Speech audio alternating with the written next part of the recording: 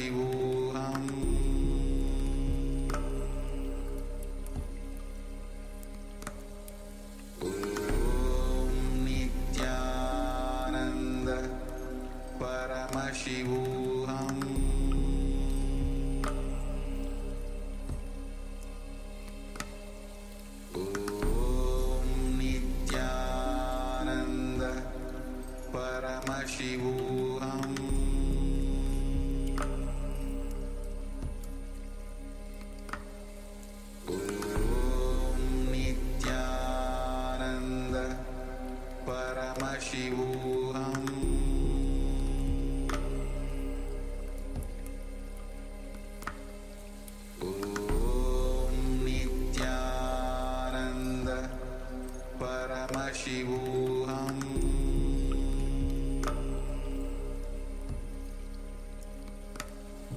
Om Nityananda Paramashivoham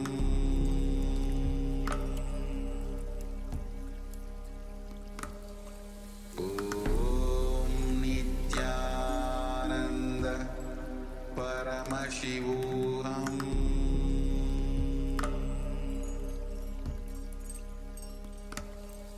Om Nityananda Paramashivoham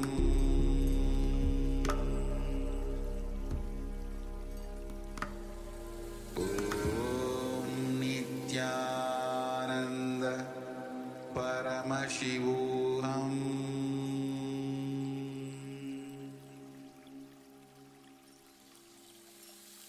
I bless you all. Let you all open all your three eyes.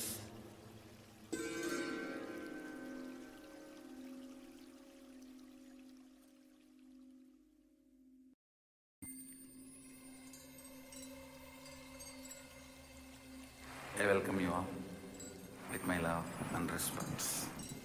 Let you all open all your three eyes. Om Nityananda Paramashivoham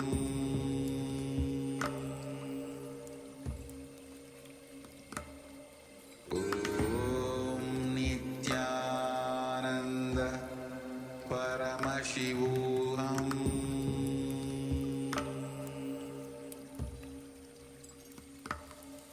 Om Nityananda Paramashivoham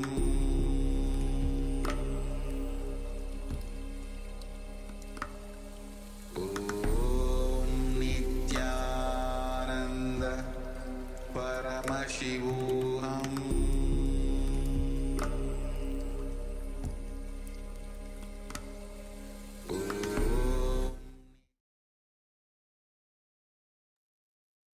Yes, so let's remove the blindfold now. And let's move into the verification. We'll give a few minutes for everyone to share what they have seen through the third eye. So go ahead.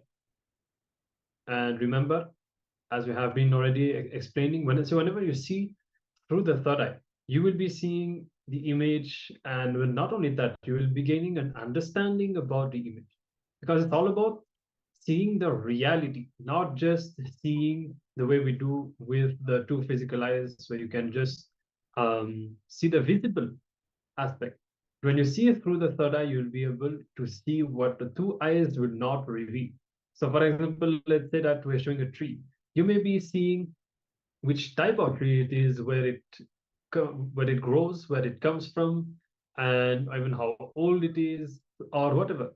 So pay attention to all the details that you have experienced, every feeling, cognition, understanding that you had, and try to decode all of that. So give a few moments for everyone to type what you have seen. Not manifested. Okay, no issue, no problem. And that happens. We'll be having a look at the image. So you just need to understand, why is it that you feel stuck? Maybe I have to intensify the surrender that you have. Maybe you're putting it too much on yourself, that I have to see, I have to manifest. I have to remember that it manifests from the space of oneness. And it is not you who are manifesting, but Swamiji who is manifesting through you. So no issue, we'll continue to give more and more context as we move on today. And let's still have a look at the image. And you can see a sky, beautiful sky with the sun behind the clouds, few trees on the sides. Okay. And also keep in mind, there is no such thing as actually not manifesting. The power is manifesting. Even if you feel that you just saw black screen, it just means that you are manifesting less. But Swamiji is still manifesting through you.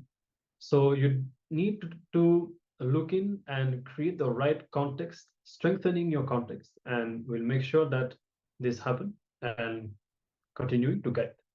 So all of you, even on YouTube, if you resonated with this image, whatever was shown on screen, even the colors, the blue, the green, the gold, the white clouds, share it. Make sure to always share your power manifestation results, even if you feel you are yet to manifest. Simply share it. And you will see simply by that surrender also, even surrendering the result of the power manifestation, you will actually start manifesting the power more and more. So thank you for sharing, Ma, and thank you for participating in this round of the power manifestation. We're going to have many more today. Many exciting powers are waiting. So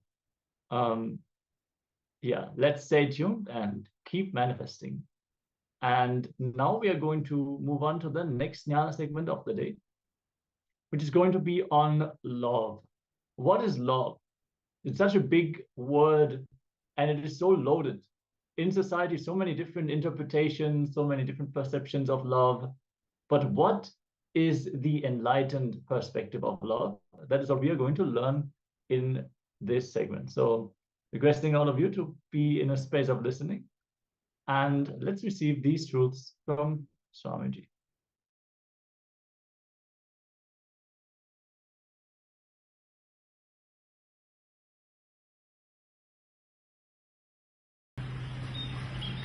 Love is not anyway related to two physical structures. Love is not anyway related to even your own physical structure. It is not even related to the mental qualities you carry. It is related to awareness you carry. Please understand.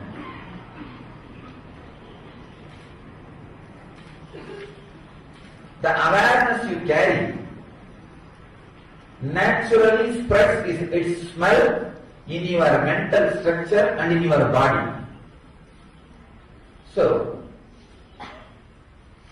the awareness which your physical structure experiences, if that feels connected to the awareness of some physical structure, it is called infatuation. Please understand. The awareness your physical structure experiences, if that feels connected to some other awareness of the physical structure or some other physical structure's awareness. There are so many things moving around in the world. Each one of your unit. Awareness. The awareness experienced by your mental structure and awareness experienced by your physical structure. If the two physical structures awareness, two or more, physical structures awarenesses feels connected, it is called infatuation. If two or more mental structures feels connected, it can be called as attachment. Little better word.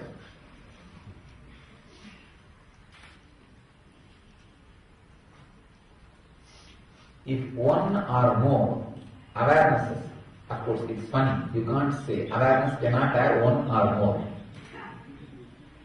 Directly just overlaps each other. You can't even call it overlap. Just flows into each other. It's called love. Two physical structures, if they feel connected, if their awareness feels connected, it's called infatuation. One or more mental structures, if they feel connected, it's attachment. When awareness overlaps beyond the physical and mental structures, it is called love. Now, scan all your relationships with this understanding. suddenly you see all the problems related to your love, relationship, friendliness, possessiveness, worry, everything will just disappear.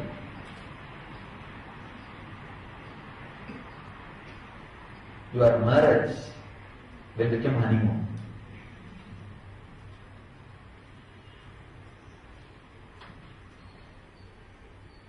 It will become beautiful, living relationship. The greatness of sexuality is it will disappear. Understand? The greatness of sexual energy is it will disappear the moment the physical and mental structures feels connected and the awareness overlaps. All these magazines go on giving inspiration, tips, these middle-aged magazines. How to keep your sex life live. 10 tips, 20 tips, 30 tips.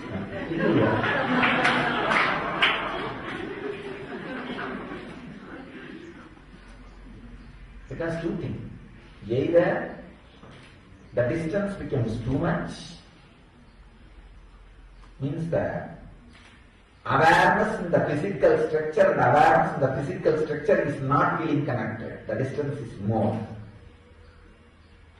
Or awareness in the mental structure and awareness in the mental structure is not feeling connected. The distance is more. This is what happens to 90% of the marriage. There are 10% of the marriage. Really, the awareness and awareness overlaps each other. Such beautiful communion happens. Even there, the sex disappears. 11 years of the life, the married life, only the sex should be there.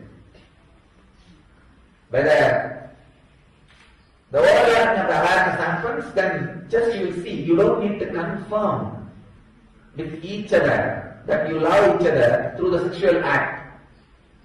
Suddenly the necessity does not happen. Simply sitting together is something extraordinary. That's why the Vedic tradition, the marriage ceremony, there's a Ashirvachana, means the blessing word. By the 11th year, let both of you become mother and the son, father and daughter.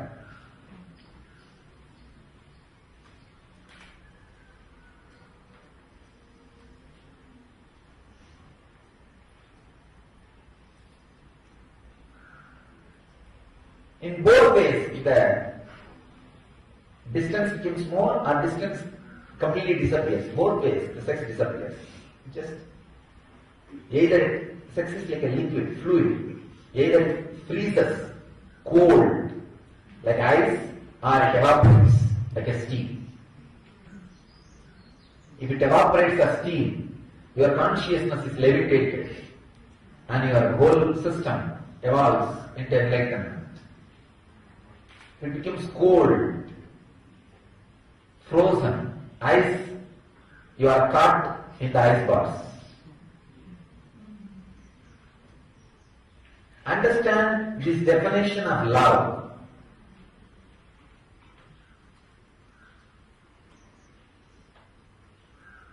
Thousands of your problems, not only related to relationship, I can say, there are thousands of relationships which are perversions of thousands of problems which are perversions of relationship problems. When the relationship is not fulfilling, suddenly anything she does or he does irritates you. So this is what I call perversions of relationship problems.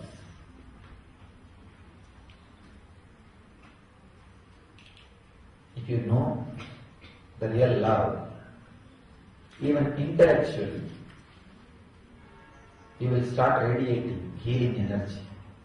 Healing does not mean just you will put your hand on somebody who is some way sick and that person will come out of it's like pain, stomach pain or headache or cancer. Put your hand on your own head. Heal all the headaches you have and you give to others. This is the healing stick I am giving to all of you. understanding about love. Feel this understanding in all your relationships. Sit and scan. What is my relationship with my father? How is it? What is my relationship with my mother? How is it? What is my relationship with my spouse? How is it? What is my relationship with my brother? How is it? What is my relationship with my friends? How is it?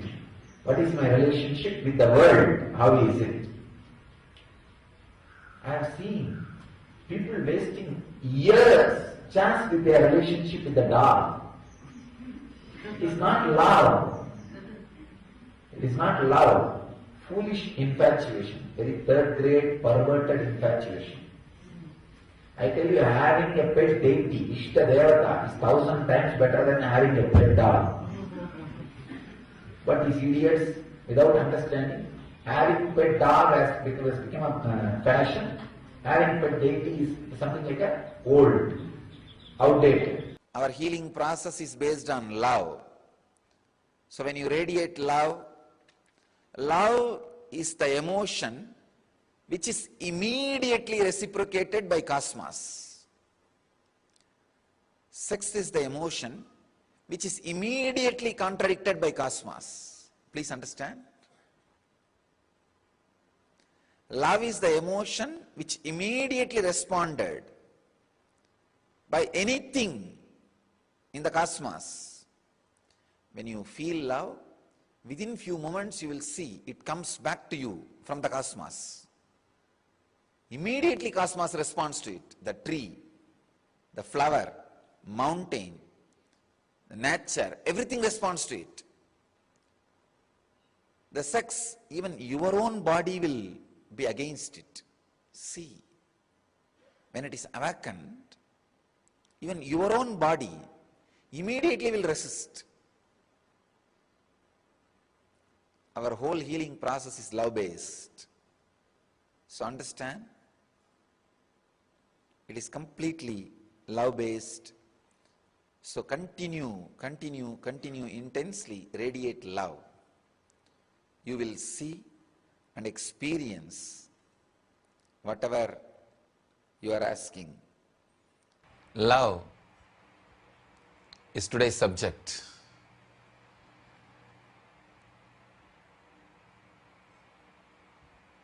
It's almost talking about the whole cosmos, whole universe, all the energies which moves the cosmos, the very force, very life, very energy which is cosmos can be called as love. I'll talk about different dimensions of love, how love has become this matter, and love, how the love resides as energy inside this matter, and how love activates as energy the matter, and how love makes matter to move. I can say the beginning and continuous flow and end. Everything is love. The very life force is love. The different levels and different dimensions of love, if we understand, we can understand in which level we are, which dimension of love we are experiencing, in which level we need to move, in which dimension we need to experience, and how our being can become more and more blissful and spiritual, experiential. That's the main thing. Understand, whenever you experience love, even if it is in the lowest form as you think, the moment you experience, the very experience leads you to the next level of love. For example, if you experience very low level of love, a crude form, just the physical level.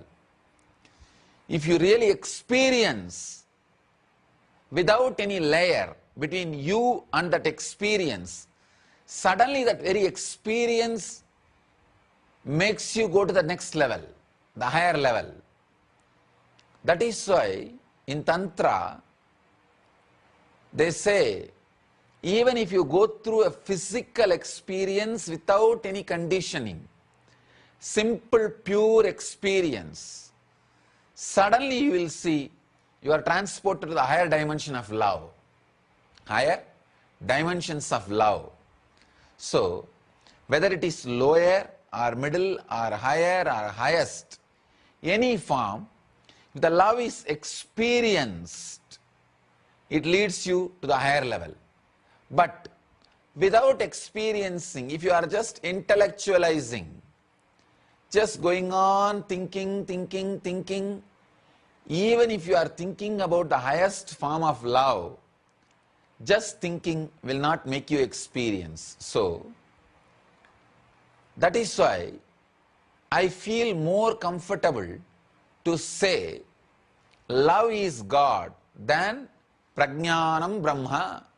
Prajnanam Brahma means the knowledge, consciousness, that is God. Both mean same. When you say whether love is God or consciousness is God, both mean same. But the word love is God can be more applied in your life. The word love is God is not just a declaration, it is a technique also. If you start experiencing love, even in the lowest form, directly, it will lead you to the higher and higher and higher spaces. If you are only intellectualizing, conceptualizing, thinking about the love even in the highest form, it won't be leading you anywhere. That is why the people who go on thinking the Prajnanam Brahma, consciousness is God, knowledge is God, superconsciousness is God, they go on creating the different intellectual layers, but never experience love. Only a personalities like Shankara who experienced love, when he says Prajnanam Brahma, it is experience, it is truth. Ordinarily, without experiencing the love, if you just go on repeating the word, the higher consciousness is God, Prajnanam Brahma, it is just nothing but a word, verbal game, pandits playing. So, first start experiencing the love even if it is in the lowest form. Whatever form it is available in your inner space, start living it. Our senses have lost its truth. Our senses have lost its purity. First thing you need to do, if you want to experience love, purify your senses. Means be alive in every sense. If you are looking, look intensely. If you are smelling, smell intensely. If you are listening, listen intensely. If you are touching, touch intensely. If you are tasting, taste intensely. Nothing. A simple technique I can give you to heal others. When you want to heal others, put your hand on that person. Just only feel the area your body is touching his body. Just be alive only in that zone. Forget about all other parts of your body, his body. Just be the touch. You will see, whenever you become just the touch, your love oozes out, radiates through the touch. When you become just look, your look will radiate love. When you become just listening, your listening will radiate love. If you just radiate love through the touch, just become the touch, you will heal the other being. You will heal the other person. You will radiate love. You will just radiate life. Removing the conditionings about the love. Either you are taught, if you love, you will be caught in bondage, or if you love, it will lead to suffering. What was the formula taught to you about love? That is a very major, important thing. How your love is going to end. Please understand. If you are taught right formulas about love, you will not have conditioning. If you are taught wrong formulas about love, that very wrong formulas will not allow you to relax in love. I have seen many people. They can't relax in love. They are not comfortable with love. So much of fear about love. So much of fear about love. They can't get into love. They can't relax into love. So much of fear. They will think, oh, I don't know what will happen to this love. How it will end. Will it end in a wrong way? Will this person also cheat me? If you are made to believe very clearly that all your love will end in pain, it will end in pain. You will be waiting to end it in pain. Because whatever you believe, you want to make it as reality and see it. Please understand. Your personality is such, whatever you strongly believe, you will make it as reality. So, if you are strongly believing love is going to lead to pain, you will see it leads to pain. It will lead you to pain. Conditioning needs to be removed about the life, about the love. Then you will experience the pure love directly. Do not have the conditioning. Your love will lead to suffering, or your love will lead to joy. Just be simple, straight. Let me see to what it leads. Let me see to what it takes me. So when the love happens in you, just be a pure love.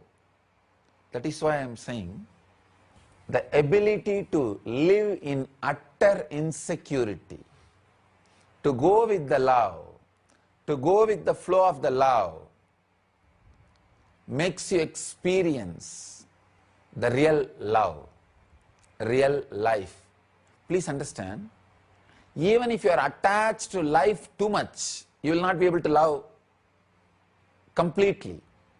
The love will not be an experience in you. I have seen people, when they are attached to the particular secured way of life, they kill love in them. They decide, no, if I say yes to love, this secure life is in danger. Love is wilderness. Sometimes when it comes, it really happens in you like a wildfire. It happens in you like a wildfire. When you enter into that wildfire, even if you experience an ordinary hormonal way, a lust, suddenly you will see that lust gets burnt. See, there is a beautiful sutra in Bhagavad Gita, Brahmarpanam Brahmahavihi, Brahmagnau Brahmanahuti. See,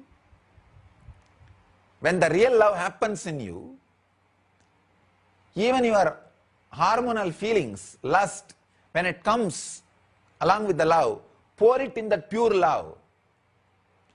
Even the hormonal torture, the ordinary sex, the need for ordinary physical pleasure, when it is poured into the love, it will be purified. It will just be completely be purified. Attachment to life does not let you to burn yourself in the love. The pure love takes you beyond life and death. I can say pure love is Jivan Mukti. living enlightenment. There's a very beautiful story, the life of Shankara. It's a very beautiful story. Great meaning is there behind that story. As a young boy, wanted to become a sannyasi, but mother is not allowing him. One day he was taking bath in the river. A crocodile catches him and he is about to die. He cries, "Oh mother, at least now give permission for me to become a sannyasi. I will die as sannyasi, I will not be born again." Mother feels, so after all he is going to die, his last wish, let him become sannyasi. What to do? Nobody can save him. So she says, okay, you can become a sannyasi.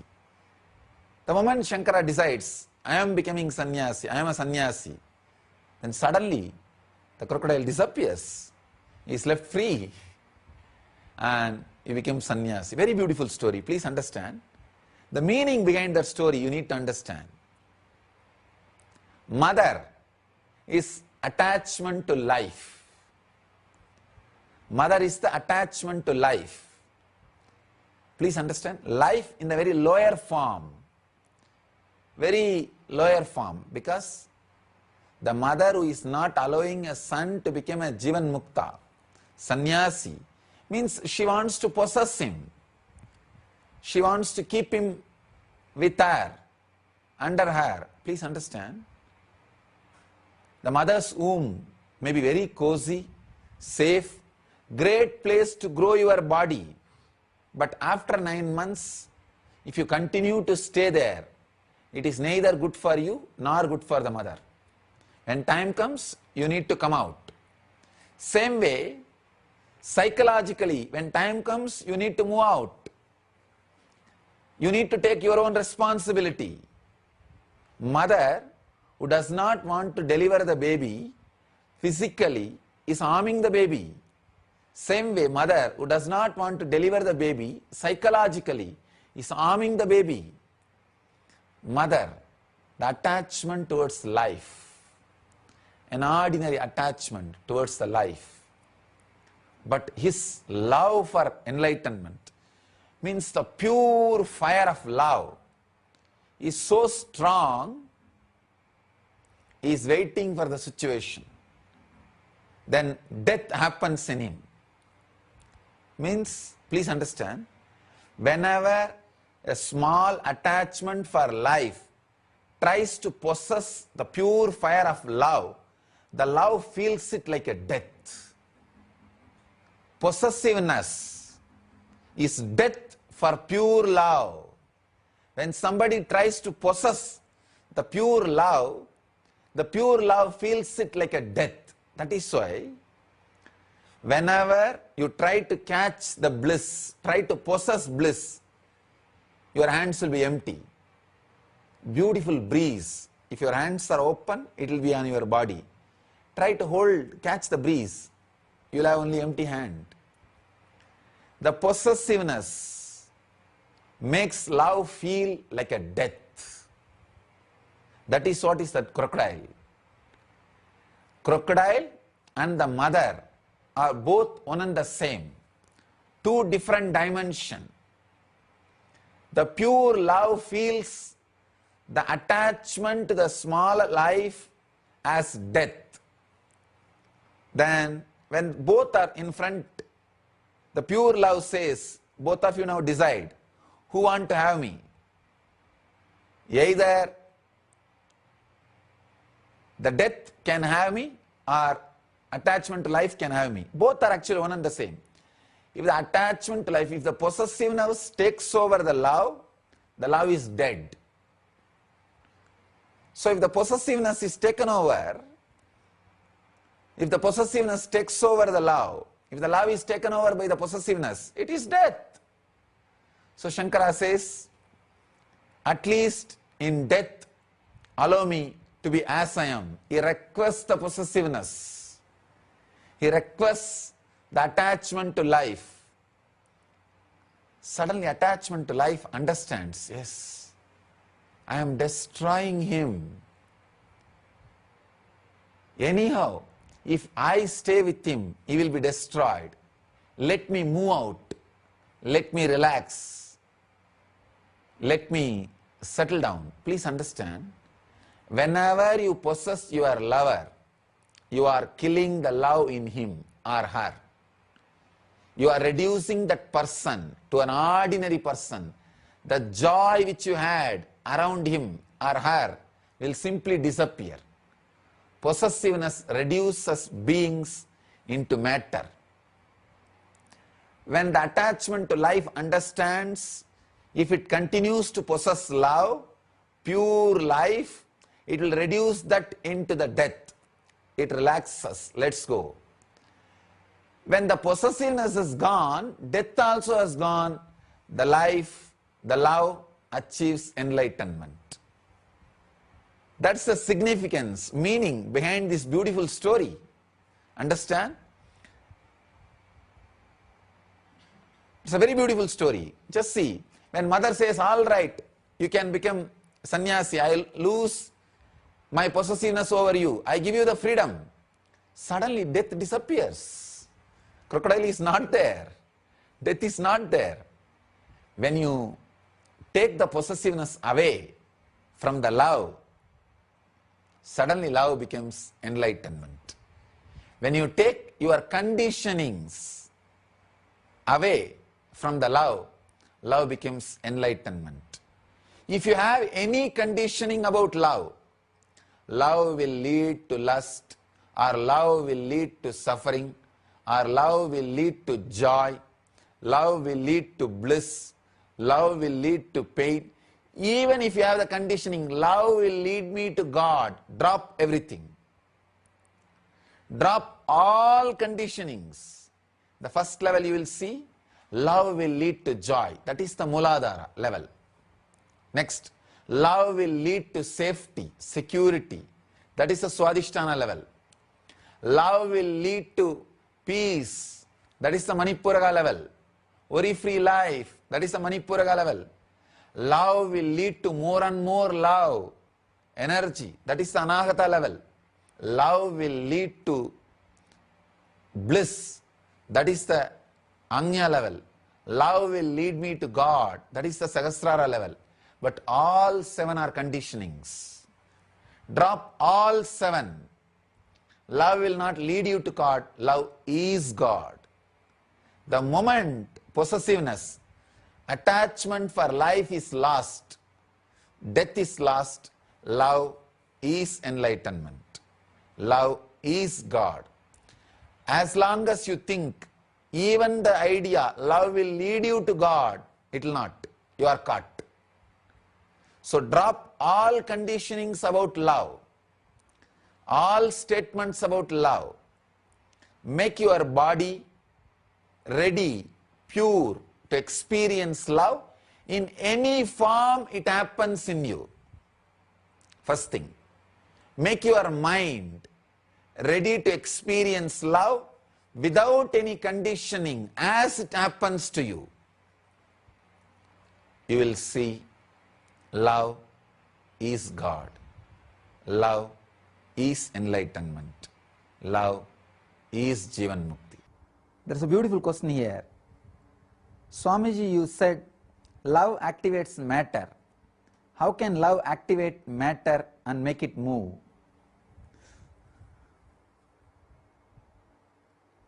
Love really infuses energy into whatever it is directed. Please understand. If you direct love towards anything, whether it is a person or matter or plant or animal, anything, it gets infused with energy. There is a beautiful story connected to Paramahamsa that he or some of his disciples practiced showering love on a rose plant, telling that I will protect you, I will keep you safely, you can be secured, you don't need these thorns to protect yourself, don't be in insecurity. Every day talking in a very loving and healing way to that plant. In a month, that plant dropped all the thorns. It was only a rose. There was no thorns. Means love activates even the plant. And if you see Ramakrishna's life, Ramakrishna Paramahamsa's life, a great, so many examples can be given. One, how he related with that Kali's deity, Kali's statue. It is not a statue for him anymore. Just because of his intense love, the matter has become energy, alive. In his many experiences he shares, when he gives food, he saw mother eating. And when he touches the nose and feels, he says, I saw Devi breathing. And there are so many strong, solid experiences to prove that love activates matter. Love makes the matter alive. In Karnataka, there is a place called Udupi. There is a great saint Kanagadasa. When he went to have darshan of Krishna, Krishna turned, the whole deity turned and gave darshan to him. It is still called, that hole through which Kanagadasa had darshan is called Kanagana Kindi, means the window of Kanagadasa. Still, Krishna gives darshan to the whole world through that hole. So please understand, there are thousands of evidences where love activates the matter. You can try even in your life, the plant or tree or river with which you are living. Every day sit with them for 10-15 minutes. You don't need to talk, but just feel a deep love for them. The nature, the hill or the river or the tree. Just have a deep feeling, connection, love. 10 minutes every day sit. Suddenly you will see that you are able to relate with them, they are able to relate with you, and communion will start. First it will be communication, then it will become communion. So love makes matter alive. When you shower love, matter becomes life. When you take away the love, even life becomes matter.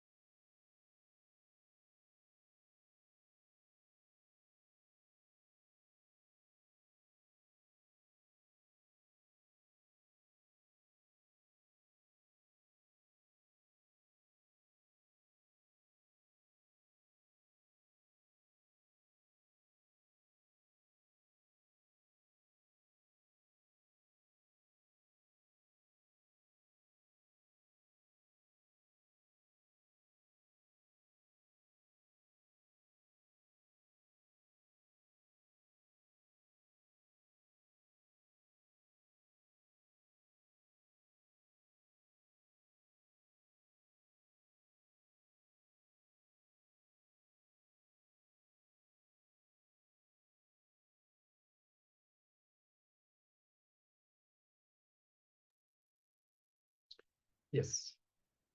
So as Swamiji says, it is the love of the master that evolves as our love for the Master. Swamiji says, the love of the Master enters you, it completes you, fulfills you, and then turns back as your love for the Master, which finally enlightens you and liberates you.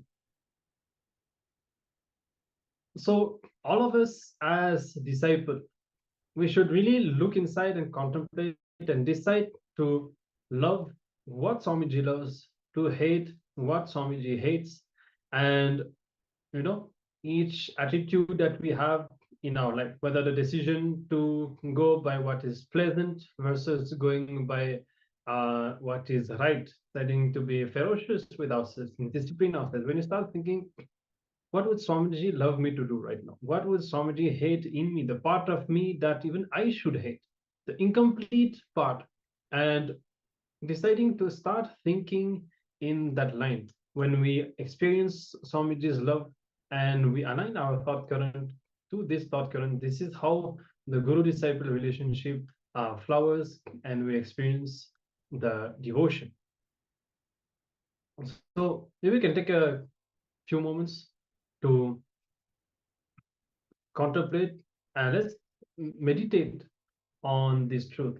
How it is the Master's love for us that evolves as the love for the Master. Sit with yourself for a few minutes. You can close your eyes and first contemplate on the love that Swamiji has, how you experience it, how you feel Swamiji's love, how finally it evolves as your own love for Swamiji. And take a few minutes for that and then see in yourself what are the things that you feel Swamiji would love that you should love, and the things that Swamiji would not love that you should not love. So see for the different dimensions of your life, the different attitudes that you have in your life, how you handle yourself, how you handle the situations of your life, and take a few decisions based on the reflection. Okay? So let's enter into the meditation. We'll start to contemplate and write down the understandings and the decision that you're planning on taking.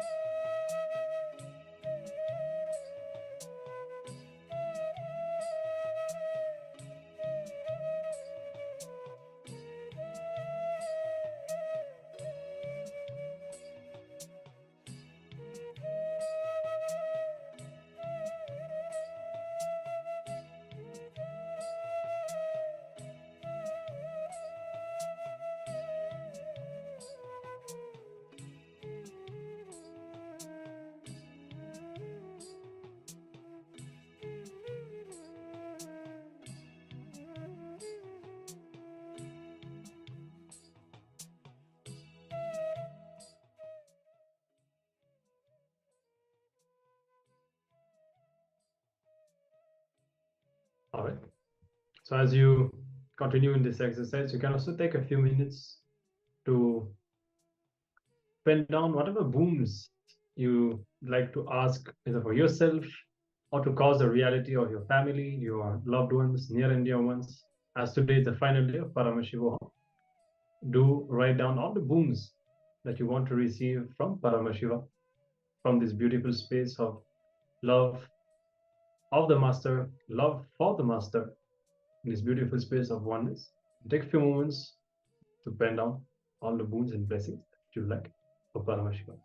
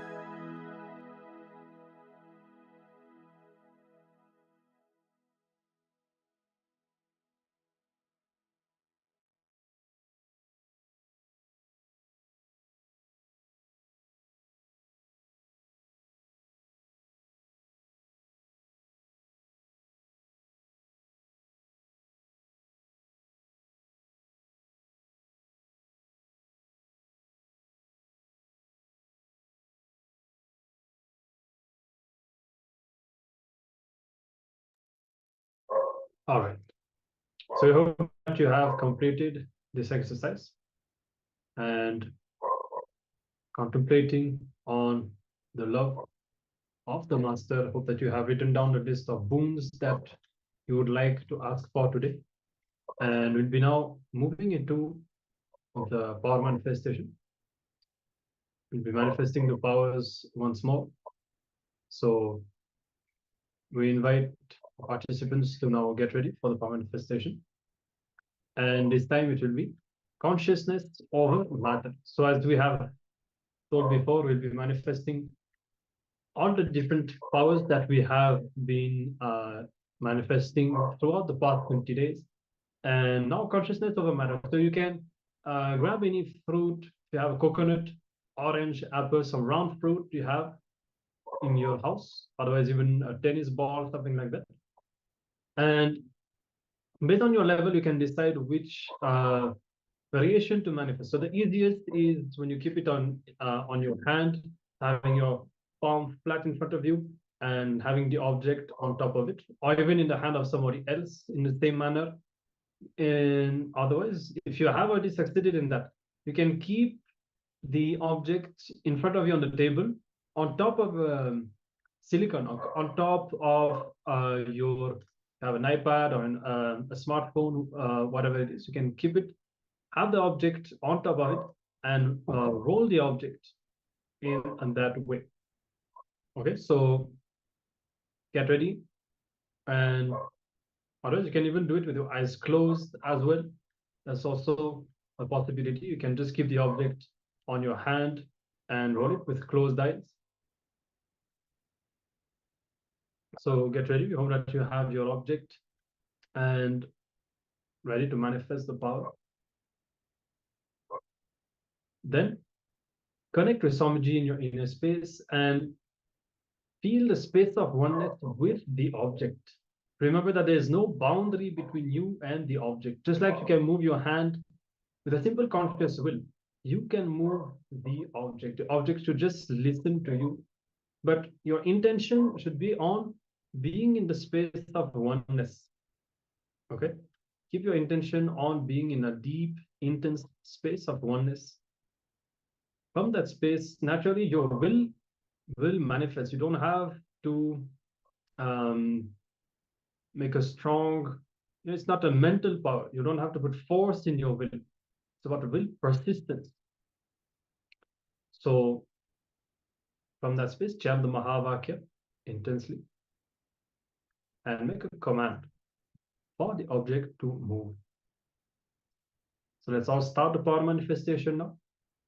Keep the object ready and chant the Mahavakya, and let's manifest the power consciousness over matter. Paramashivoham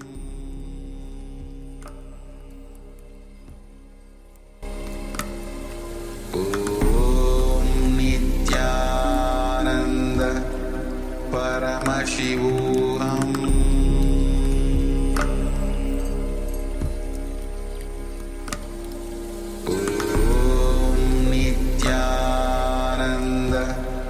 Paramashivoham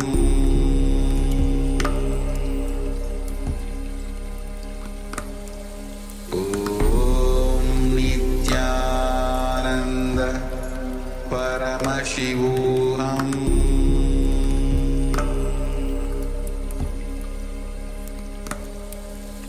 Om Nityananda Paramashivoham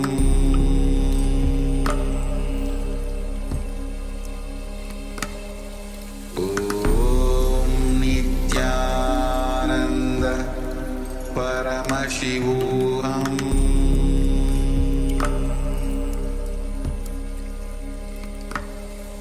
Om Nityananda Paramashivoham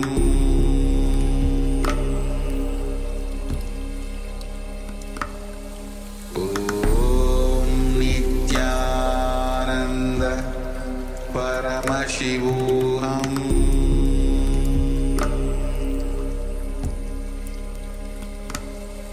Om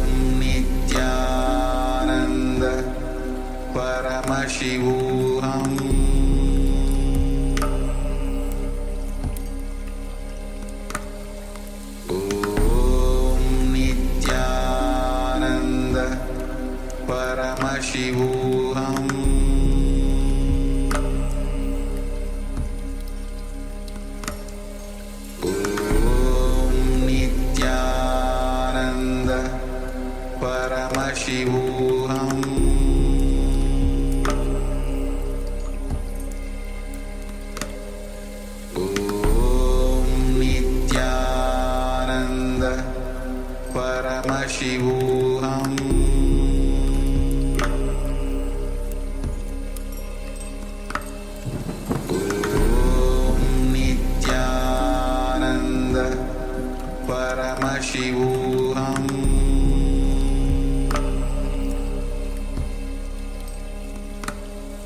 Om Nityananda Paramashivoham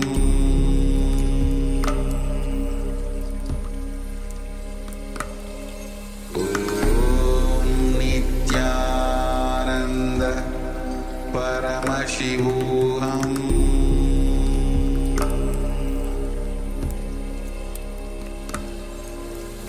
Om Nityananda Paramashivoham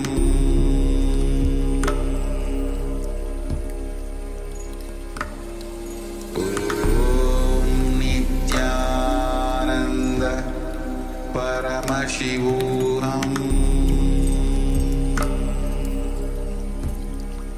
Paramashivoham Om Nityananda Paramashivoham Om Nityananda Paramashivoham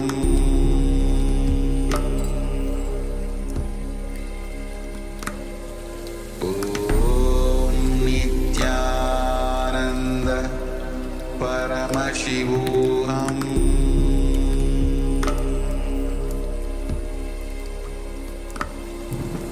Om Nityananda Paramashivoham Om Nityananda Paramashivoham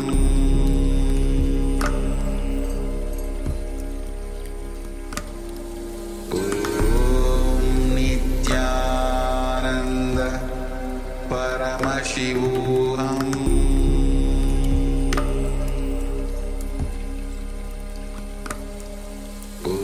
Om Nityananda Paramashivoham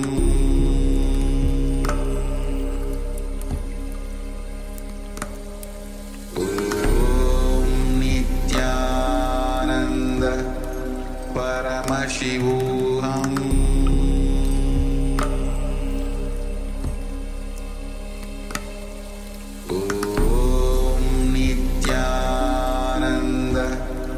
Paramashivoham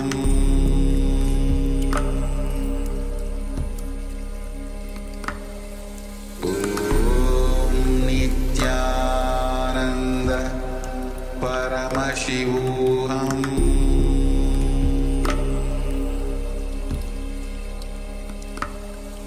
Om Nityananda Paramashivoham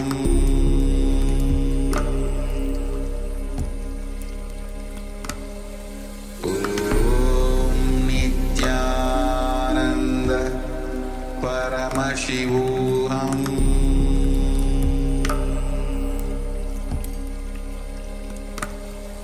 Om Nityananda Paramashivoham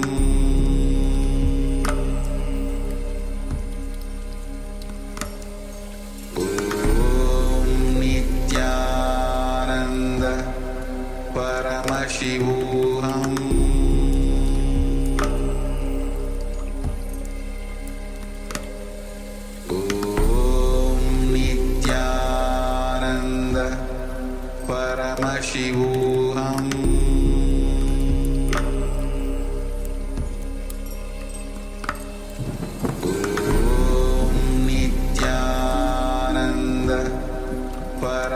Paramashivoham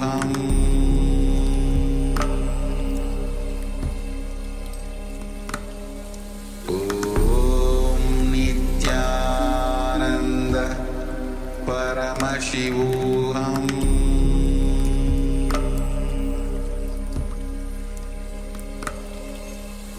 Om Nityananda Paramashivoham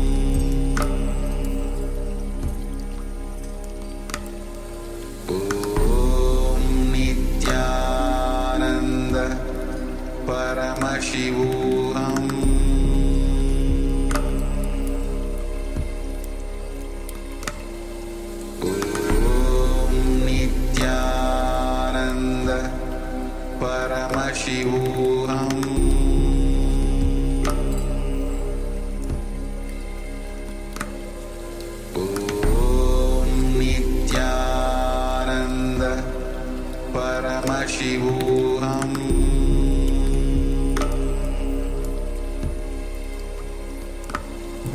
Om Nityananda Paramashivoham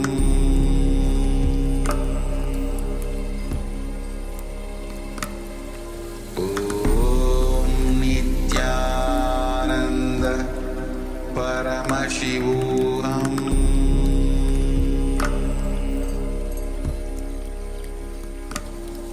Om Nityananda Paramashivoham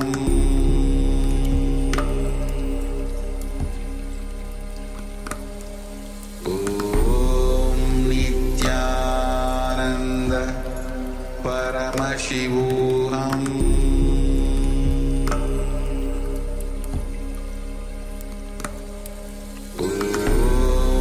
Nityananda Paramashivoham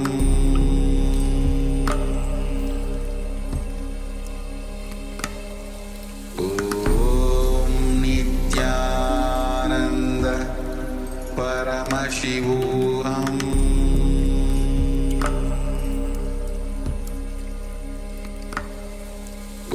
Om Nityananda Paramashivoham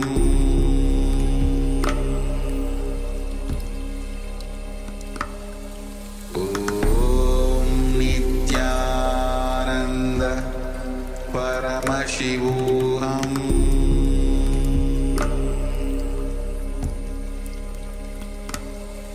Om Nityananda Paramashivoham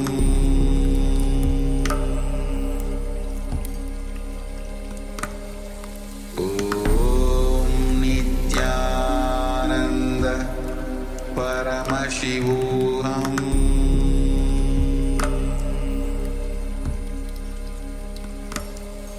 Om Nityananda Paramashivoham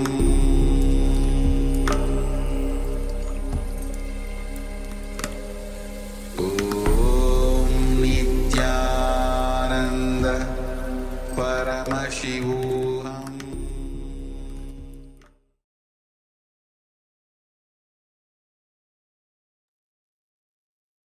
Yes.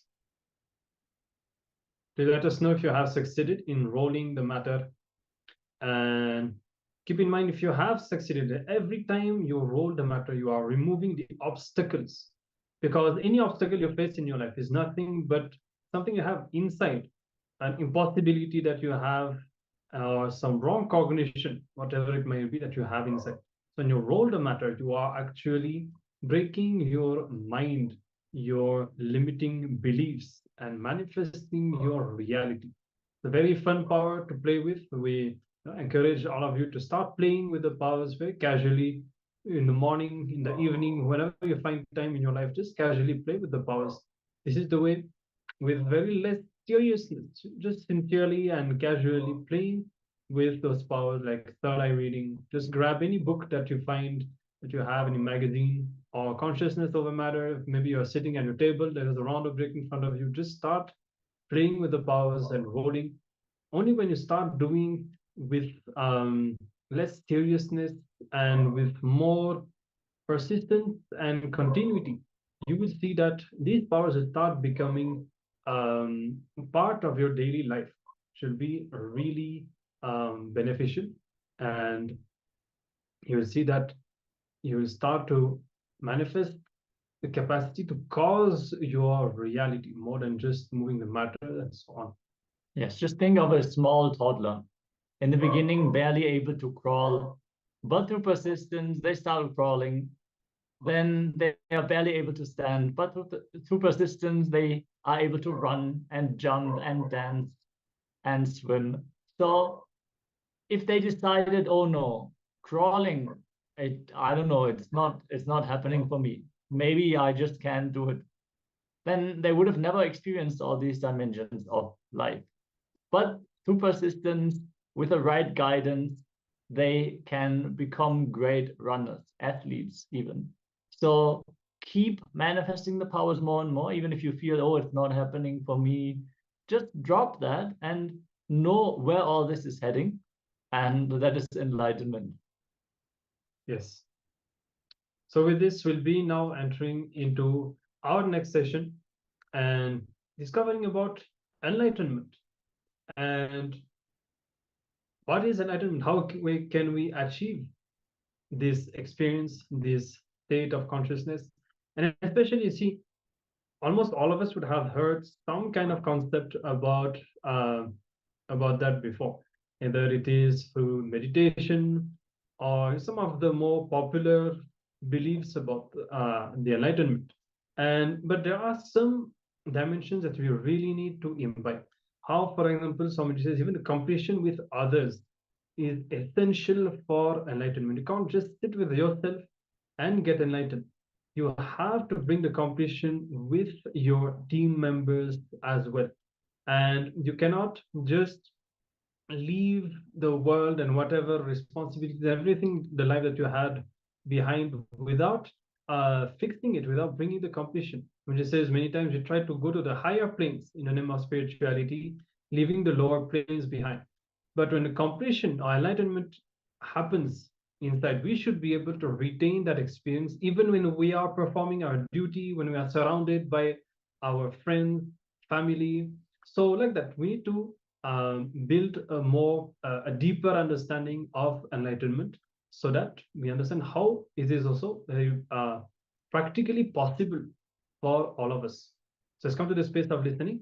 Let's now learn from Swamiji about enlightenment.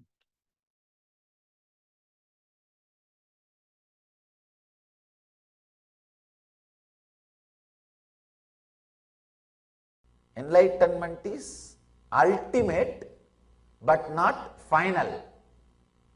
The ultimate goes on happening every moment in you. So, word enlightenment should be used as enlightening. That's a proper word. It is a continuous process.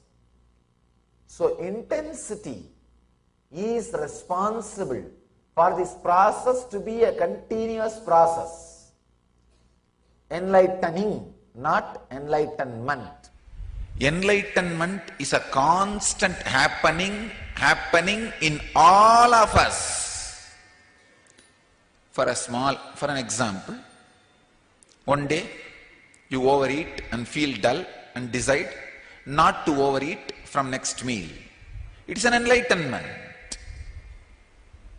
And you feel the cloth is hurting you, you loosen it, adjust it, decide to wear better clothing next time, which will not hurt you. It is enlightenment. Chappal is hurting, you decide, oh, I should not be wearing this, and change it. It is enlightenment. And you feel some particular thoughts constantly harasses you, haunts you, depresses you, and you decide, let me not have it again, or let me know how to handle it again. If it comes back, let me unclutch, or let me disclutch, or let me destroy. This is enlightenment. I tell you, constantly enlightenment is happening in all of you. Every moment, the updating happening in your body, mind, emotion, consciousness is enlightenment. If you decide, oh, I am having back pain and knee pain today, tomorrow I will do yoga and see that my body becomes strong, it is enlightenment. So any furtherance towards the superconsciousness is enlightenment. Even keeping your body comfortable is enlightenment. Understand? Whenever you add luxury to your body, you are destroying it. You are not keeping it comfortable. If your clothes are hurting, and you are deciding to wear better clothes which does not hurt is enlightenment, means keeping it comfortable. But when you add luxury, you add some things which will not keep your body and mind comfortable or happy forever. That is luxury. That is not enlightenment. Understand? Anything which furthers your body, mind, emotion, consciousness towards the superconsciousness, the ultimate, is enlightenment. You don't need to do anything in your life if you want enlightenment, health, $1 billion, not million, billion, $1 billion, and beautiful relationships, everything, all the auspicious things you aspire, all the auspicious things you think you need in your life, I give you. See, please understand, when I say something, I'll be really, really practical. I honestly tell you, the day I decided I will not grieve, that's it. All these things started gathering around me. Whether it is a good physical health, or mental health, or joy, or emotional health, beautiful ambience to live, or the wealth, everything simply started gathering around me. If you get into a coal mine or the place where they keep the charcoal bags, if you go in and come out, naturally the black dust will be on your body. Same way, just decide this one truth: I will not suffer. That's all. Enlightenment will sit on you like a dust. Any truth makes you understand the value of life, expands your consciousness, and it is a direct method for enlightenment. Even a simple thing, if walking 10 steps is going to make you breathe more easily, understand it is method for enlightenment. If bending your body is going to make you live pain-free, more comfortably within your body, understand it is a method for enlightenment. Anything which expands you is method for enlightenment, method for Jivan Mukti, the ultimate freedom, the ultimate. Now, two things: qualification and wanting. Understand, even if you are not qualified, it's okay. There is no qualification actually. There is no qualification. But the deep wanting it, feeling that I need it, that should be there. There is no need for any qualification. People ask me, Swamiji, what all you did to achieve this enlightenment? I promise, I had all problems which you are having. When I say all, I mean capital letter A-L-L. I am not having my own meaning. Don't think that if you inquire about that all, then I will hide some portion. No. When I said all, I didn't mean it like that, like this, no. I am very clear. I had all, A-L-L. All problems which you have. Not able to trust the existence, or not able to trust yourself. These are the few problems, the major problems. I had everything. All I can say, there is no qualification for enlightenment. See, I can tell you from my experience, enlightenment does not need any qualification, because I did not have. I did not have any qualification. For somebody to win a lottery, there is no qualification required. All you need to do, buy a lottery, that's all. That is the only qualification. Can anybody say, no, I worked, went all the way to the market, and paid $1 and bought a lottery, that is why I won $100 million. No. The work which you did is too small for the result which you got. So enlightenment is always a lottery. It is always a lottery. Understand? Never. Once that experience happens, you will understand. You will really know the truth. It is just a blessing. Whatever you do will be nothing more than buying lottery ticket. Person who bought a lottery ticket cannot say, it came to me because of my hard work. But the fools, we always brag. Once it happens, we always find some reason to connect. No, I was also qualified. I was also qualified. But the enlightenment does not need any qualification. It does not need any qualifications. Great master Ramana Maharshi says in one of his stotra to Arunachala, I gave me and got you. Who is the winner? Who is intelligent guy? He says, I gave me and got you. Who is intelligent guy? So enlightenment, you can have enlightenment by giving you. See, giving you is not equal thing for what you received. Even if you have given your whole life, it is nothing more than buying a lottery ticket. Buying a lottery ticket does not mean you have done everything to achieve the result, to win the lottery. To win the lottery. After it happens, you will understand it's just a pure grace and blessing. The result or the effect will be so big, the transformation will be so great, you can't think why you have been chosen, why it has been showered on you. No qualification is necessary, but the deep need, the seeking, that is necessary. When your actions are based on the reward you get,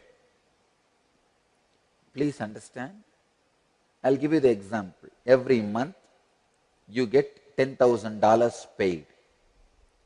So all your actions you perform for the 30 days, the final reward is $10,000. You are working for it. Your mind is such, within few days you will feel that reward is too low for your performance. Even suddenly if it rises to $100,000 per month, within next few days you will feel it is too low for your actions, too less reward. Mind by its nature constantly makes you feel all the reward you get is too less. Even if you get this whole world, you will feel it is too less for your very existence. You don't need to do anything. Just because you are here, you are breathing, you feel the whole world is supposed to be at your feet. That is the way mind works. It is so unfortunate. The next step is the most unfortunate thing. When you feel, feeling any reward you get is less than your performance. You are getting less than what you are offering to society. That is the first problem, disturbance. The second thing, immediately what happens?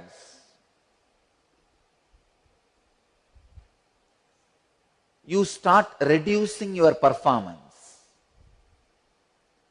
If you are a software engineer, when you are in office, you are supposed to work, you are browsing. Or you are just spending time on some other work. Why? Because you feel, this fellow is paying only $10,000 to me. It's too less for what I am giving to this company, to this person. Let me reduce what I am giving.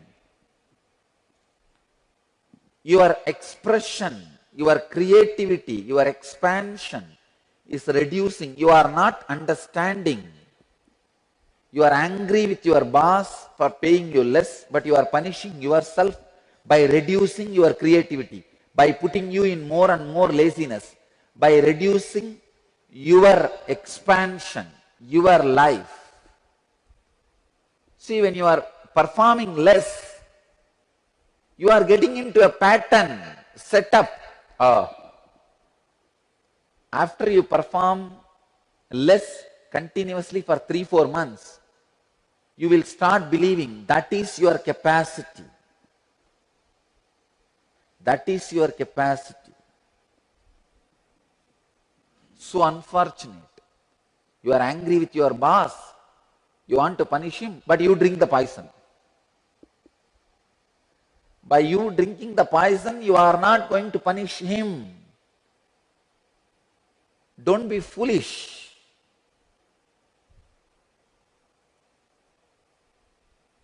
It is so unfortunate when people start disturbing, destroying their own creativity, productivity.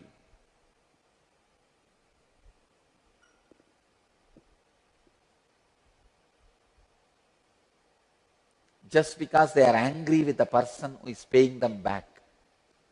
I am giving you one example. Look into your life.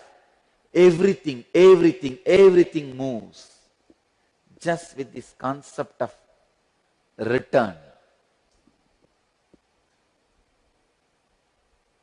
It is so unfortunate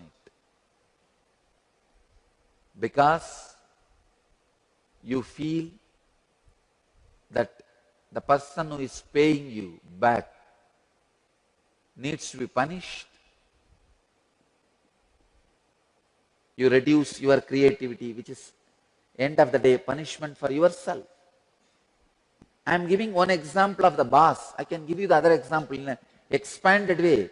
Slowly you become angry with the whole life. You feel your wife is not giving you the love back which you are giving. To your children, the love you are offering, they are not giving back. Whatever you are offering to your friend, you feel he is not responding back. Whatever you are giving to society, you feel society is not giving you back.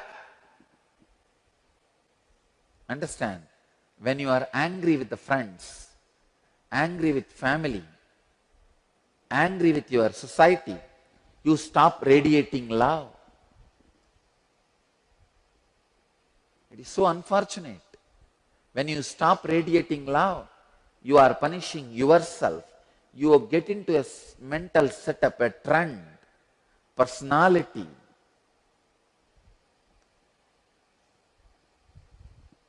I tell you, 2 months, if all your actions are based on calculation, 3rd month you will believe that much only is your capacity.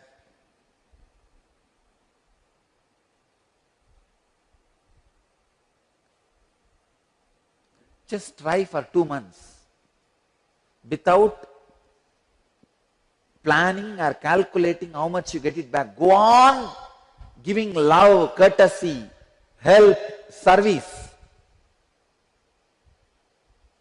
Decide. Please understand, 100% of you are in a frozen prison of this calculation of giving and taking.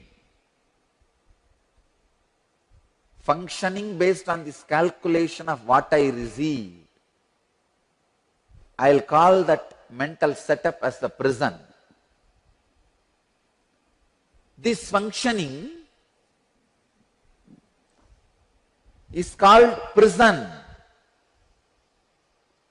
I tell you, break this prison, you will feel real freedom. 48 days.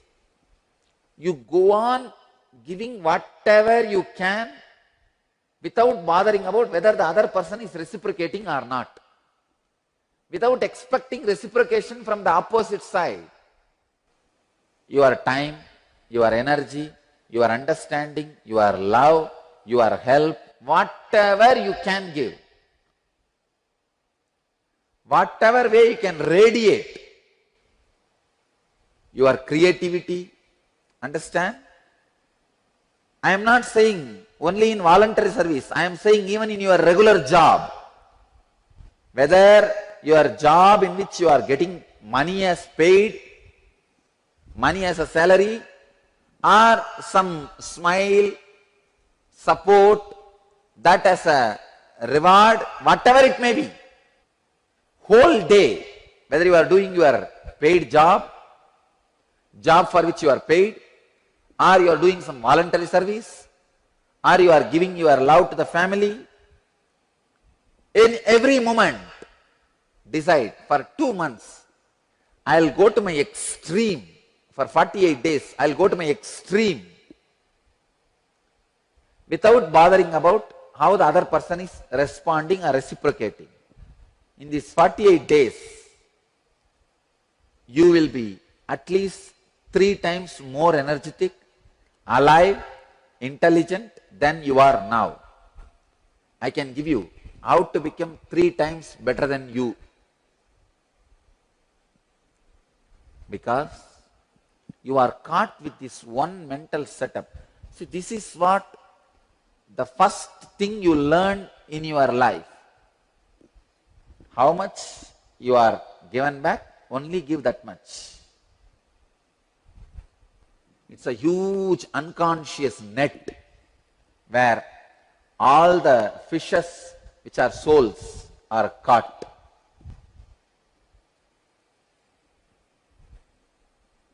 Maya is a fisherman. This giving, only how much you feel you are receiving, is the net. All of you, the souls, are the fish he is catching. If you get caught in the net, you are bound. One day he will just take you out of the water and eat, that's all. Break from this one net. The moment your mind is unconsciously planning, he reciprocates only this much, why should I? Understand, visualize you are in the net. You are in the net thrown by Maya. Let your fight with non-performance be the standard of measure. You may then ask, how can I work? I need some inspiration to work. You are fighting with non-performance. You are fighting with the shrinking feeling. You are fighting with the laziness. You are fighting with the non-creativity. Be the source of inspiration for you to live. People always tell, no, if the reward is not the source of my reason for performance, why should I perform? If I should not expect result, why should I perform? Understand, perform to break free from the inherent laziness you are carrying, inherent tendency of shrinking, inherent tendency of non-performance. First thing you need to do in your life is the decision to live and expand. Unfortunately for most of the human beings, life is a forced happening on them. First thing, decide to live, will to live. Decide, I am going to live in every dimension of my life. I'll create wealth, I'll create health for me, I'll create mental happiness for me, I'll create beautiful, loving people around me. Understand, you can transform anybody into a loving being by your love. Love is like a phosphorus. The moment you put that on anything, it completely burns that.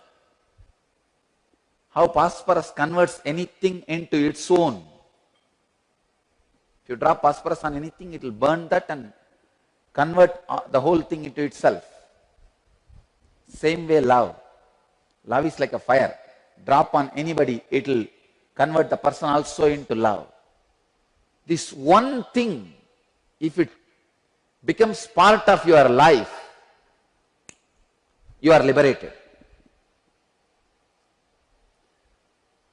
Whether you do pranayama, whether you do yoga, whether you share your time with some people, whether you work in the office, whether you work out in the gym, or you share your love with your family, in every situation you are stopped, you are binding yourself, you are controlling yourself, you are lowering yourself just with the one idea, am I getting back? Am I getting back? Am I getting back? If you are working out 2 days, you see, wow, if the muscle is not happening, oh, then I am not getting back, let me reduce. Constantly, in every step, you lower yourself, you bind yourself. Whether it is your job, or it is your sadhana, or it is your love, whether it is in the line of physical health, or mental health, or relationship, or creating wealth, or your fulfillment, in every line, you stop with this one wrong mental setup. Stopping because you feel you are not getting enough reward. Anything you get, you are going to feel you are not getting enough. Break from this one mental setup. I tell you, you will explode into enlightenment. Anything, if you focus intensely, suddenly you will have the expanded vision. But without giving the attention, or without having the enough samana energy in your body to grasp the complete understanding. I'll give you this one example, then you will be able to understand. If you churn the curd, you will get the butter.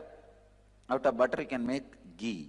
Same way, if you churn your body with 1200 long breath, the butter which comes out is samana, the most subtle energy which gives you the understanding, which makes you constantly remember the ultimate truths.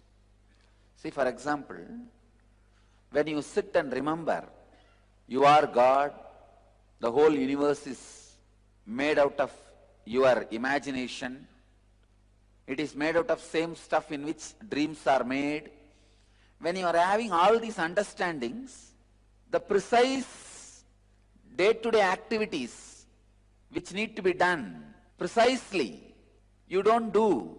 Or when you do the activities which needs to be done precisely, when you are doing them, you don't have this remembrance of the complete truth, of the whole.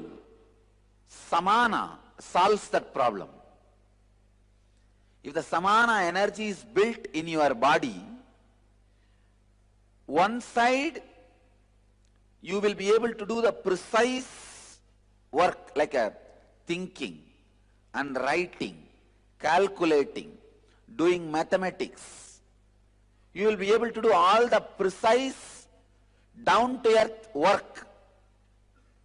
At the same time, constantly your brain, your inner space will be remembering, will be residing into that beautiful cosmic truths.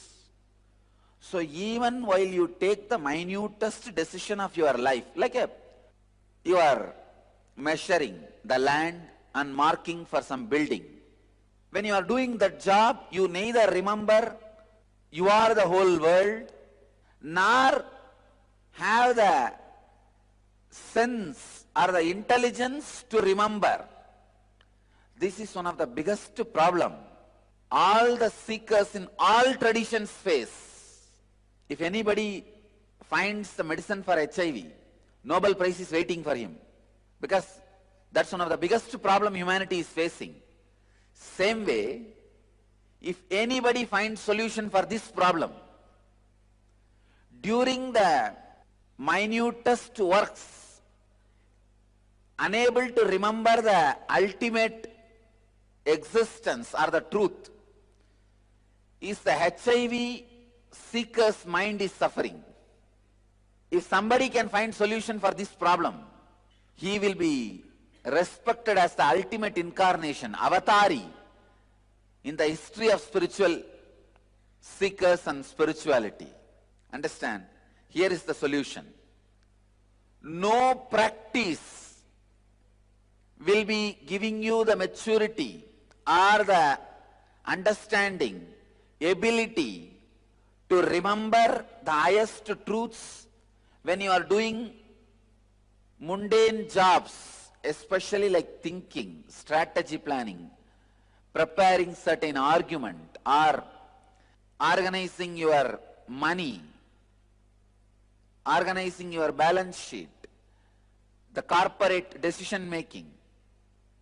During all those moments, forgetting the ultimate, that was one of the biggest problems. This is the source of all other problems. See, just like HIV is not an independently a disease. That creates a situation where all other diseases can happen. Same way, non-remembrance of the ultimate during your day-to-day activity is the HIV. The moment that happens, all other problems, degradation, destruction, losing enlightenment, losing the truth, everything starts happening. Solution for this problem is, by your ordinary brain, you will not be able to do both. Your brain is not capable of that. So your brain needs to be added something else, some other chemical. That chemical is what I call samana. That samana gets added to your brain only when 1200 long breath happens in your system. Even if you have done it for 6 months to a year, that's enough. Then after that, it never leaves you. See, this 1200 long breath creates the samana energy in you. In your brain, it settles like a gold coating. All the subtle grooves becomes permanent. 6 months to 1 year. If the 1200 long breath happens, that's enough. Your system will develop the capacity, ability to remember the highest truths of your life, even while taking minutest, smallest decisions. Ramakrishna says very beautifully, how many work you may do, your inner space has to be constantly in that restful awareness. Of course, all masters say that. But this is one of the eternal problem, still unsolved in a practical way. Here is the solution. Even if you take 6 months of your life, nothing wrong. It's worth 1200 long breath per day. It can be happen by running or jogging or weightlifting. There's one more important method through which your breath can become long breath. When you do the same actions with responsibility. See, for example, you are cooking in our kitchen every day and feeding people. The same job, if you connect yourself with the whole picture, why am I cooking and feeding? People who come here are either seekers or meditators or serving the society. So I am serving them. When you take that larger responsibility, the same work you do as your own personally, with a personal feeling connection, as your own, it is your personal responsibility. Whenever you take the responsibility, the same action makes your breath long breath. in your breathing, the samana intake will only be 10%. When the same action, you do it with maturity, suddenly the samana intake through your breath becomes 90%.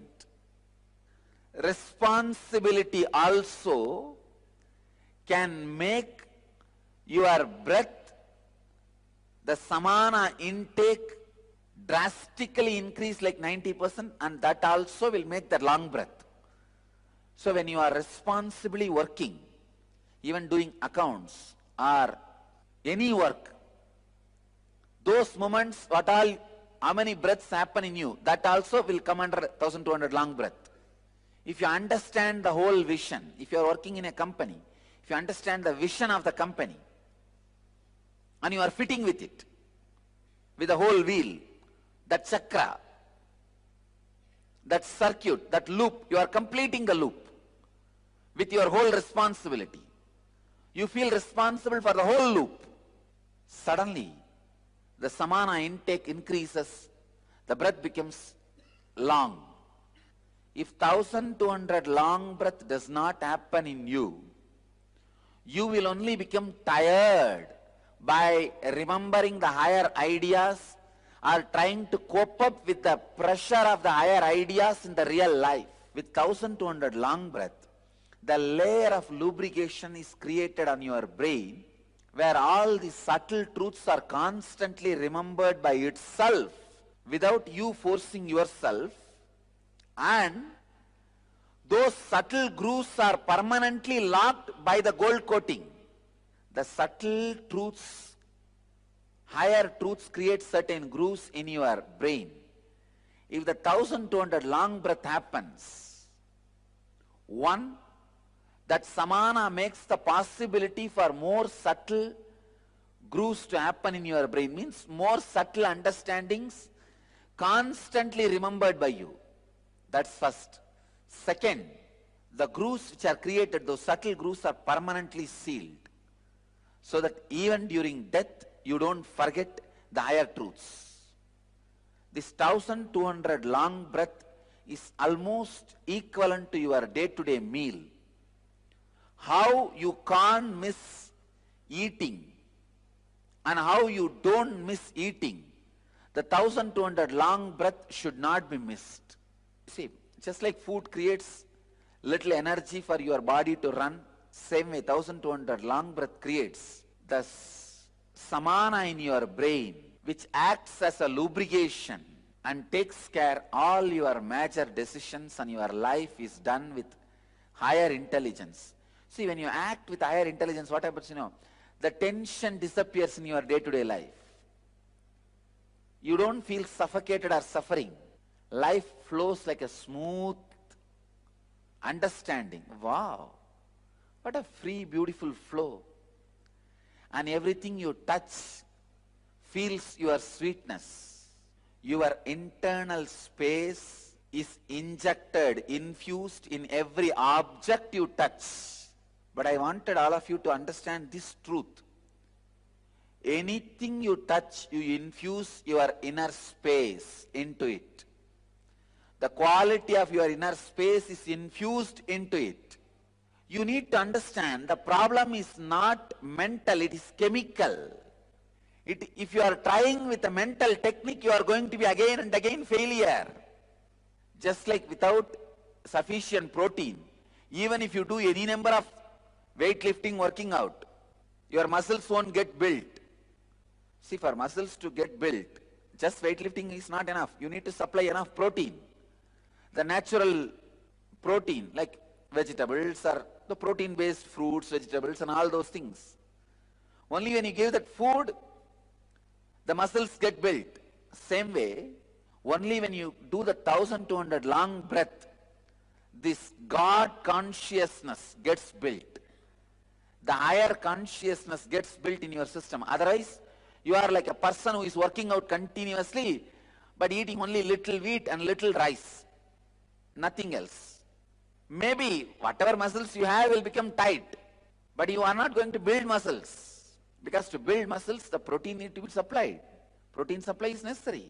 Same way, This 1200 long breath is the protein for your spiritual muscles. You need to have highest samana with spiritual intelligence.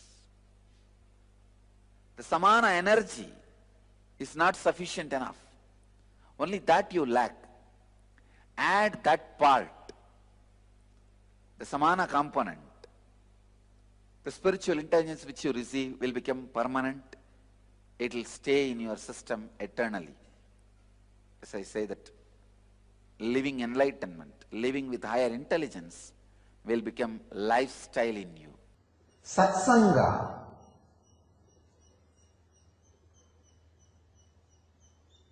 directly leads to Jivan Mukti, a straight method to Jivan Mukti.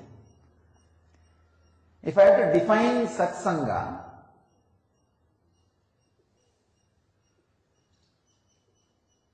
I can define in three ways. The ultimate Satsanga is just being with the Sat, your own Atman, unclutching. Be unclutched and be with your Atman. Be with your Sat. That is the first level, ultimate Satsanga.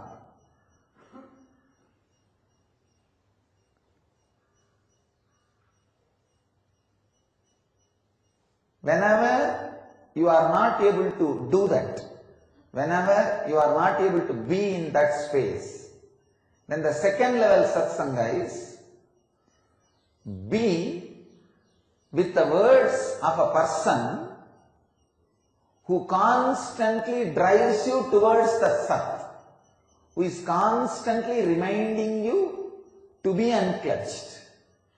Please understand. Read the books which tells you not to waste your time in just reading the books. Listen to the words of a person who constantly reminds you not to just waste time in listening to the words. The first level of Satsanga is be with your own self, Sat, by unclutching. The second level is being with the words, being with a being who constantly asks you to be in being. Being with the words of a person who constantly tells you to go beyond words. Being with the being who reminds you to be in your being. Means Master's presence. The first level Satsanga is to be unclutched and be with yourself. Whenever you can't, the second level Satsanga is be always, whatever possible way, whether it is his physical presence or listening to his words, or meditating, remembering his leelas, or just internalizing his words through books. All this can come put together as Satsanga with Master, who constantly puts you in the ultimate Satsanga. Please understand, the first level of Satsanga is being with yourself, being unclutched. The second level of Satsanga is being with a being who constantly reminds you to be in being. Master teaches you through all these three, through his teachings, first level, through the initiation, second level, through constant remembrance of you, wherever you are, he hatches you into a new being. He makes you into very his self. First the words, teachings, then the touch, sparsha, initiation. Then wherever you are, because constantly you are connected to him. How you remember him, he goes on remembering you. I can see very clearly. Millions of people are living inside this body. Whoever is remembering, they are all living inside this body. Each cell is responding independently to all the people who are remembering this body. That is why the enlightened beings, the incarnations, will be available in the form of Divya Sarira even after they leave the body. When they give initiation to a disciple, they take a vow. Till you become enlightened, I will be available to you even if I leave the body. That is why when the masters leave the body, their Divya Sarira will be available in Aksharadama, means the imperishable space. Aksharadama is the gateway of Kshara and Akshara, perishable and non-perishable. It is the gateway of form and formlessness. It is the gateway of ice and water. Water is formless, ice is form. So where both of them are touching, that is the space called Aksharadama. We call it Shambhala. All enlightened beings, all incarnations, till all their disciples achieve enlightenment, reside in Aksharadama, in the form of Divya Sarira. Their Divya Sarira is available. Please understand. That is why, if you are initiated by an enlightened Sadguru or incarnation, you don't need another one master. Just connecting with that master is enough. Maybe sometime that master himself will guide you to a living master if required. If he guides, catch the living master. If you don't get guidance from him, don't worry, he himself will take care. Just retain the strong vidarka with him, that's all.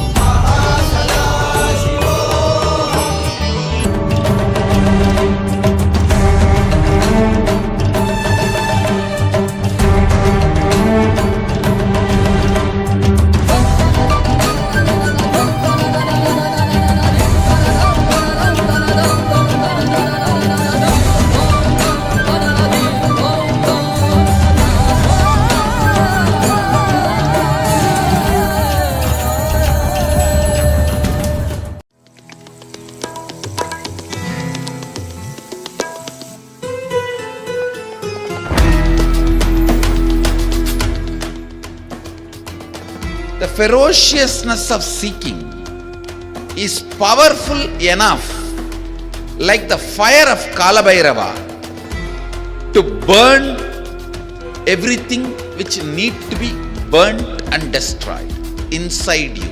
Laziness, tiredness, boredom, everything which need to be taken out of you can be just like that burned. How many microseconds it will take for negativity to disappear in front of Kalabhairava's ferociousness? Not even micro millisecond.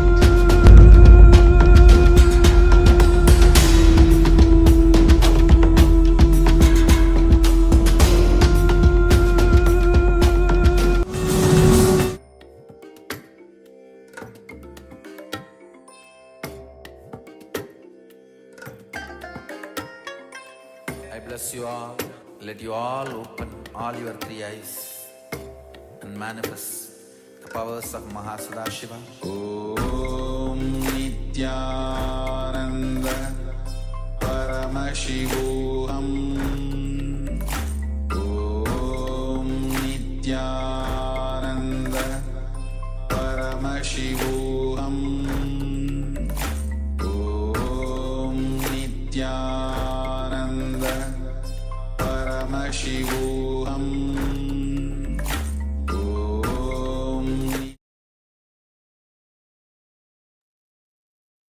Yes.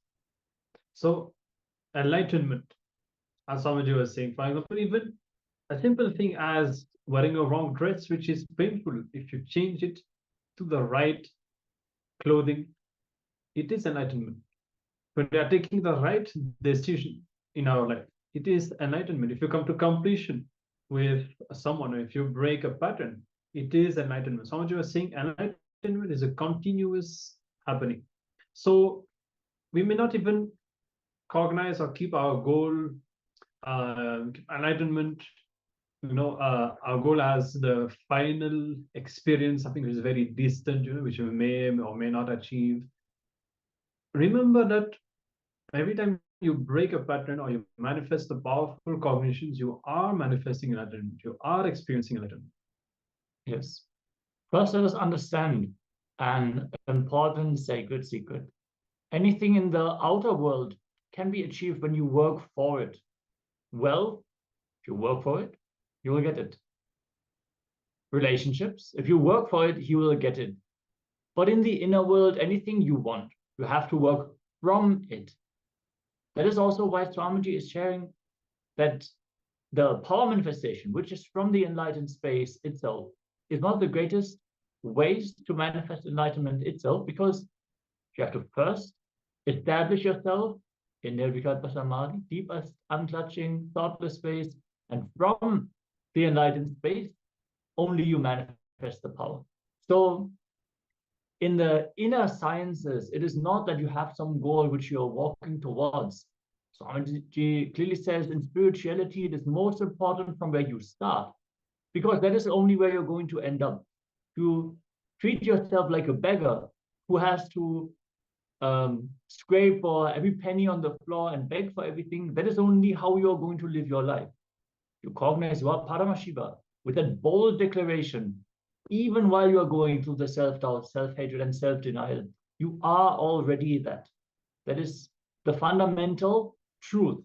You have to work from that what you want to manifest. Yes, absolutely.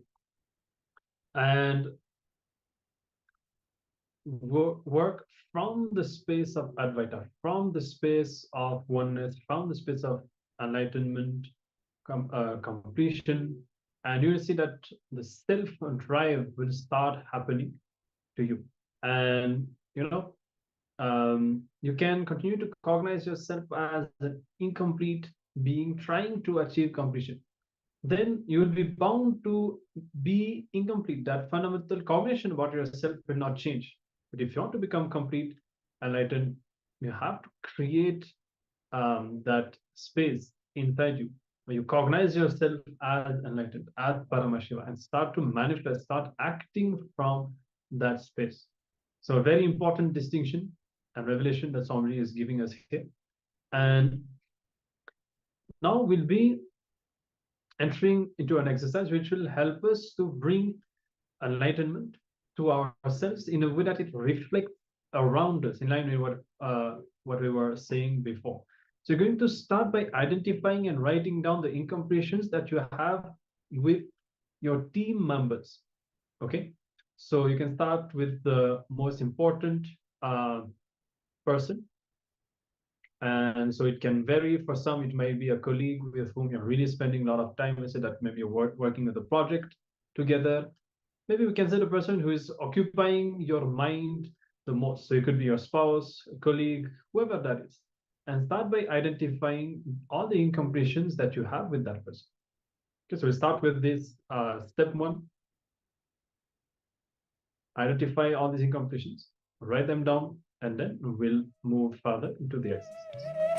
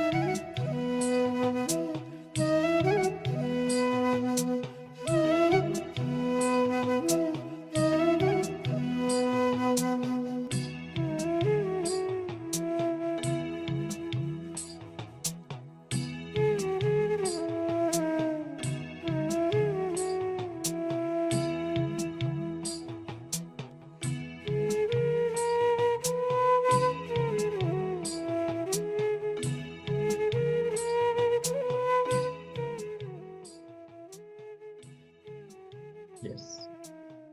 You will now be moving on to the next step of this internalization exercise. The moment you relate with the incompletion,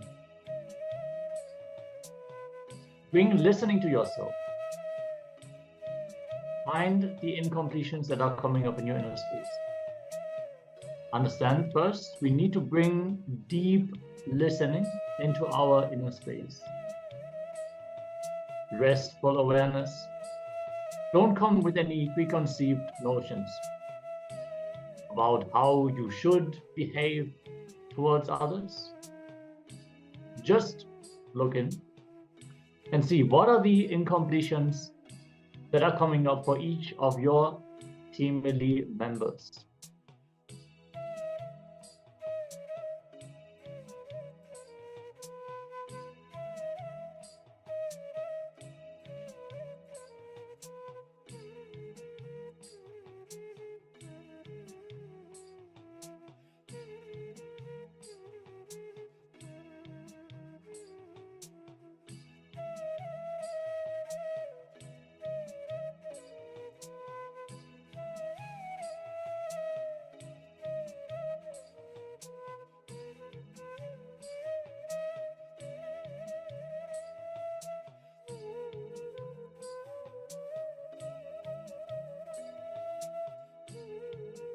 So once you have listed down the incompletions,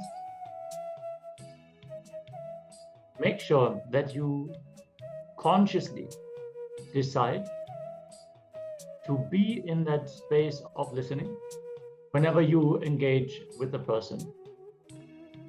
Any of your team members, if you approach them with preconceived notions, with incompletions, you will not be able to see the person as they are. You will only see them through the lens which you have already created with your incompletions. So consciously decide next time when you encounter this person from your team, decide that they are completely new. They are a completely new being, a stranger for you to get to know. Provide your full listening. Like when you meet a completely new person and you do not have any ideas about them yet, how you analyze them, how you are open to receive any detail about them. Provide your listening to your team members. We suggest that once you have done the completion, that you reach out to your team members. For now, let us move on to the next step of the exercise.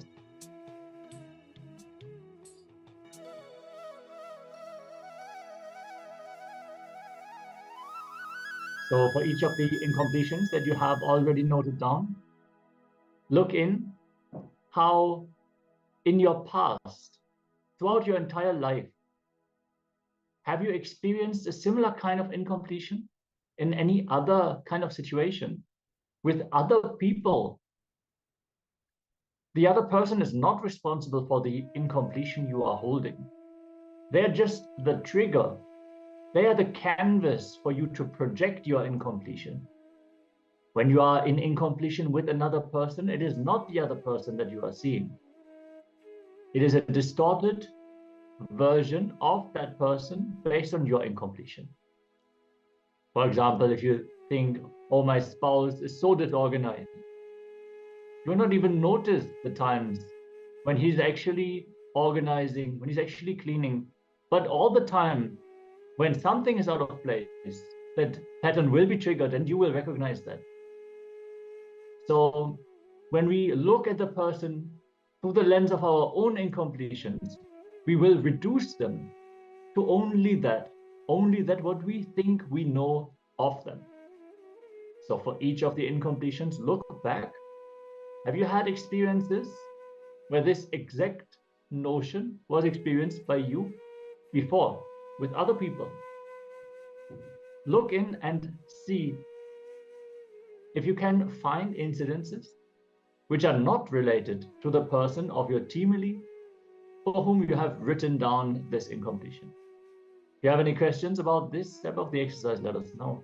And let us now enter into this step.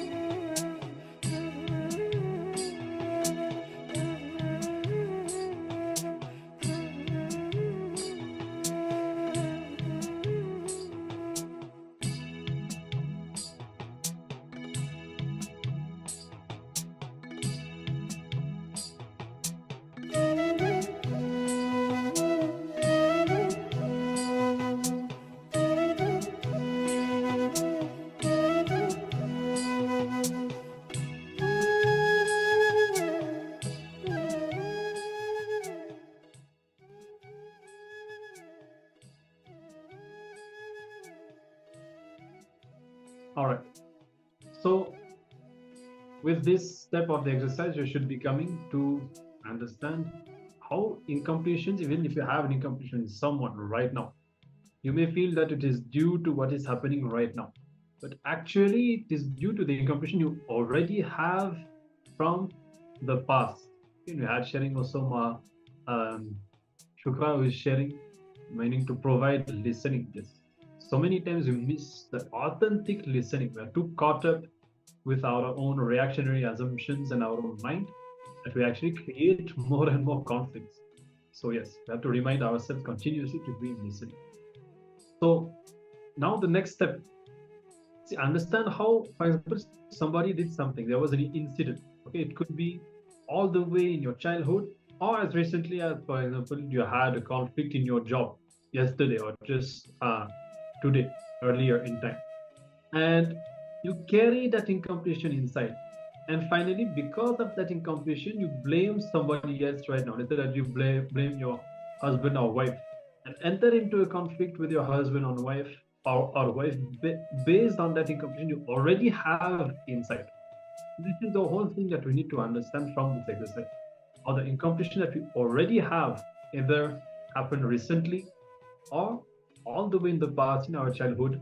These incompletions only that we ourselves have inside are manifesting through the people in our lives and reproducing themselves again and again. So with this understanding, you should be able to remember next time you have a conflict with someone, don't just see the situation as it is, as you see it right now in the present. Keep in mind, it's an incompletion you already have. So look in and complete inside you first. All right. So hope that is clear. Let's spend a few more minutes contemplating on this truth.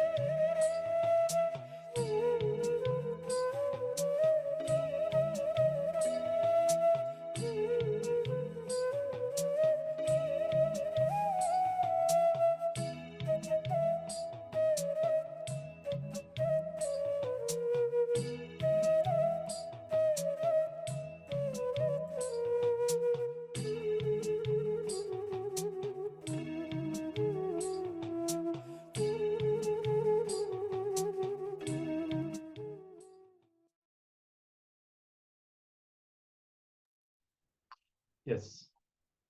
So with this exercise, not only we hope that completion has happened, but especially see, on this final day of the Paramashivoham level 2, we should carry this understanding with us, how the incompletions that we have are at play in all the relationships, so that we should be able to have enlightened relationships where we don't allow the incompletions to reproduce by bringing the deep listening, as we were talking about before, and making sure that we are always in a space of completion, relating from the space of completion, from the space of responsibility with others.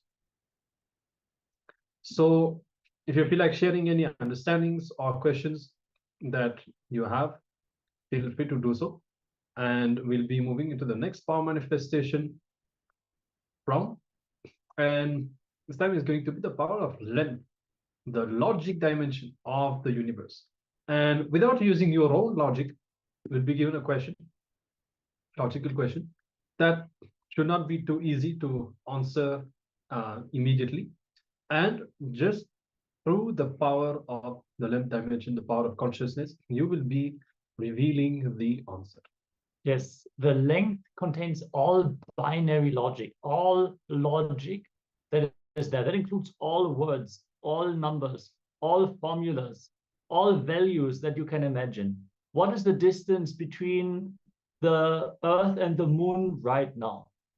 That is length dimension. This information is available to you through your third eye. If you connect, all these answers can immediately be downloaded. You don't have to think about it. So never have to use a calculator ever again. If you're manifesting the power of length successfully, never you have to ask any lexicon or you don't have to research anything. Basically, you can receive the answer to any question that is in the length dimension. So the Balasans have beautifully demonstrated this power in various different ways.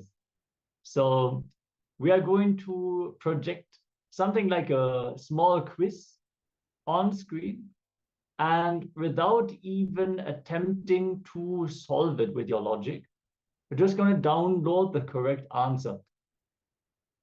So yes, I hope everyone's excited for the power manifestation of the length dimension. So many unexplored powers are there for all the level 2 participants.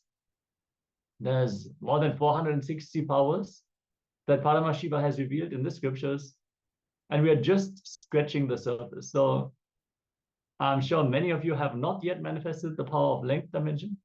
Maybe we can get a thumbs up of those who have already manifested this power before. Yeah. All right. So before we even enter into this exercise, it's going to be a rapid fire round, because you're not supposed to think your way to the answer.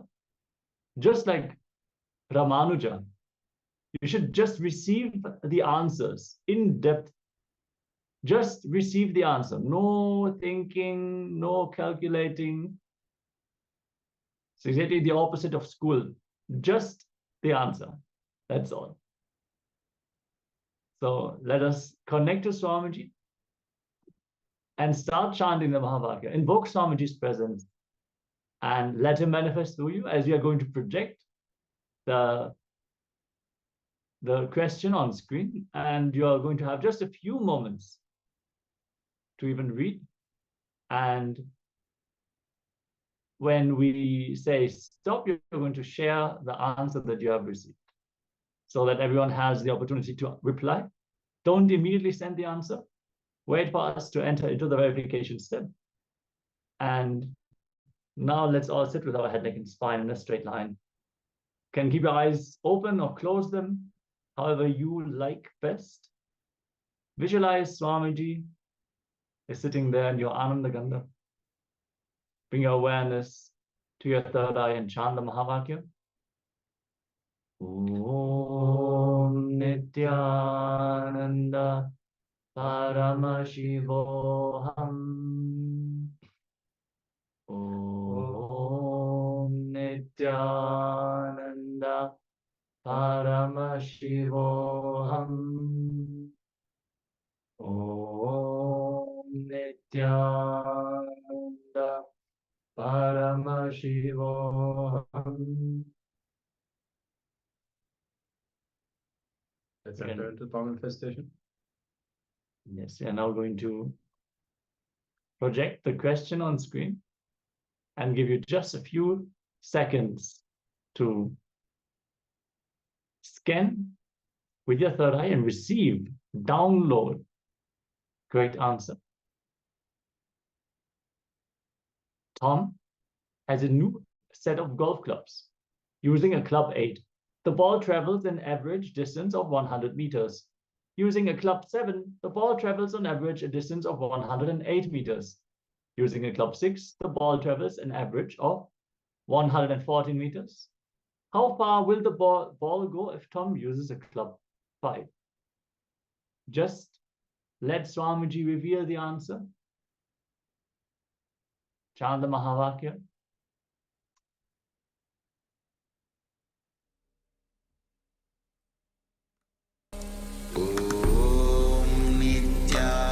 Nityananda Paramashivoham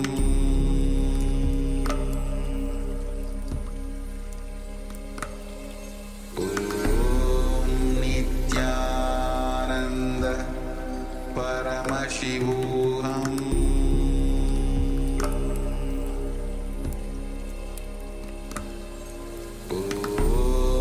Nityananda Paramashivoham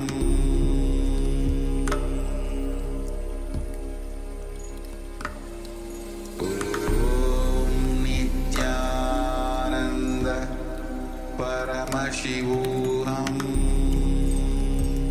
Nityananda Paramashivoham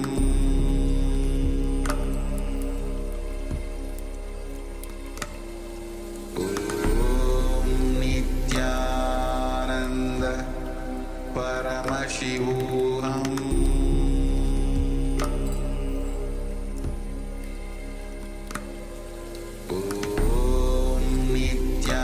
Nityananda Paramashivoham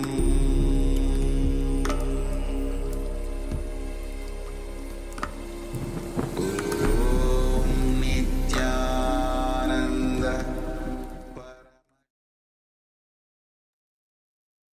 All right. So I hope that you all manifested the power. Let's start to share whatever we have seen. 116. Okay. And so did anyone else manifest? You want to share the results that you had? 118. Okay, great. Hope that you did not use your logic, only the third eye, only the power manifestation. So, and you can see, you will be able to see now.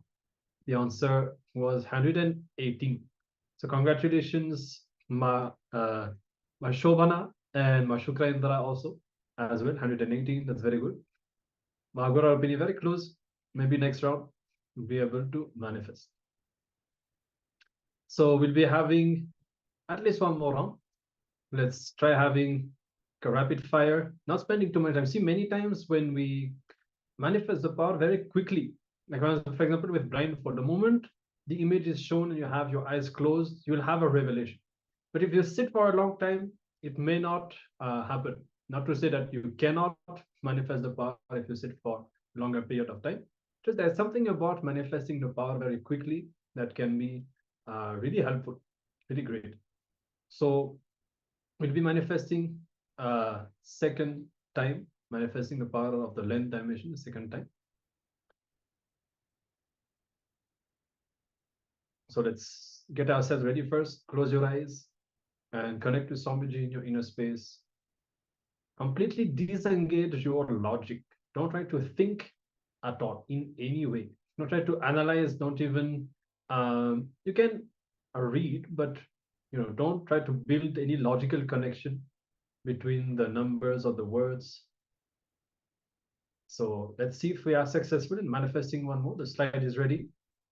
Sit, bring your awareness to the third eye and start chanting the Mahavakya. Be in oneness with Swamiji intensely. So I'll be showing the slide on the screen now.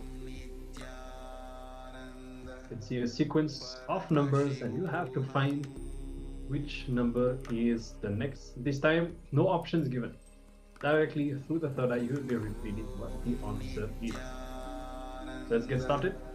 Paramashivoham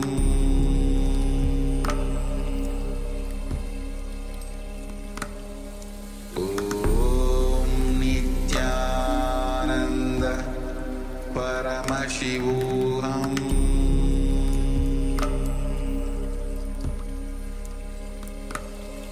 Om Nityananda Paramashivoham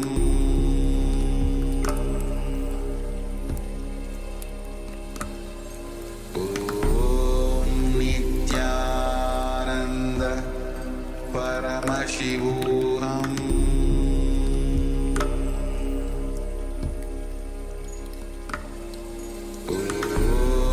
Nityananda Paramashivoham Om Nityananda Paramashivoham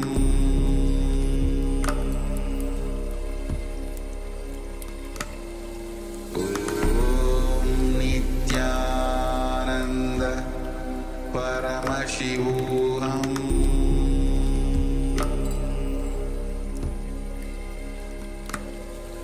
Om Nityananda Paramashivoham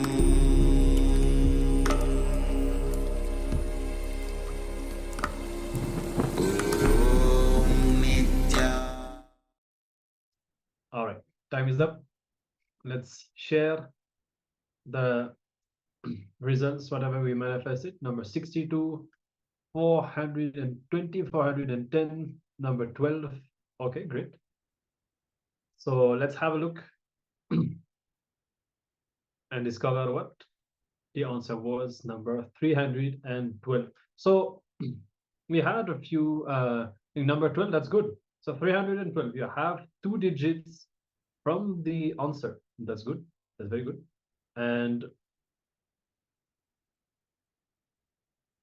62, 420, 410. Okay, you got some digit, number 2, number 1. That's fine. So I think it's also a new power, and will be manifesting more and more. But number 12, definitely very good. 312. You got 2 digits from that. And let's go for our third round. We'll continue to manifest a bit more rapidly. This time we'll have something other than numbers. Let's go for something related to geography this time. Let's see if we can download something related to geography. So let's get ready. We'll get right into it. Bring your awareness to the third eye and connect with Swamiji, chant the Mahavakya. Unclutch. Don't have any expectations. Don't have any sort of analysis going on. Keep in a space of oneness, in a space of power manifestation. And let's now project the question. What is the name of the world's largest island located entirely within the Arctic Circle? If you have any knowledge related to that, switch it off only through the power manifestation. Let's find what the answer is. Om Nityananda Paramashivoham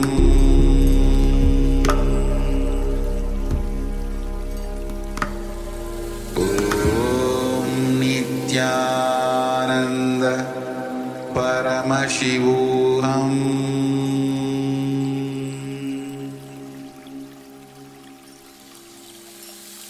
I bless you all. Let you all open all your 3 eyes.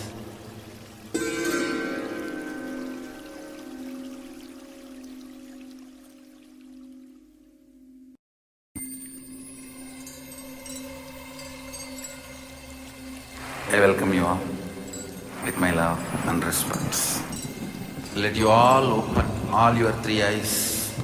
Om Nityananda Paramashivoham.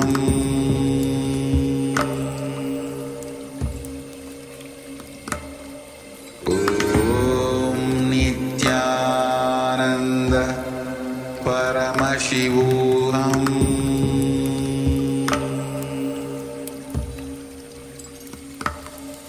Om Nityananda Paramashivoham.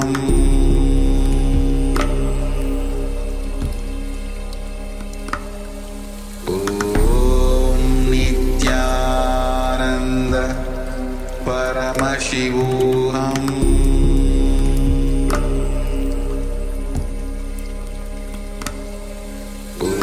Om Nityananda Paramashivoham.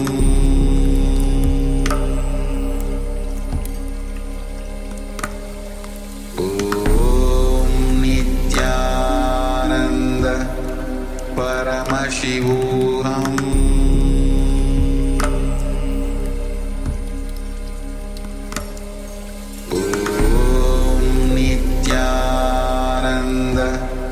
Paramashivoham.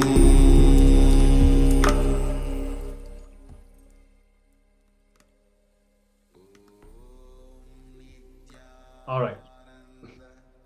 So you can start to reveal what the third eye has shown. What is the largest island located entirely within the Arctic Ocean? Ashokra is saying she already did this slide before. Okay, all right. Hawaii. Okay, let's see. All right. So if anybody else wants to share, you can post what the third eye has revealed.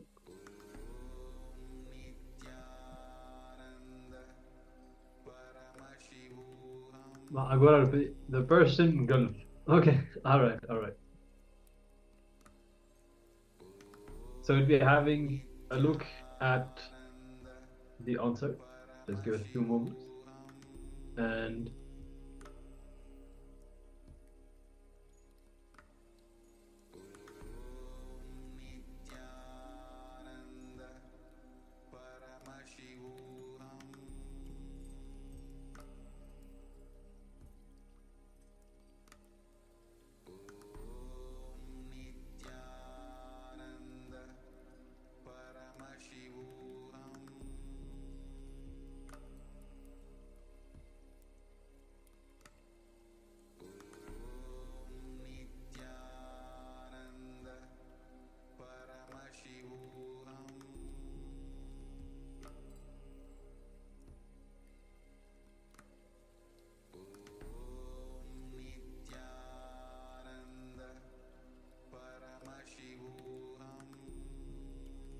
yes. So yeah, let's have a look at the answer now.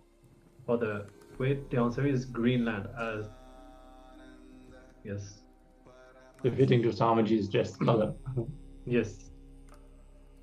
So maybe we'll spend a bit more time to manifest. Don't worry if you didn't find Greenland. So whatever the third eye has shown you, that's perfectly fine.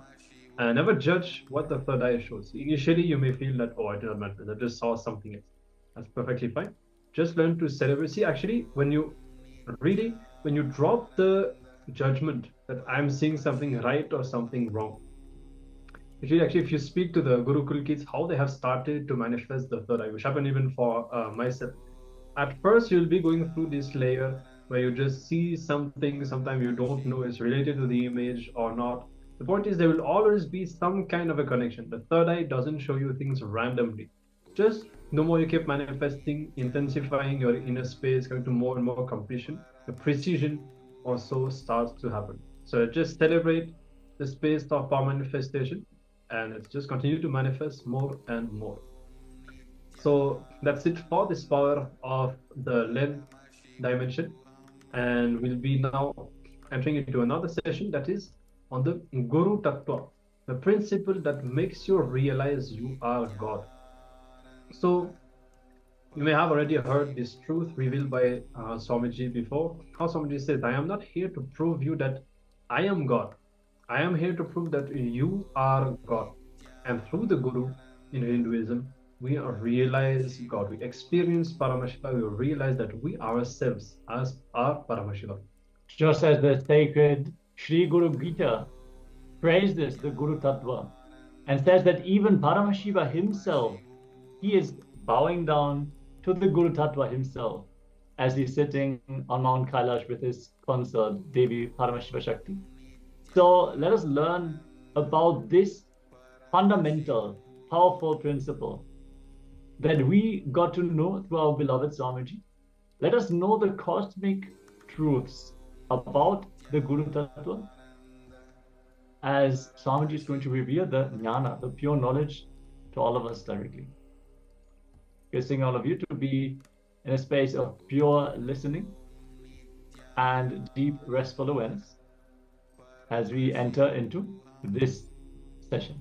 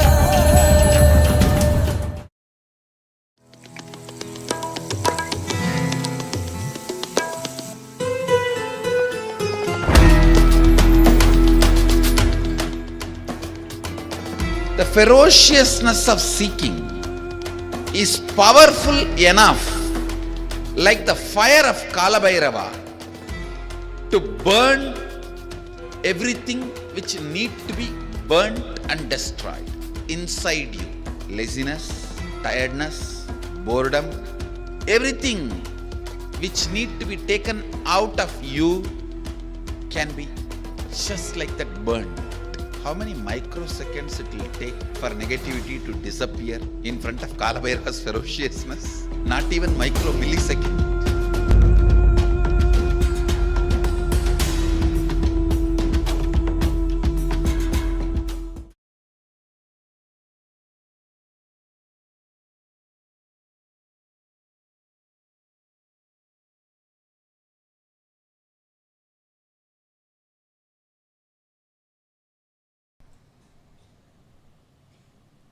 The space which literally makes the Maya shiver and breaks, takes you from the perceptional reality to the real reality. That space is called Guru Tattva. Listen. Listen intensely.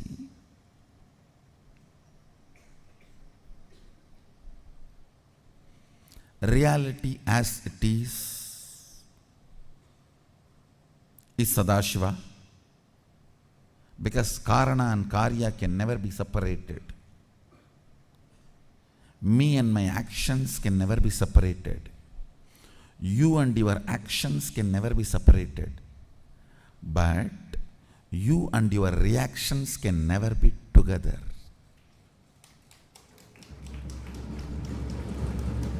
You and your actions can never be separated. You and your reactions can never be together.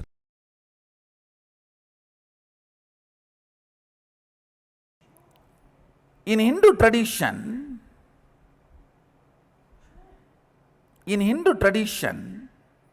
Guru Tattva is worshipped. not the individual. See, anybody who has achieved that space, who opened up to that space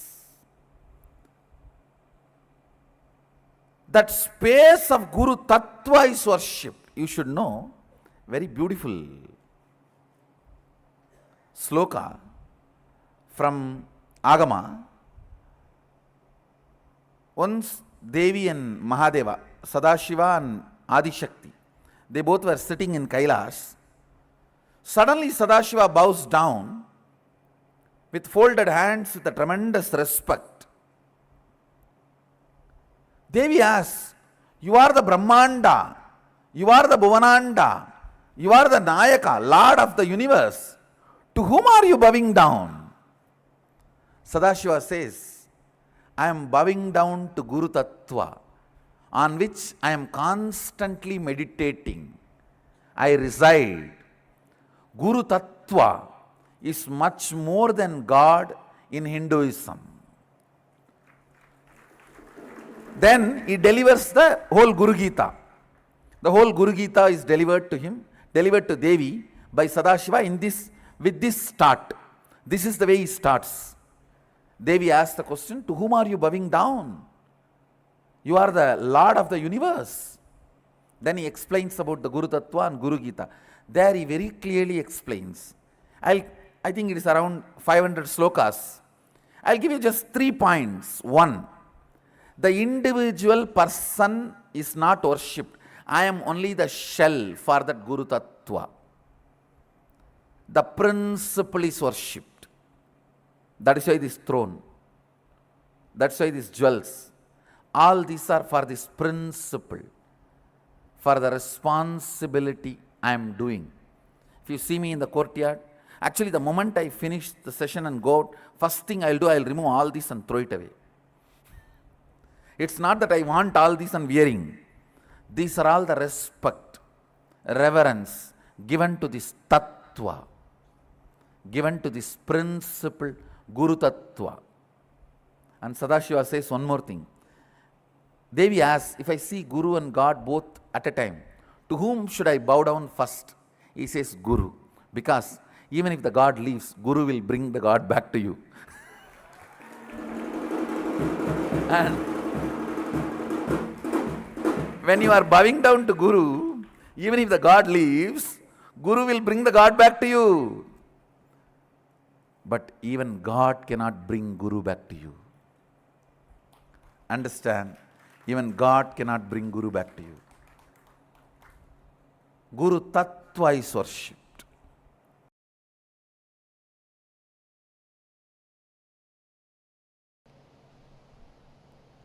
More than completion, falling in love with your higher personality, Guru. I can see very clearly, whoever is in love with me, they are in love with integrity. Integrity is so smooth for them. When there is no love, you use every methodology to either believe integrity is not possible or cheat that you are already integrated without living it. Understand? The scale to measure whether you are integrated or not, you will manifest Sadashivatva, me. You will manifest the powers I am manifesting. You will manifest everything. That is a scale. Understand? Love, becoming, listening, or integrity is what I call literally living enlightenment. Because I have so much love, I can supply. If love is the raw material, I can supply enough raw material for you. You just need to convert that into listening and integrity. When you waste the raw material only, I say, all right, stop the supply now.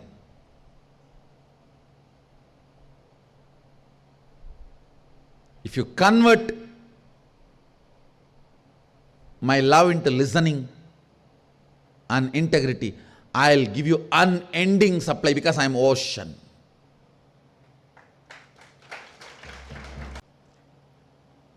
Because when I fell in love with Arunagiri Yogeshwara, the first thing happened is integrity to him. Means the space of listening. Space of listening and integrity is one and the same. I decided to listen to him with my whole being. I decided to be integrated to him with my whole being.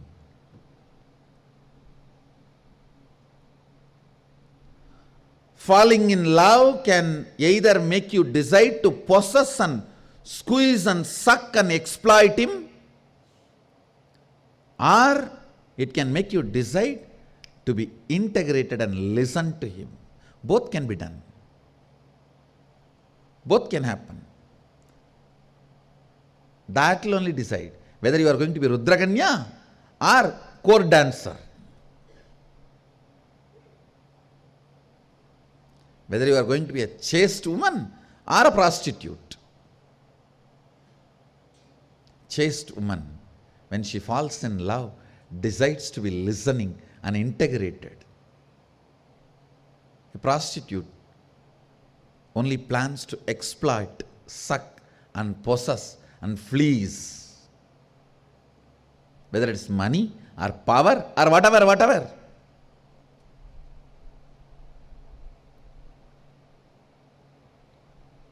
Same thing for man and woman both. It is not gender based, it's gender neutral. A real disciple, man, when he falls in love, he decides to listen and integrate it. Or he plans cunningly how to keep everything under the control and have my share of power, everything in my hand.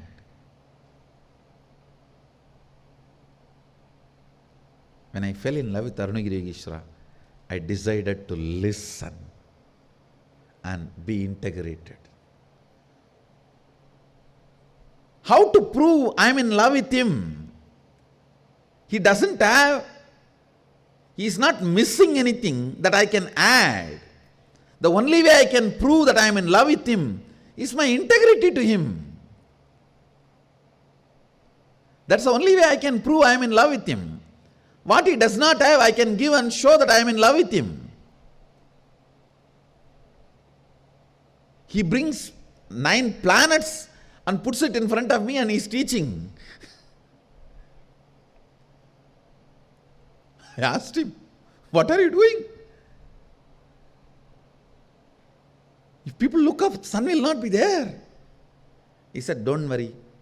Till you finish your session, class, படிடா, நீ படிக்கிற வரைக்கும் எவனும் மேல பார்க்க மாட்டான்டா. Means learn, till you finish learning, nobody will look up, look here. Why are you bothered about all that? A being who can bring the planets and teach me astrology,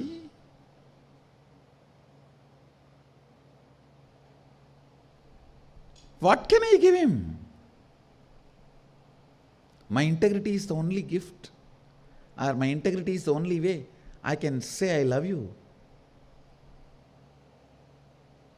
The only way I can tell him I'm in love with you is just being integrated to him. Few days before,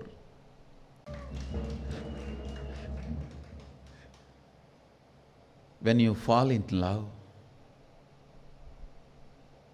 the first thing should happen to you is deciding to be listening, integrated.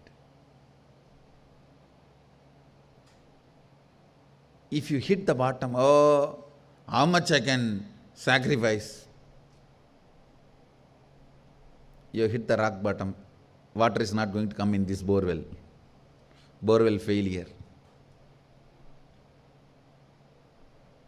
If you don't know, integrity is the only way I can tell him I am in love with him. Then you are Ganga. You are Ganga. your Ganga. Ganga can change her very biomemory quality of flowing downward and break that and can go upward just to touch the feet of Vishwanatha in Kashi.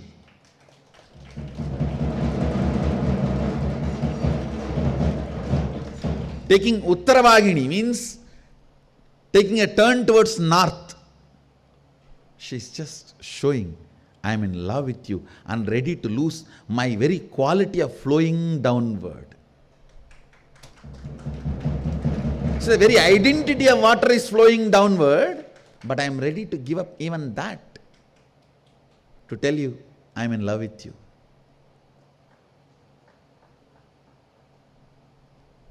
That is the integrity.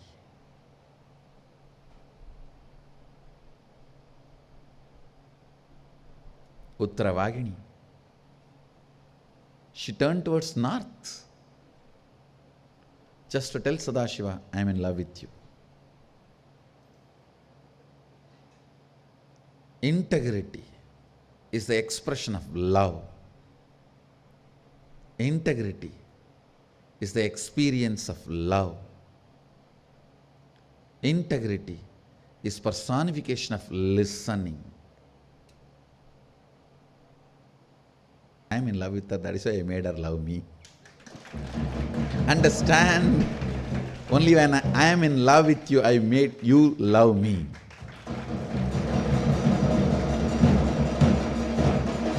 The biggest gift you can receive from the Master is Guru Bhakti.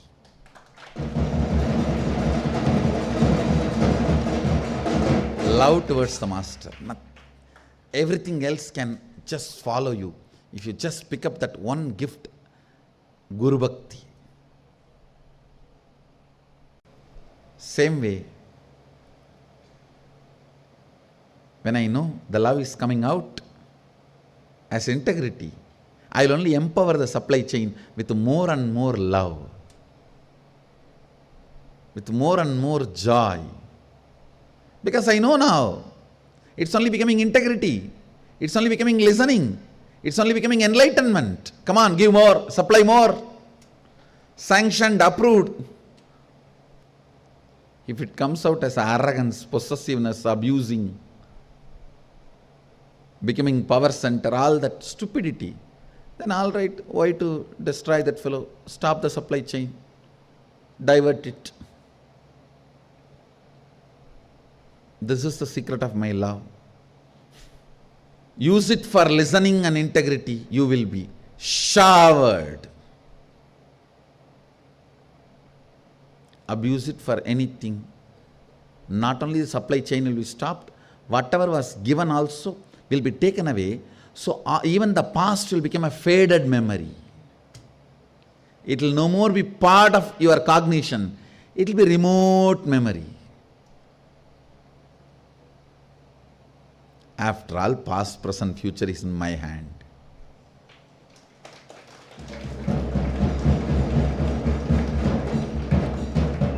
Not out of arrogance. I am neither arrogant nor humble. I am straight.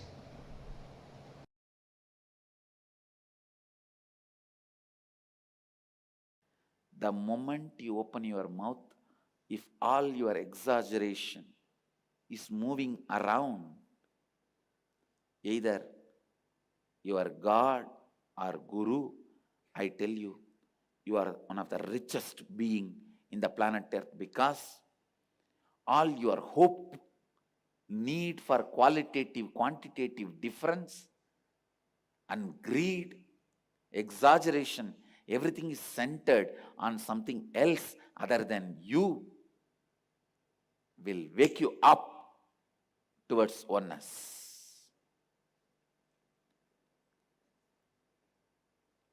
Antidote for delusion is devotion. Antidote for Maya is Leela.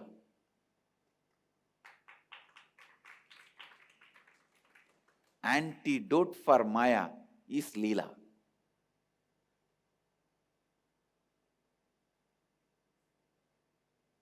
Understand? Exaggeration is inevitable. You can't kill it. I challenge. Record any of your conversation for 10 minutes. You will see constantly exaggeration erupting. Even in negative way, if you hate somebody, you will exaggerate negatively about that person. Exaggeration is the way your mind functions. So till it dies, let your exaggerations be centered on your God or Guru, your Ishta. Your Ishta. If it is centered on God, you will experience Him in deities. If it is centered on Guru, you will experience it living. But exaggeration is the basic quality with which you function. That getting diverted towards the being who can never be exaggerated is devotion. That's the only way you wake up. You wake up to the reality. When you wake up to the reality,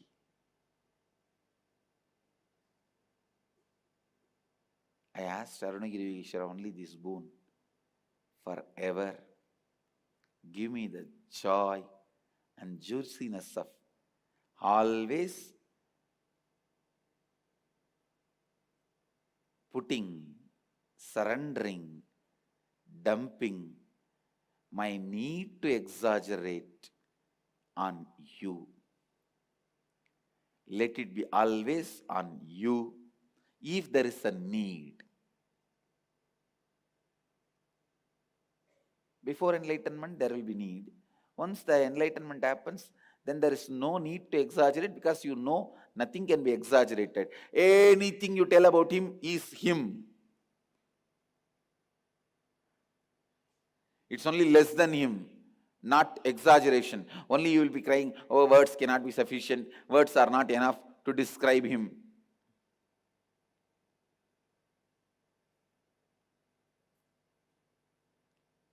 Whoever decides in my words and deeds and thinking, all my exaggeration will be only centered on my Ishta.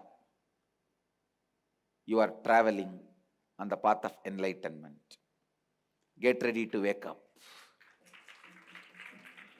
Look in. That is all is love current of Mahadeva. I tell you.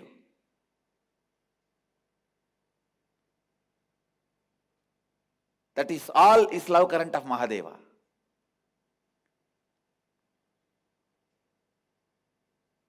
Understand? Today's subject for Vakyartha Sadas is how all of us have this exaggeration pattern and keep it centered on us, and how we can shift it to God or Guru.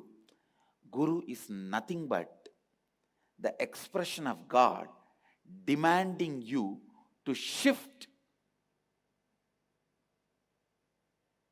that hope for exaggeration on divine. Guru is nothing but the statement given to you by God. Hey, shift. Guru is statement of God. God is state of Guru. Guru is statement of God. God is state of Guru. State just gives a statement. State just gives a statement. Shift. You have suffered enough with the exaggerations of you. Shift now. I am here to liberate you from this need of exaggeration. To wake you up to the reality which can never be exaggerated, which is too big. You need to experientially see something with awe. To shift your pattern of exaggeration centered on you to centered on something else. That is when Guru appears and gives you that feeling, ah.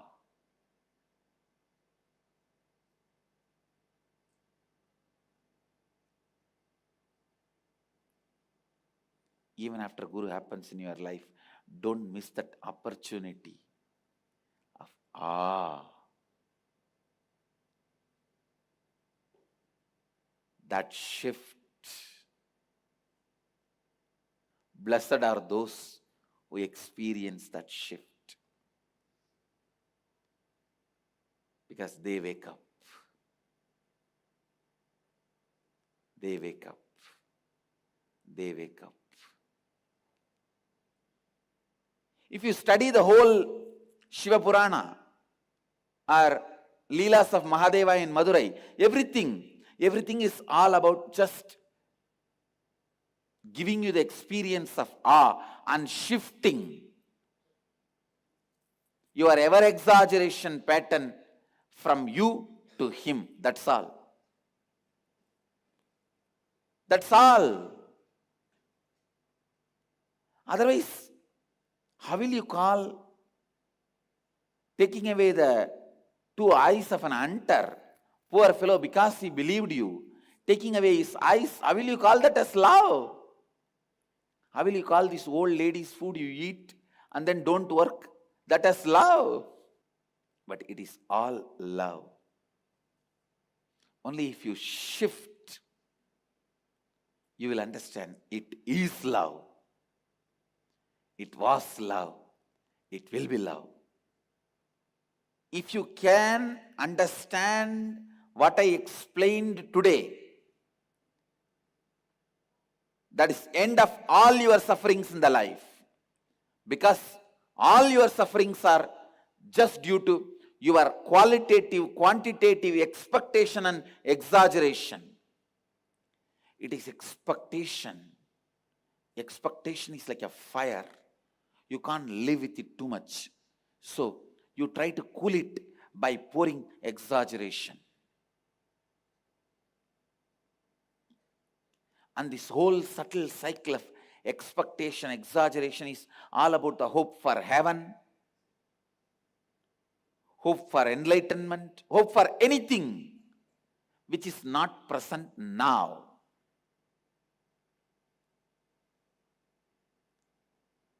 And if that is shifted from you, from Aham to Shiva, you will experience Shivoham.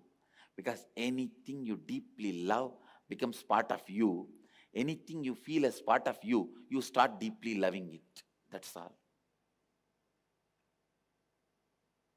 If you feel you is you, you will exaggerate your actions, your memories, your experiences. If you think you is Mahadeva, you will celebrate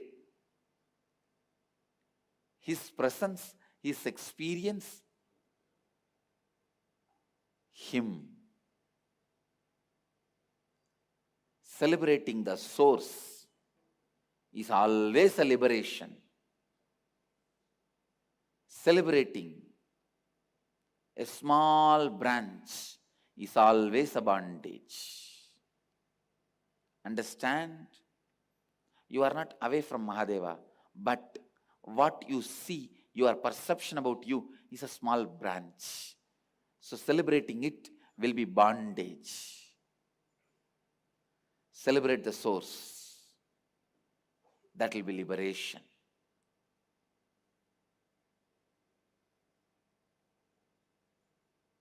People tell me, I think all these Puranas are exaggerated. If you open your mouth and speak 10 minutes, then you will understand how much you exaggerate about you. Puranas are the antidote for your disease of exaggerating you.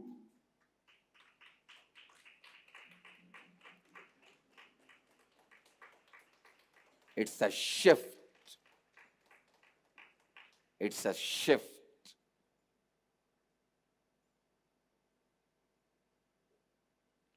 Today's Vakyartha Sadas should be how unconsciously you go on hoping and exaggerating you and things around you.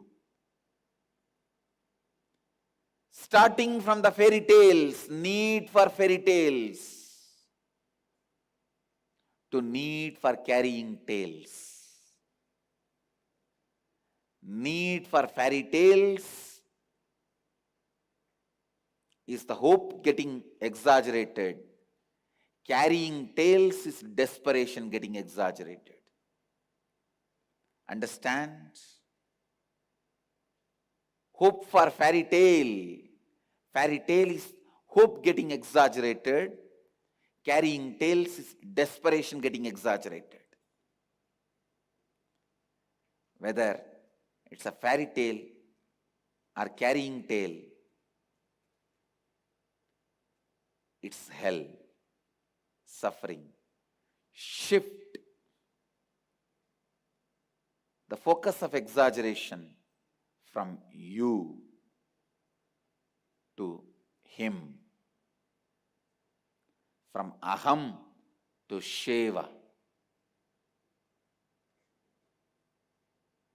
Shift it towards state or statement.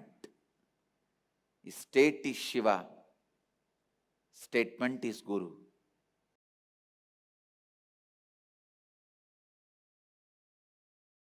Listen.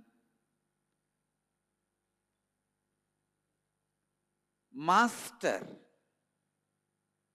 is a new possibility happening in your life. Master is a new possibility happening in your life. Is a new language. Is a new energy. Sometimes I have seen people talking to each other saying that, why do we need a guru? Why do we need a master? Yes. You don't need a master. If you are just going to eat and die, you need a master only when you want to achieve something extraordinary.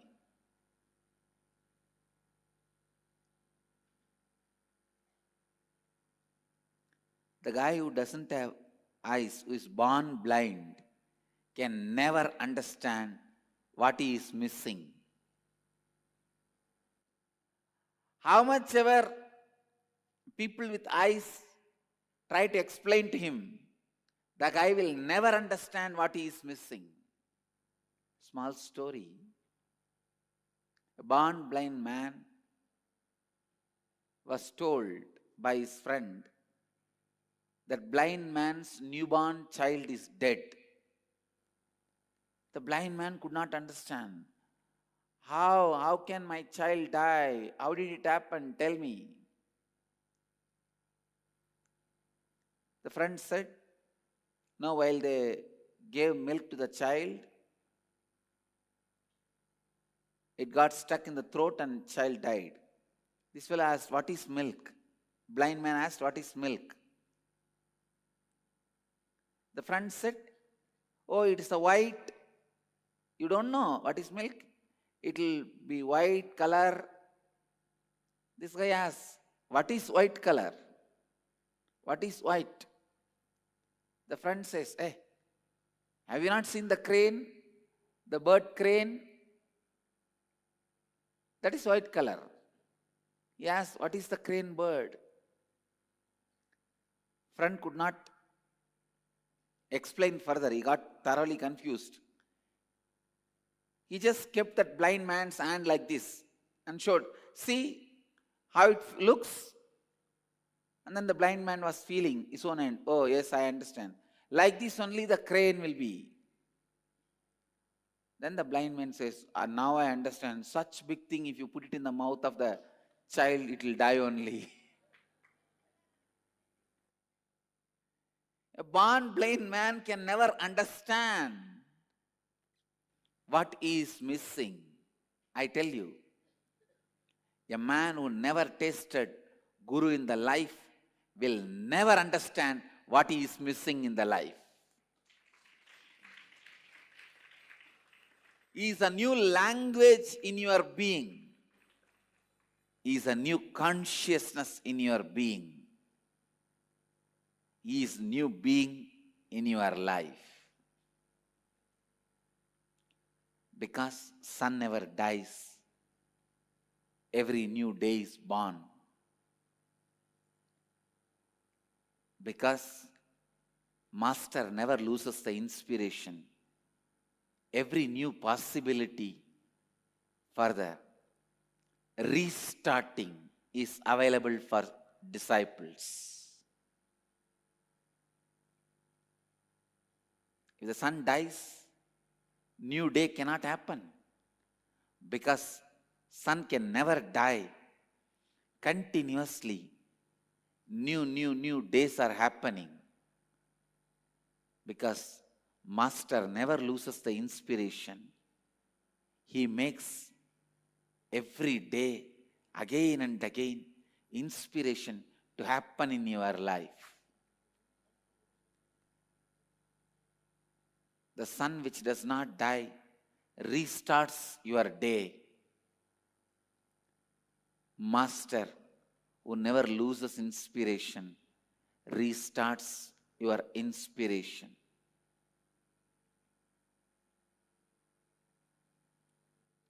I tell you, Master is actually a new language in your being.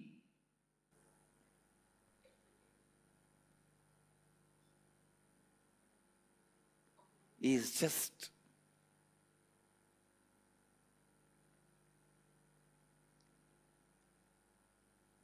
understand.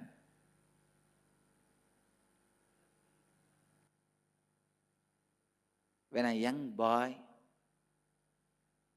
falls in love,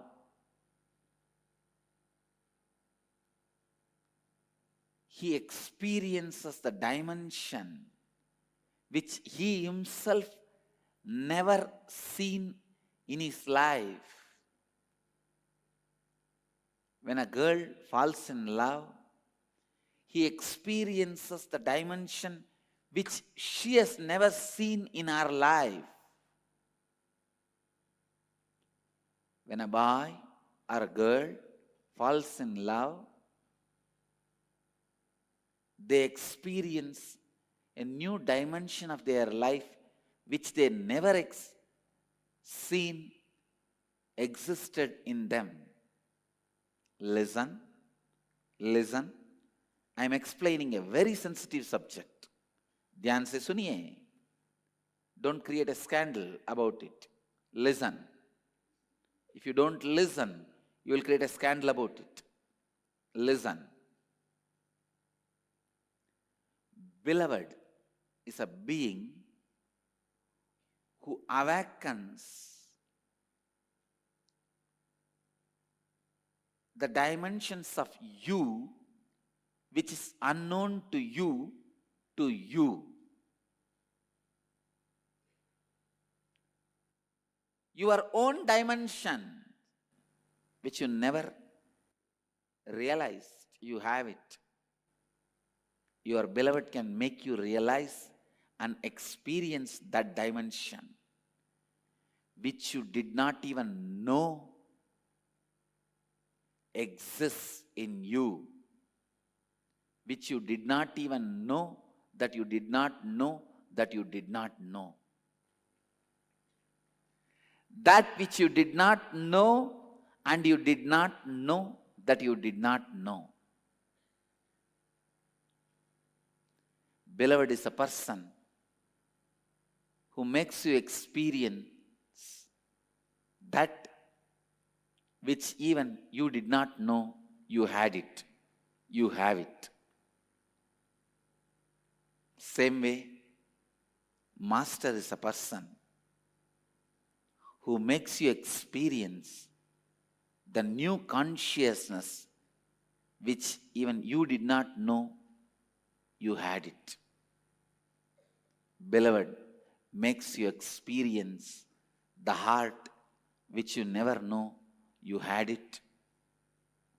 Master makes you experience the consciousness which you never know you had it. Master is a new possibility. Really, to a born blind man, we can't explain what he is missing. Can you explain how the ocean will look? Can you explain how the hills will look? Can you explain how the Himalayas will be? Can you explain how the Kailash will be? Even if you have eyes, I cannot explain how the Kailash will be for you. You have to see it. You have to see it. You have to see it to see it.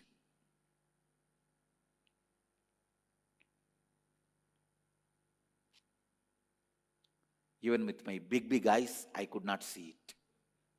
Rolling this side and that side, even with my big eyes, I could not cover it or catch it. Listen. Catch it. Guru is the being who makes you experience your consciousness, which even you never experienced, you have it.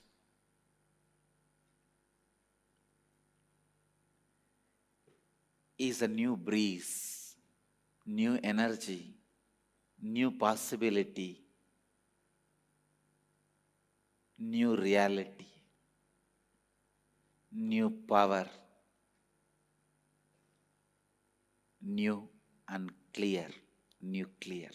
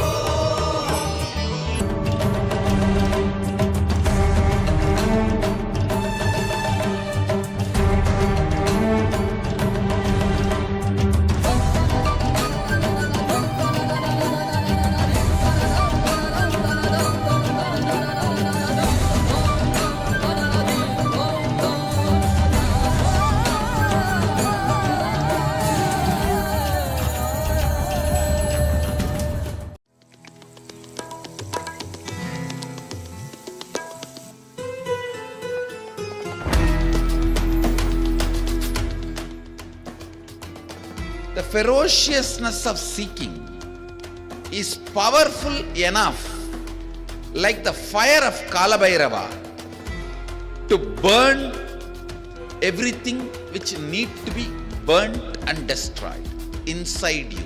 Laziness, tiredness, boredom, everything which need to be taken out of you can be just like that burned. How many microseconds it will take for negativity to disappear in front of Kalabhairava's ferociousness? Not even micro millisecond.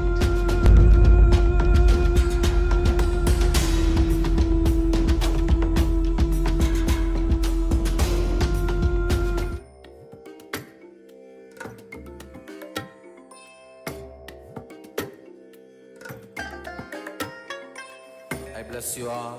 let you all open all your three eyes and manifest the powers of Mahasadashiva. Om Nityananda Paramashivoham. Om Nityananda Paramashivoham. Om Nityananda Paramashivoham. Om Nityananda Paramashivoham. Yes.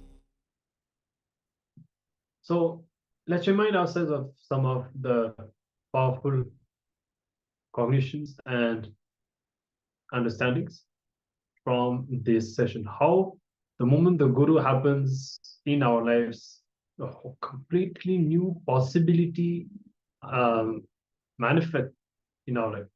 And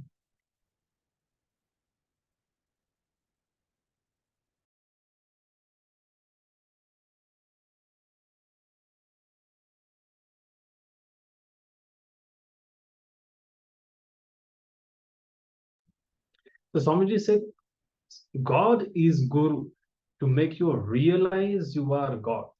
And in the Bhagavad Gita, he says, by worshipping the feet of the Guru, man becomes flawless and becomes God himself. So this also reminds us of the importance of devotion. Swamiji already explained how in different yugas, some qualities are necessary for enlightenment. There were yugas where renunciation was required for liberation, but in Kali Yuga, neither knowledge nor renunciation can give us the ultimate experience.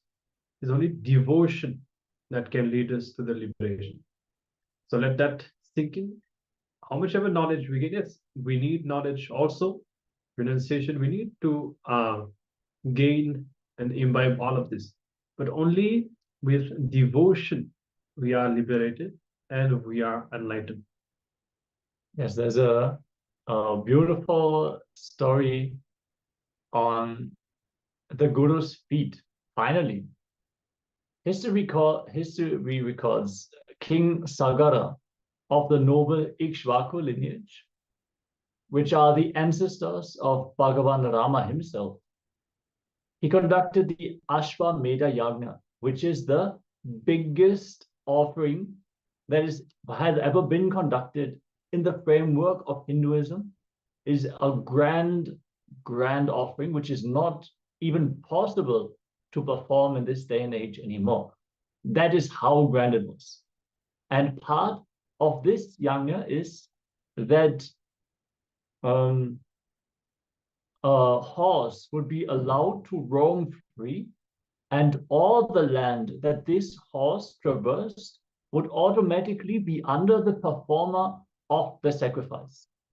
So it was a mutual agreement of all the emperors that when this great yagna is performed, all the area that the horse traversed would be under the ownership of the one who was offering the yagna, because it was such a grand celebration.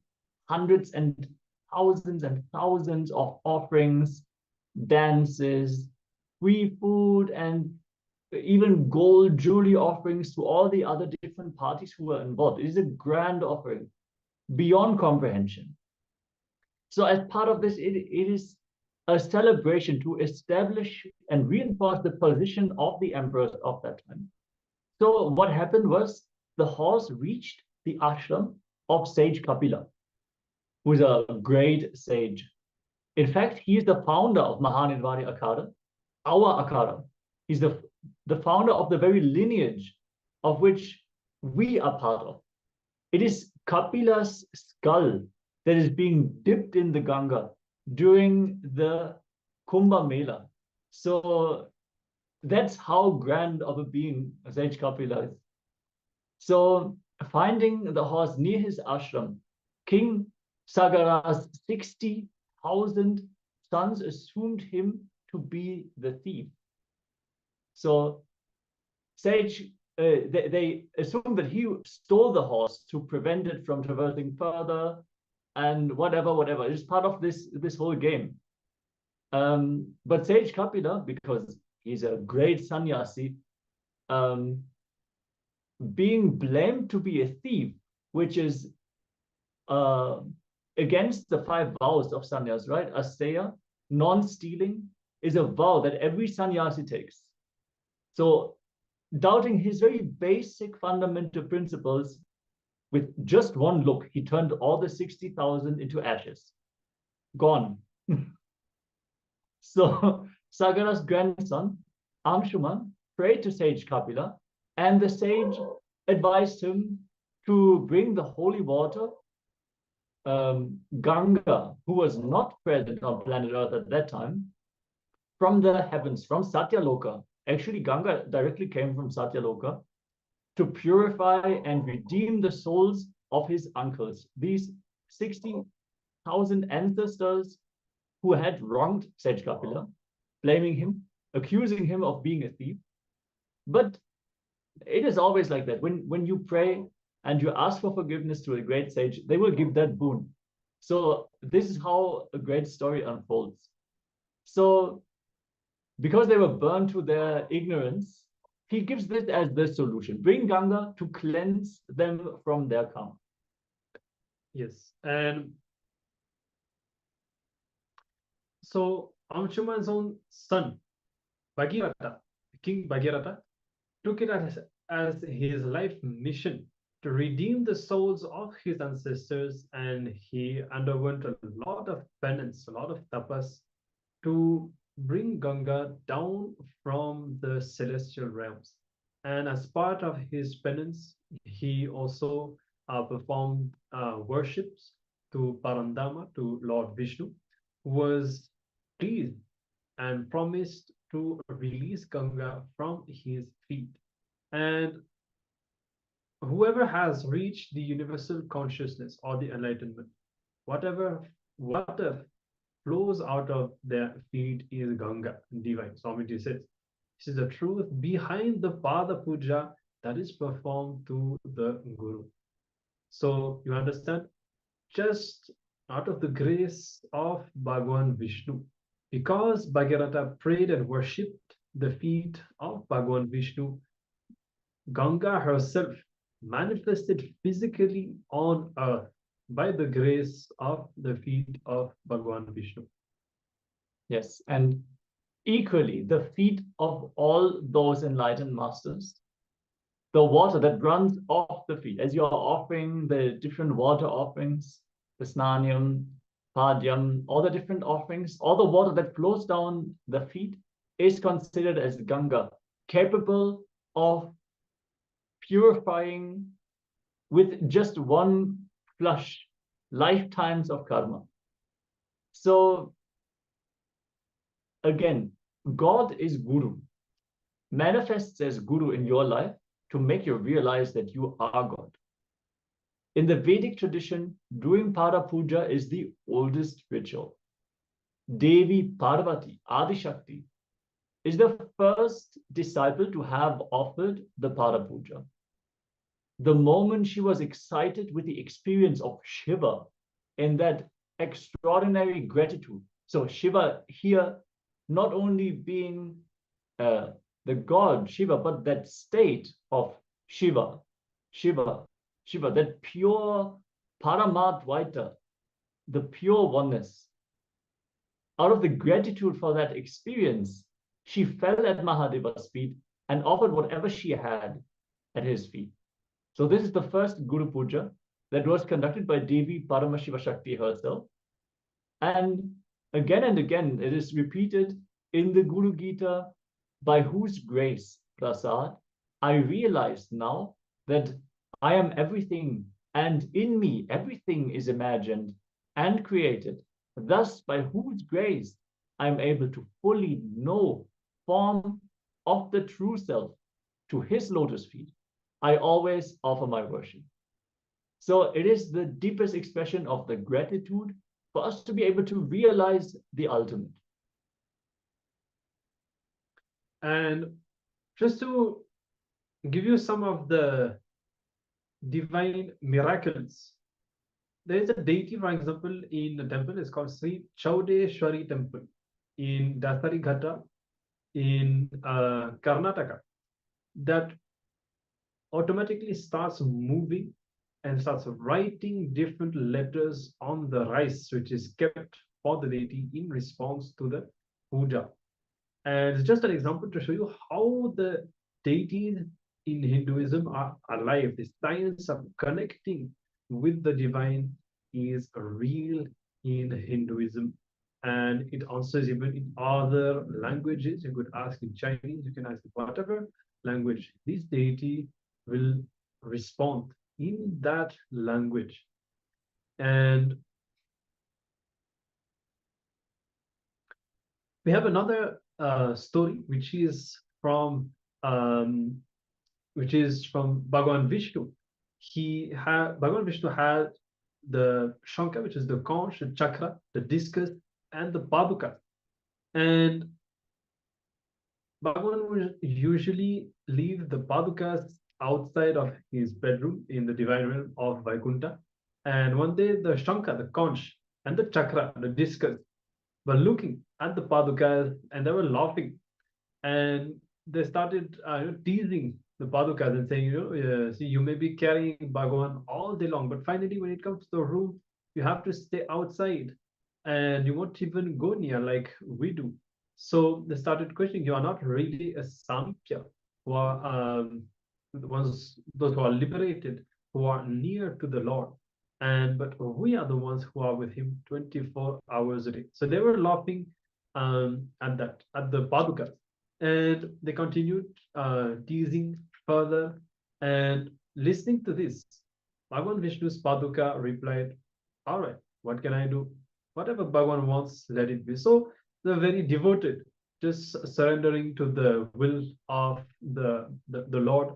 And the next morning, when Lord Vishnu came out of the room, the paduka asked, Bhagavan, Shankar and Chakra are making fun of me. Is it true that you are angry with me, that I have to be only partial Samipya Mukti and staying outside? Did I make any mistake?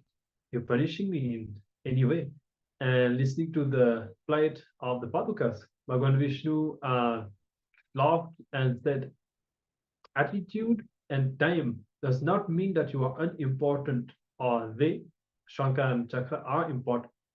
Attitude and time do not show favoritism. I have no favoritism. Each of you have a different place, work, and things to do. And Bhagavan Vishnu further explained, by worshipping the Shankar and Chakra, people cannot get mukti, the liberation. Only by worshipping the padukas, people can receive the liberation. Only when you worship the padukas, you can get liberated, not by worshipping any one else. And Bhagavan Vishnu, however, first stated that since the Chakra and Shankar had made fun of the padukas, they would be born on earth and worship the padukas for 14 years, which is why they were born as Bharata and Shatrugna, who worshipped the padukas of Rama for the 14 years of exile. So very beautiful story, and about the Pada Puja origins and the significance of the Pada Puja. Yes, if you're curious to learn more about the story that concludes this, contains this part about Bharata and Shatrugna, you have to read Ramayana.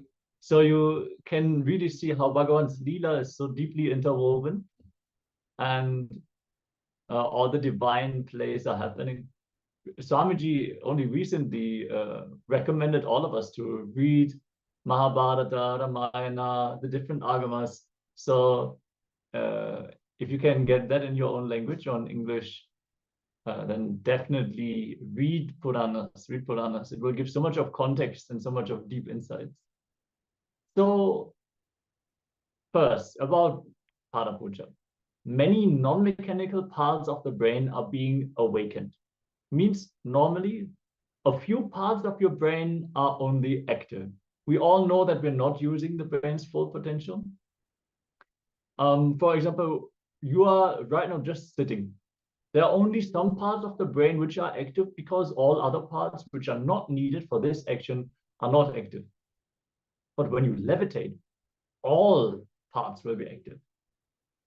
So levitation happens when the weight of your patterns loses the power over you and you just become light. It's the patterns that weigh you down. And when you connect in the sweet bhava, the deep feeling connection to your Ishta Devata and Guru, that simply becomes a possibility for you. Second, the brain gets into the high coherence. The brain clearly shows the whole system is in peak performance and is in the highest positive expression. The best way, and all organs are functioning in the best way, in peak performance with ultimate health. That kind of highest conscious coherence will be expressed in the brain during the puja. And third, the third eye, the frontal lobe, will be very alive and active, and the parts related to fantasy and the wave of whims and fantasies which does not allow you to experience reality will be reduced. So relationship happens when you are thoroughly impressed by the Guru. Like literally, it's like when you press yourself onto the mold of the Guru, that is when the true relationship happens. Guru is the ultimate relationship, the eternal relationship beyond one lifetime, understanding that the Guru principle, that enlightening factor, that game that we have decided to come and play, if we play that to its best, that is when we allow ourselves to grow into the mold of the Guru. Whenever anything comes up, say fear or insecurity, greed or anger, just see, how will Master behave? Simply, it will disappear. It will just disappear. So it is simply by the surrender to the Guru that we can manifest the ultimate. When we can grow beyond the smaller patterns, there are so many minor and so many major patterns that just get burned by the surrender to the Guru.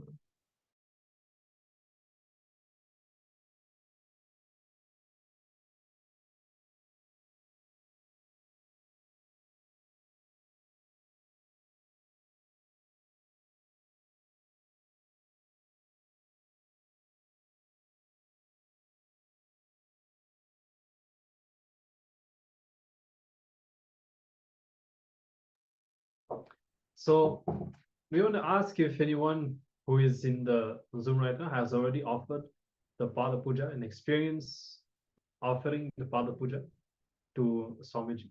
And we definitely want to invite everyone who is here to take this opportunity to connect with Swamiji through the Pada Puja, where you will be sponsoring and Pada Puja will be offered on your behalf, with all the offerings, all the traditional mantras, and you'll be the witness and offering your devotion, offering your gratitude at the feet of Swamiji and going through this divine experience. And with this whole session, we hope that all of you feel inspired to celebrate the relationship with the Guru. See, with all the different things that we learned in this Paramashivoham, we've had exercises, completion, internalization. But when it comes to the Guru-disciple relationship, there's nothing much, yes, you can always work on certain things, but mostly we want to celebrate it. You want to enjoy it now. Now that the possibility is available, Swamiji is available, you are here in the body and having the possibility to enjoy that connection. And Paramashiva himself is in the body.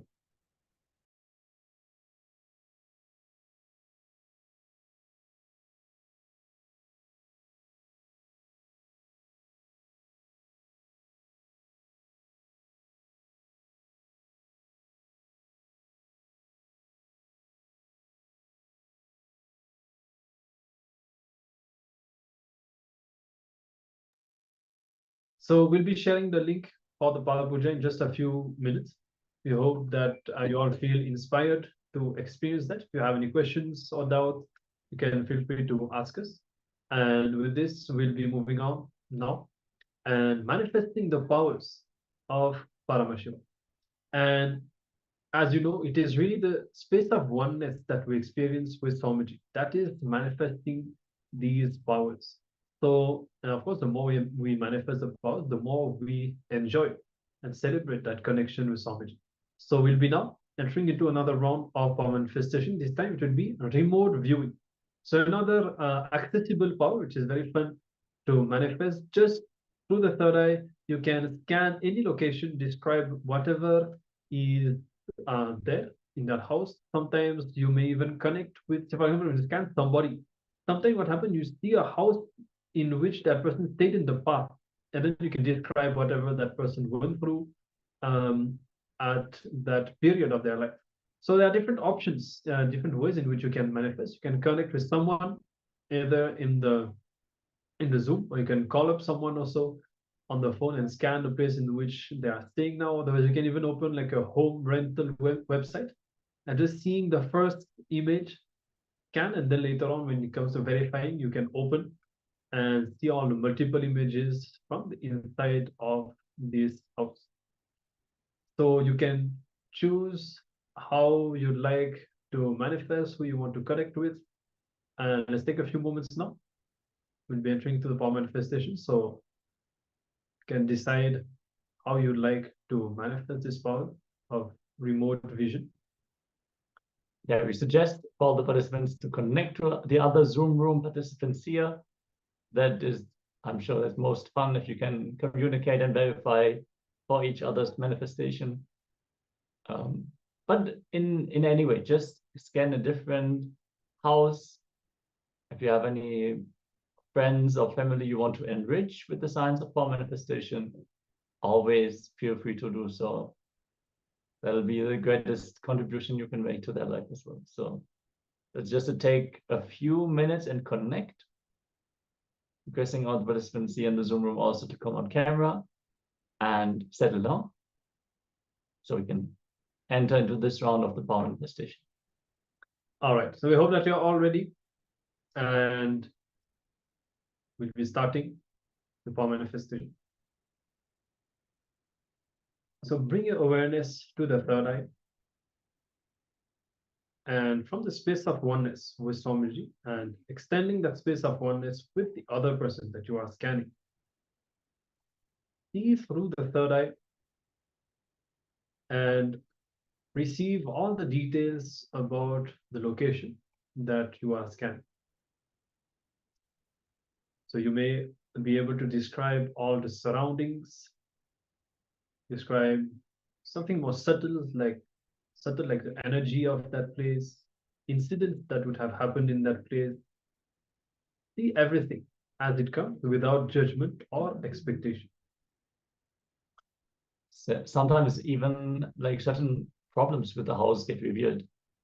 There was one case where the person who was scanning would just continuously hear a coughing sound, and they tried to locate that, and in the end it turns out that there was mold in the house that was actually bad for the owner's respiratory system.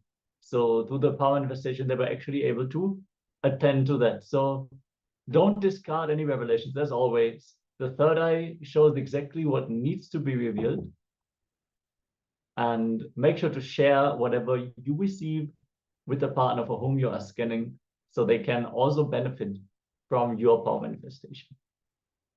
All right. So let's begin the power manifestation. You can have your eyes closed or open, whatever is more comfortable. Bring your awareness to the third eye and be in the space of oneness, Swamiji. Reverberate yourself with the Mahavakya. Om Nityananda Paramashivoham. Om Nityananda Paramashivoham. Om Nityananda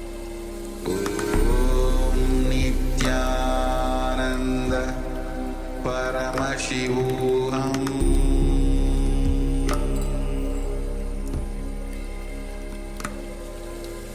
Om Nityananda Paramashivoham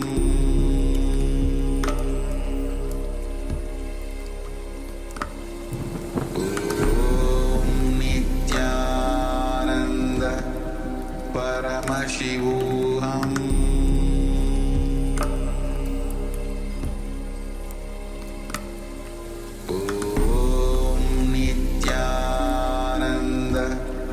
Paramashivoham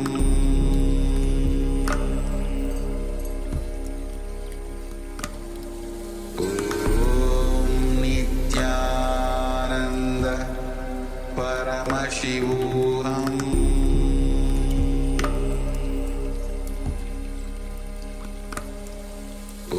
Om Nityananda Paramashivoham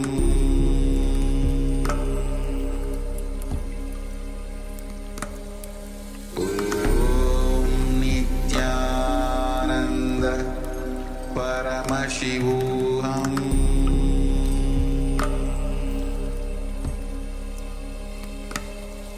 Om Nitya.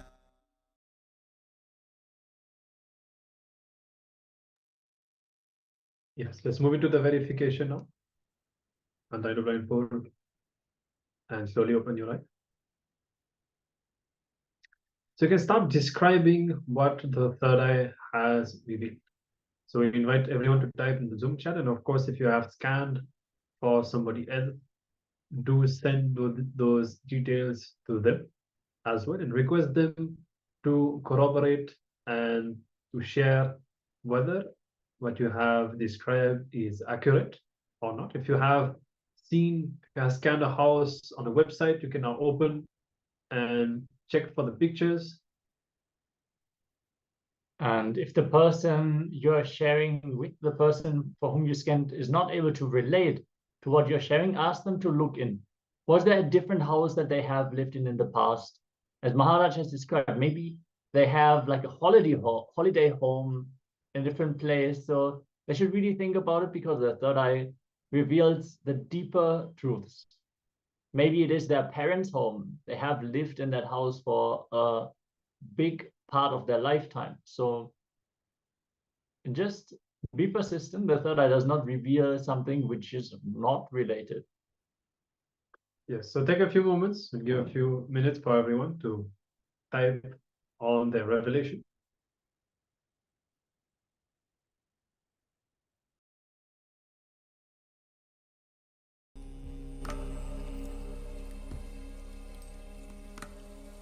Om Nityananda Paramashivoham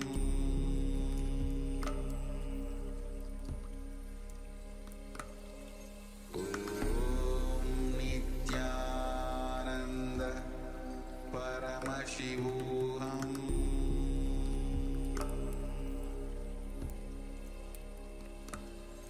Om Nityananda Paramashivoham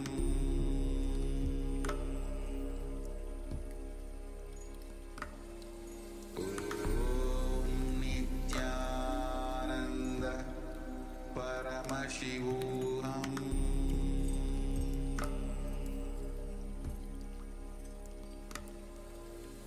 Om Nityananda Paramashivoham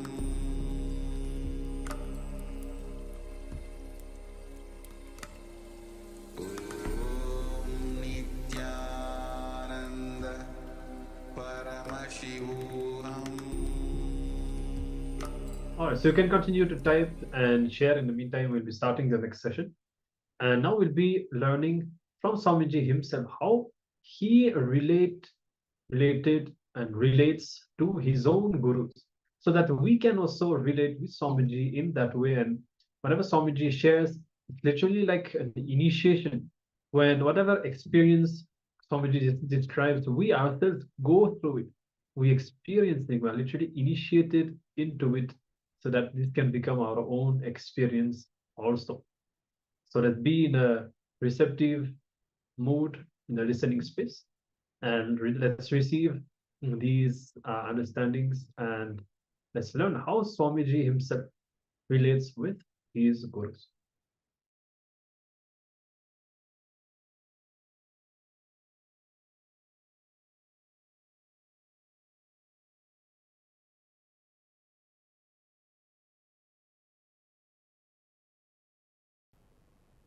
There's a beautiful example in Upanishad. Upanishad is the source book of Hinduism, just like Bible for Christianity, Quran for Islam. Vedas are the source book of Vedic Hindu tradition. And Upanishads are the main chapters of the Vedas based on which our life is running.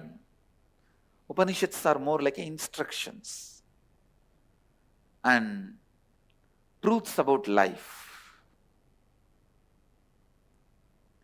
So in one Upanishad there is a beautiful story. In a tree, huge tree, there was a small bird which used to jump from branch to branch. Sometime it will eat sweet fruit in the tree and jump. Some other branches will have a bitter fruit. When it eats the bitter fruit, understand it's a very beautiful simile or a example with an amazing truth.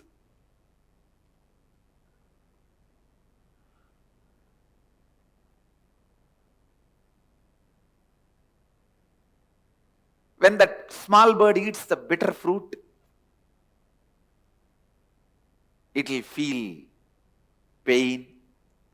On that same tree, on the top of the tree, there was a big bird sitting, golden color, shining.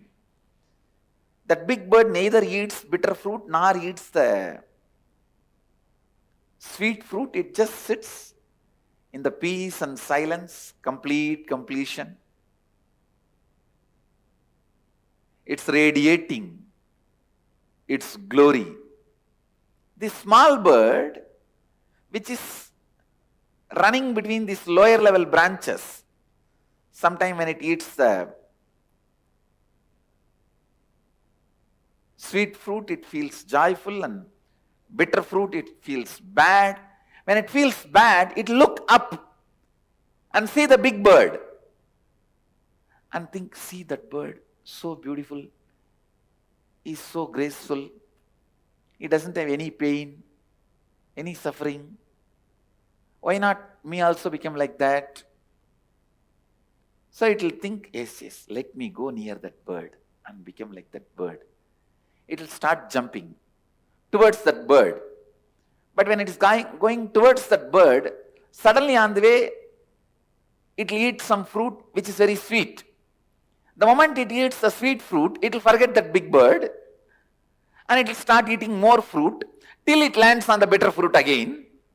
The moment it eats the bitter fruit again, it will look up and say, I should become like that bird. And then again it will start going towards that big bird. This small bird is spending all his life like this, jumping here, there, here, there, here, there, suddenly looking up when it eats the bitter fruit. But when it eats the sweet fruit, forgetting the big bird, forgetting everything, just eating the sweet fruits. Finally one day, by jumping like this small bird has somehow reached very near the big bird. And one fruit which that small bird ate was so bitter, it decided not to look this side and that side, it just locked its mouth and straight went near that big bird. When it went near that big bird, the more it went near, it felt he himself is the reflection of that big bird. And more and more and more when he went, he just merged and became one with that big bird.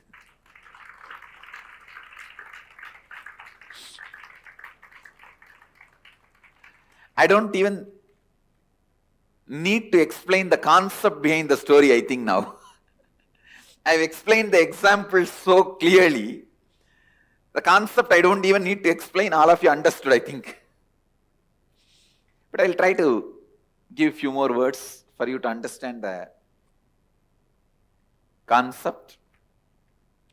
Big bird is the cosmic enlightened being. Paramatma, small bird is you, the individual soul. The bitter fruit is the incompletions and pains and sufferings. Sweet fruit is the once in a while small joys, completions you experience.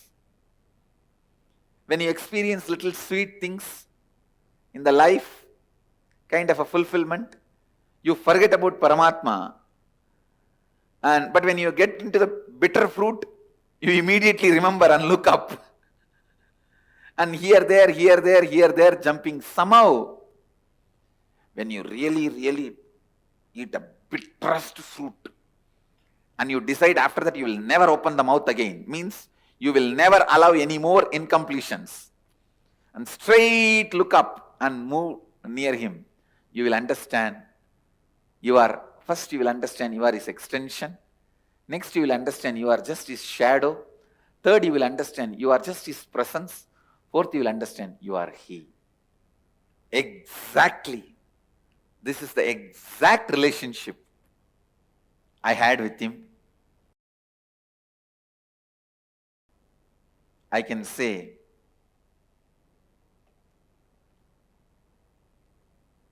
he was my everything.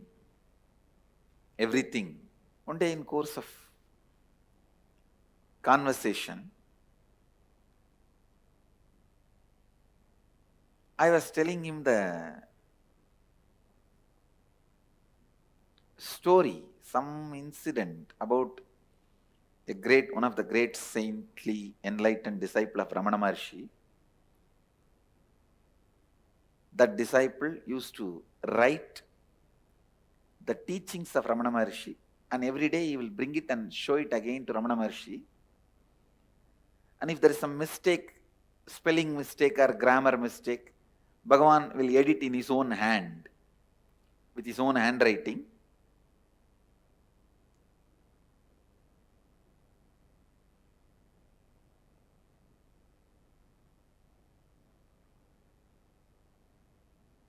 So, that sadhu,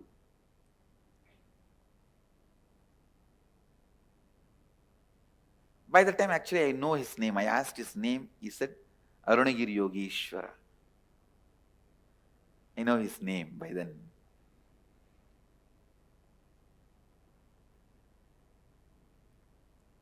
So I asked Arunagiri Yogeshwara, I was telling about this story, then Arunagiri Yogeshwara smiled and said, maybe that is the way that Swami was trying to get the handwriting of Ramana Maharshi in his notebook. And he also made a comment, just to get the Ramana Maharshi's handwriting, this Swami will make more and more mistakes. The moment I heard, immediately I thought I got a very brilliant idea. I thought I will also start writing and bring the notebook to you. You will pen down, you will write, I will keep your handwriting with me. And I did it. At least I had 3-4 notebooks. It's very unfortunate that we are not able to get those notebooks now. Let's see, Kal Bhairava will get it for us.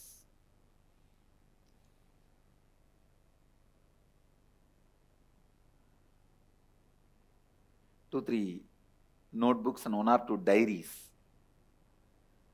where I'll try to pen down in the night whatever I could remember we spoke, and then purposely make mistakes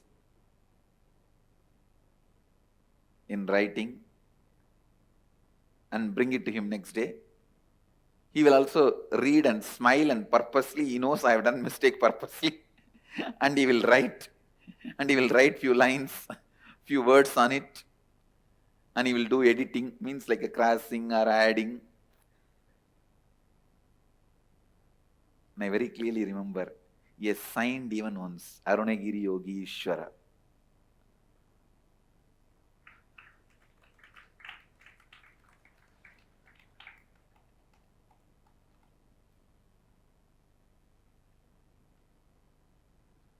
So many things, so many things. We used to speak. Once I remember he told me that don't go around and tell everyone that you are every day meeting me and talking to me. I took that as an instruction. I never asked why. That was one good thing I had. If I accept somebody as my guru, that's all. I will simply surrender. No question of why, what and all that. Before accepting, I will ask all the questions. The moment I accept, after that, no questions asked. That was my lifestyle.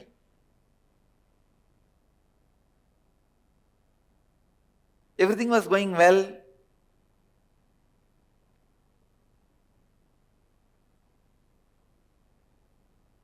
I remember him talking to me about various subjects. Patanjali Yoga Sutra, Vijnana Vairava Tantra, Upanishads. I even remember taking 4 Upanishad book to him, which was given to me by Isaki Swamigal. Tamil translation of the 4 Upanishads. And where he opened and read out some lines and explained some lines to me.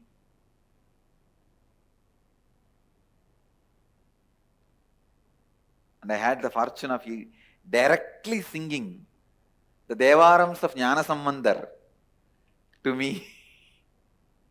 I have heard some of the great songs, Devarams, from his own mouth. I even asked him once, how do you know all this? He said in Tamil, இங்கே தானே இருக்கேன், இங்கே தானே பாடிட்டு இருக்காங்க, அதனால கேட்கறேன், அதனால தெரியுது. He said, I am here only all the time, na, and they are singing all the time here, na. So I am listening, so I know. These are all that mystical, mischievous answers.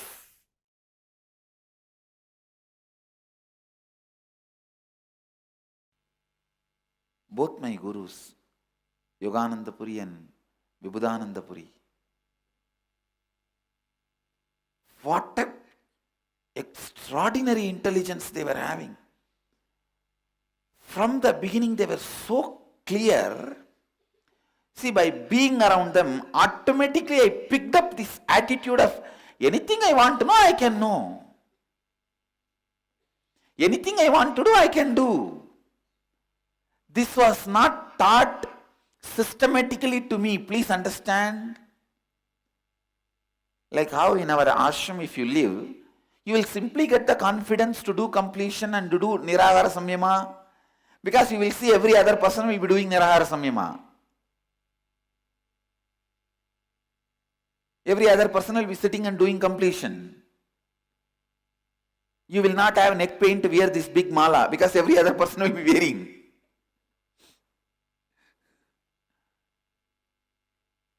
Just things are in the air. You see, there are some things which are not taught. You pick it up from the air.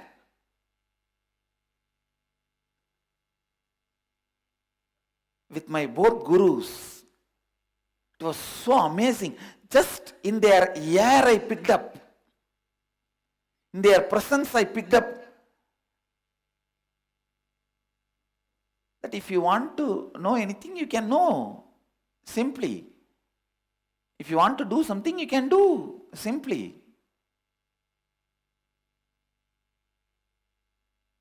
I never know whether it is a swimming or climbing the hill or anything, human beings need to be taught. I always thought, you want, just jump and do it. not just the swimming and trekking, everything.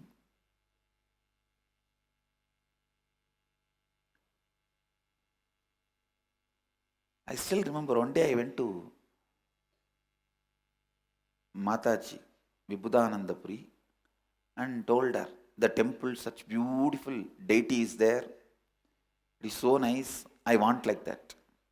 She said, you make it. I did not even ask how. And immediately, from my neighbor, I got one mold of Lakshmi and made a clay mold out of it.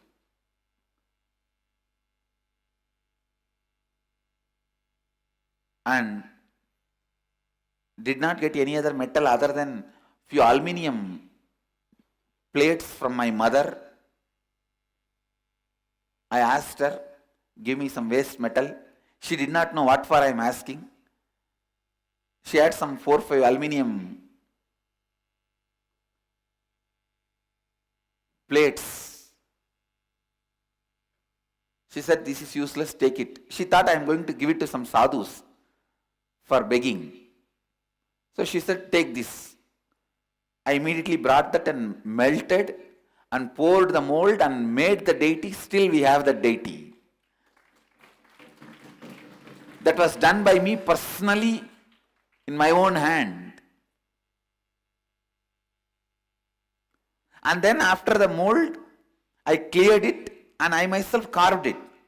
I was hardly 12-year-old boy. Did not even have a second thought. When I did and took it and gave it to my guru, she said, this is your Lakshmi. She said, this is your Lakshmi.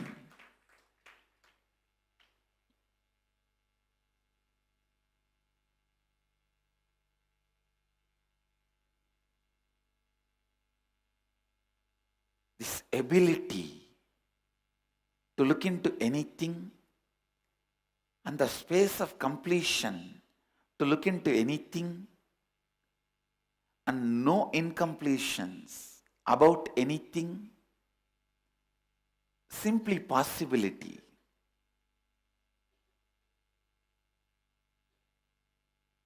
Everything is doable and do it. Not only doable, do it.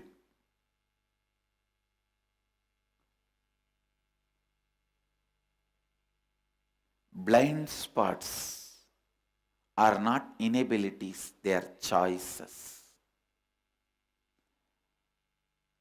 Thinking blind spot is inability is karma.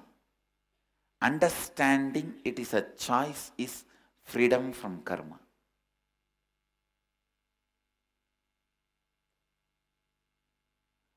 Don't even know about inability and possibility and simply you are living, making everything possible is vikarma. I neither know it is difficult for some people, easy for some people. I simply did it like breathing, like living. Still we have that Lakshmi deity with us. When I went and told the deity is so beautiful, I want like that one deity, she neither discouraged me, nor she started explaining how to get it.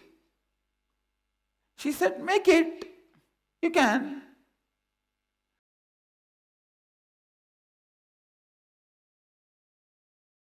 I tell you,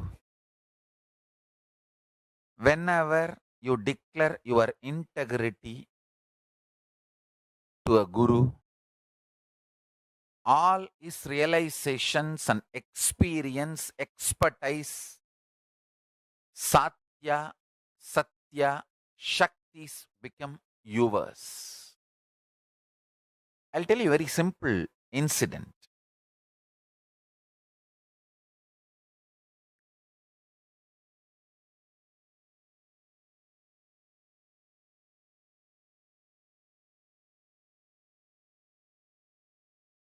I heard this conversation between Raghupati Yogi, Kuppammal and Panduranganar. Once the Panduranganar was supposed to go to Kanchipuram to have some clarification about the Shastras from Tondemandala.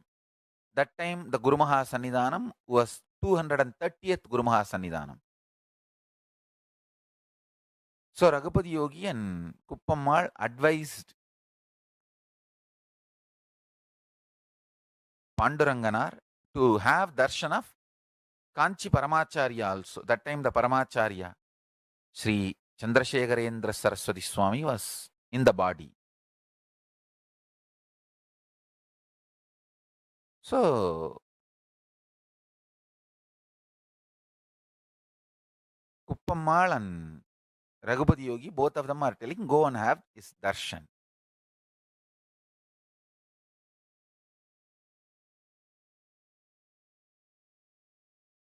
Muruganar said, I don't know whether I'll have time because I have to meet Tondemandala Sannidhanam. So if I have time, I will plan. Then Raghupati Yogi said, no, you have to have his darshan because in many ways his expertise will help you. Then he was sharing an incident when these Swamis gathered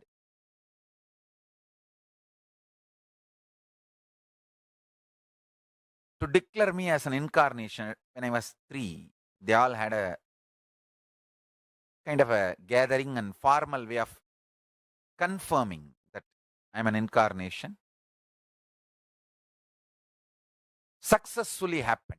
Actually, when an incarnation happens in the body, there is every possibility within 21 months, he may not be able to settle in the body and leave the body. So it takes 21 months for them to confirm that I am grounded in the body. So after the 21 months, they all had a kind of a happy celebration that I am grounded, I am settled, I am going to live. So for that function, they wanted to have the blessings of Paramacharya and Tondemandala Sannidhanam and went. Tondemandala Sannidhanam personally took Raghupati Yogi to Paramacharya, and the Paramacharya not only blessed,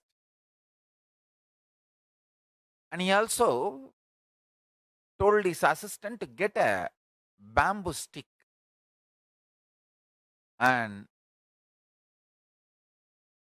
told that assistant to put that bamboo stick in front, and he touched 3 times, told the Tondemandala Sannidhanam, and take this and give it to that boy, make him do the Chaturmasya.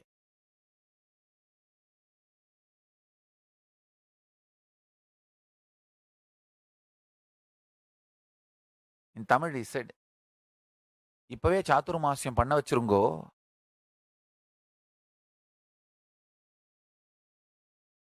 பிறகு சாத்துர்மாசியம் வச்சுதான் வயசை எண்ணுவா.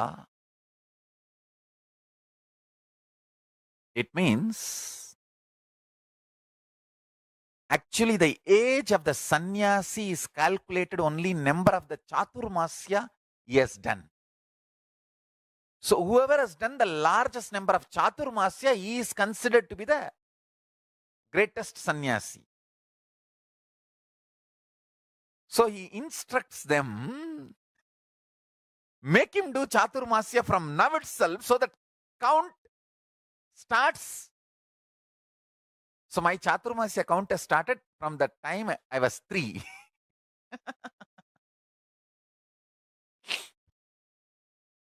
Actually, after 21 months, after 2 years only, they did the ceremony. So only from the third year, the Chaturmasya started.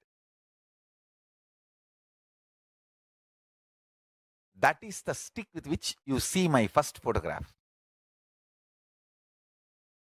My first photograph with a danda, that was given, blessed by Paramacharya and brought by Tondemandala Sannidhanam and given to Raghupati Yogi, and Raghupati Yogi brought, and they all did all the ceremony, whatever needed, and they did, and rest is history. Raghupati Yogi remembered this and told Muruganar. That time he made a statement. பெரியவாளை பார்க்கும் பொழுது அவங்க சேர்த்து வச்ச ஞான சொத்தெல்லாம் யதார்த்தமா நமக்கு கொடுத்துருவா. Means when you meet great people in a natural way, all the great expertise and knowledge and experience they have will be given to us. I tell you, this is the Sankhya, the multi-dimensional logic of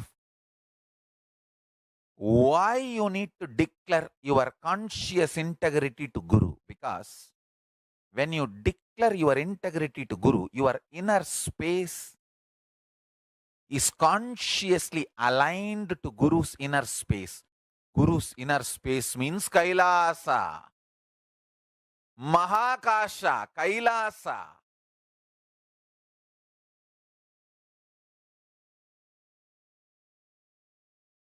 Paramashiva Sarira, how he describes himself in Agama, eternally 16, Divya Sarira, can shape out of free will, can live as long as he wants to use that body, Ichamrityu. As long as he wants, he can use the body, and then he can drop when he wants to drop. The Divya Sarira will become reality for you if you just add consciousness to your hunger. That's all I am telling you. See, I had a guru. His name was Narayana Swami Tata. He's an adept in the science of Aushadha, medicines. He will collect herbs from the ground which was never walked by human beings. மனித கால்படாத இடத்திலிருந்து வேர்களும் செடிகளும் மூலிகைகளும் கொண்டு வருவார். Let me repeat. The place where human beings never walked, from that kind of places he will bring herbs, roots. How you know? He had a trained dog and a goat. The dog will take the goat and go. Goat will identify the herb. Dog will just pick it up and bring it. I have seen this happening. I am not telling you stories. He lived just few years, maybe 30 years before. And still his son, grandsons are, his family is still living in Tiruvannamalai. You can go and talk to them. You will find what I said is true.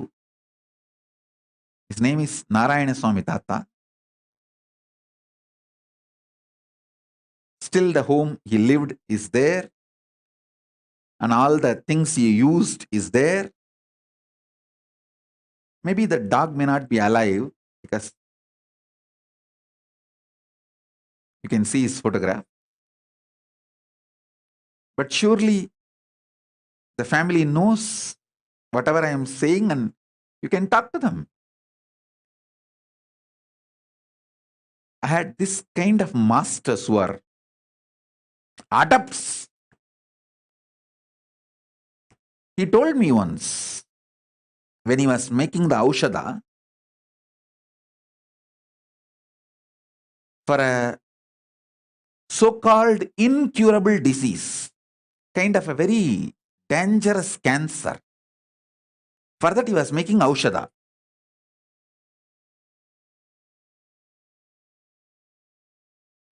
He collected too many things from too many sources and finally made the aushadha. He called that disciple, or I should say that client, who came to him for healing, for medical care, medical help, aushadha help, the customer. And he gave that medicine to him.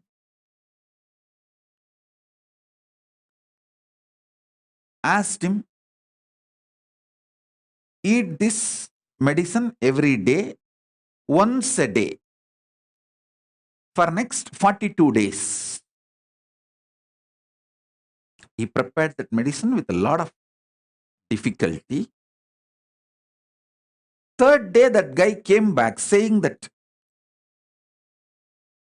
somebody in the home unknowingly threw that whole packet into the river. Without knowing that it is a medicine, they just threw the whole thing while they were cleaning the home and put it in the river. Nearby small stream where they dump all the unwanted things. Surely it is very difficult to do the medicine again. I was wondering how he is going to solve, how he is going to help this person to get out of the cancer now, because making the medicine again, collecting the whole items, almost impossible. All he did, he called that person, made him sit next to him and told, this simple process, whenever you are feeling hungry, do japa of this mantra. I tell you, I know it is very difficult for you to believe. Maybe the power of his initiation, his words, energy. He said, whatever I made as aushadha, your body is capable of producing it when you add consciousness to your hunger. I tell you,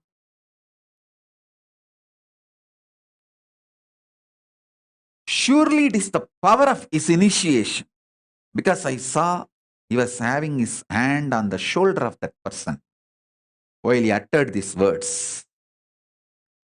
So that words have gone into his body like a powerful energy shock.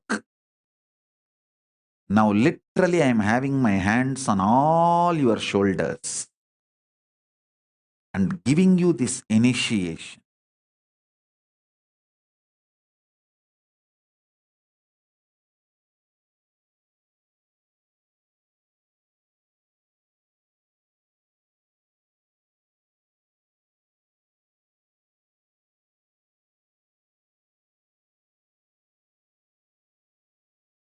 All right. Today I wanted to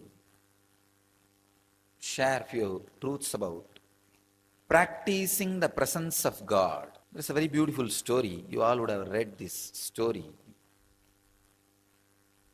in school. There was a guru and he had 10 disciples. There was one chief disciple, very brilliant and highly spiritual. So naturally Guru was giving attention to that disciple more. So the jealous started among other disciples. So all the other disciples wanted to defame, abuse, disrespect this chief disciple who was getting too much of master's attention. Somehow they wanted to move him out of master's attention. Master also observed He observes everything, even though you think he sits with closed eyes.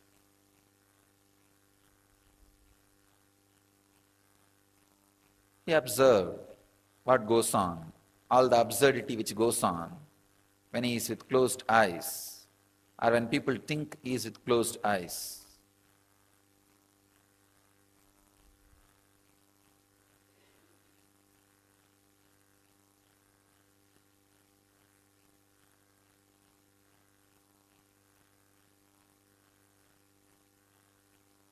One day he wanted to tell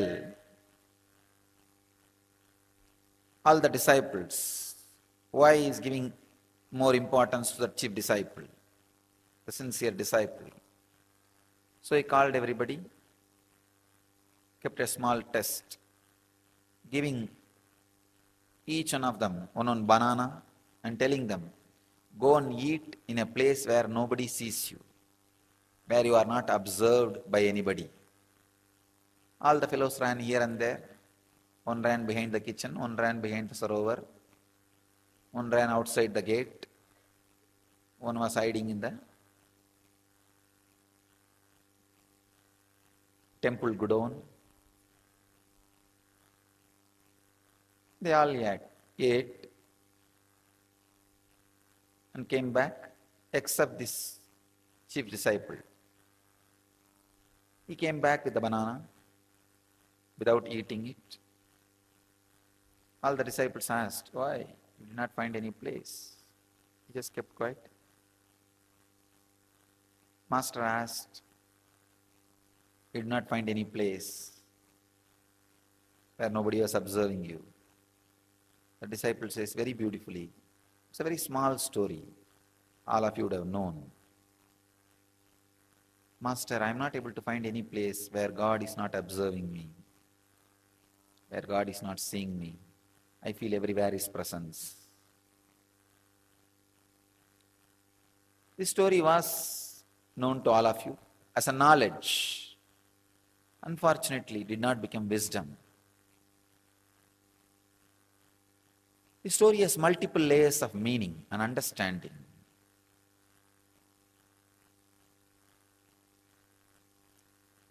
First thing, there is no shortcut for spirituality. There is no shortcut for enlightenment. There is no technique for enlightenment. Technique means shortcut. There is no shortcut. You have to iron out your 24 hours with a clear understanding of practicing the presence of God in your body, mind, actions, in everything. The clear, intense awareness has to be imbibed.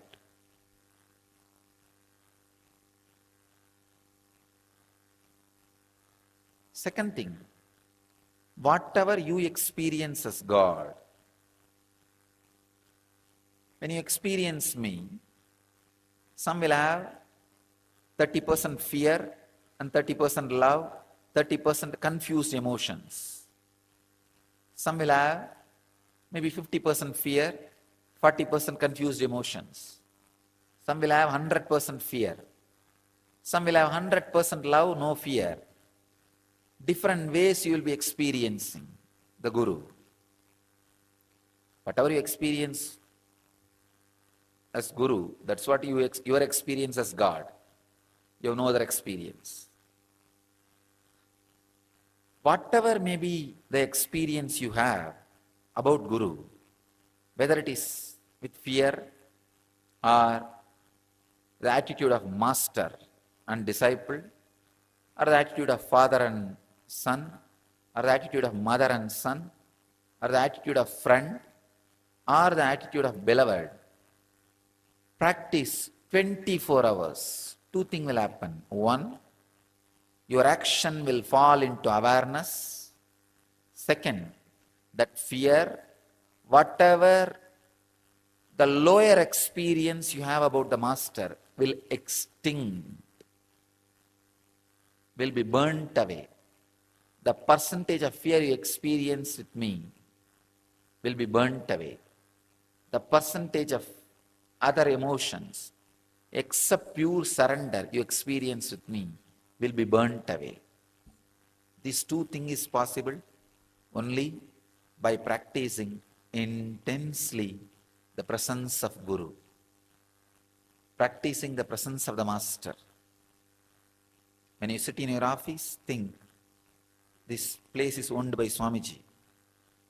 How Swamiji will maintain this office? When you sit and talk to people, if Swamiji is here physically, how will I talk? When you do Guru Puja, when I am here physically, just remember, if he is sitting with open eyes, how I will do?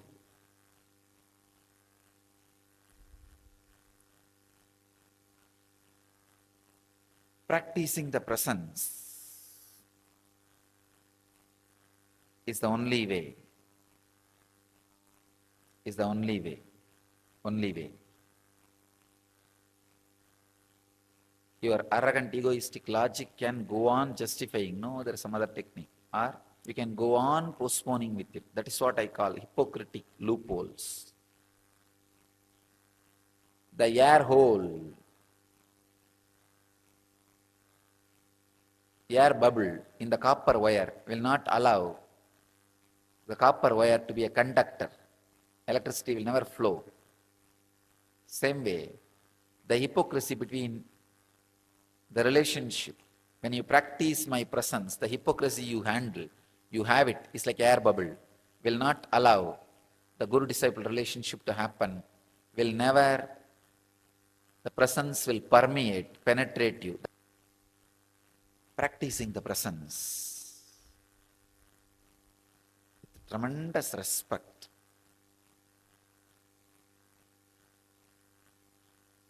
is the only way. That is the only way. My blessings to all of you to practice the presence of the Guru and God, experience and radiate enlightenment, achieve, live and radiate the eternal bliss, Nithyananda. Thank you.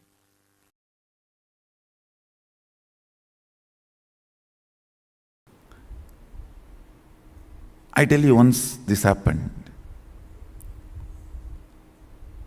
Arunagiri Yogeshwara was supposed to give me an initiation. He told me that it's a ritualistic initiation, so prepare formally. Means I'll have to get one fruit and one betel leaf and one fruit means banana, one betel leaf, betel nut. And in those days the dakshina will be that 4 annas. 4 anna is I think 25 paise. You have to keep some coin for that 4 anna. And you will have to get one towel, means a piece of cloth. These are supposed to be offered as a dakshina. So he told me, prepare everything and come with all that. He was supposed to give a very ritualistic initiation. One beautiful thing, that one thing with Arunagiri Yogeshwara I have seen, even though he transmits all the experiences, everything, left and right, he will never miss performing something which need to be done ritually to educate me, to teach me a lesson. So I will do the same for all of you. He will never avoid ritual. You see, he will make me experience the whole satya of sannyasa. That does not mean he will not perform the ritual. He will end, after that he will perform the ritual also and give formally. The consolidation. By the time I ran to him with all the things, almost sunset has happened, and listen now. Now is the real thing. Whenever I go to Arunagiri Yogeshwara, first thing, a wide, broad smile, and he will stretch his leg for me to touch his feet. That's the way he will welcome me, receive me. Vada? He will stretch his leg with a wide smile. That is the way he will always receive. And I will run and touch his feet. That day, he did not stretch his feet. Smile was not, I will not say there was no smile, but I know it was a limited expression. And he did not stretch his leg. That's it. I know. Underline, slight, but very strong message for me. Fortunately, I had such deep Guru Bhakti Sadashiva gave. Even the light warnings from Guru made me wake up from my blind spots and catch his feet, change my cognition. I should say, that's the biggest right thing, which is much more important than the initiation from Guru, which lifted me and made me experience oneness with him.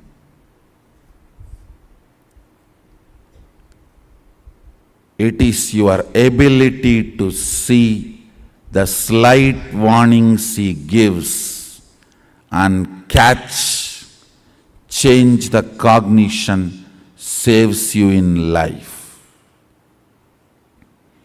Because many times he doesn't want to interfere with your freedom, with your will, with what you want to do in your life.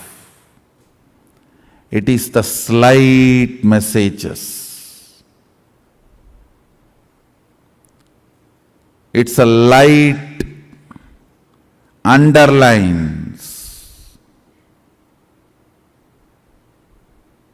Listen carefully. This underlines, light warnings. Very subtle messages. If you can catch that and change your depth, you are saved. He did not stretch his leg.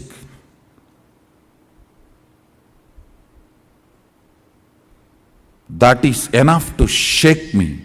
I ran and just held his feet and said, Sami mannichirunga late aayirchi. Tappu pannitane. Means forgive me. God delayed. I made a mistake.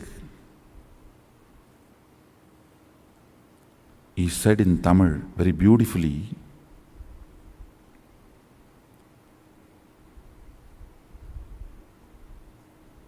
இந்த சேவையை விட அதிக பணம் வேணுன்ற ஆசையினால தேவையில்லாமல் சரியான நேரத்தை இழக்கிற பரப்பா. He told me I am greedy for money. பணத்தாசையடா. It just shook me. Yes.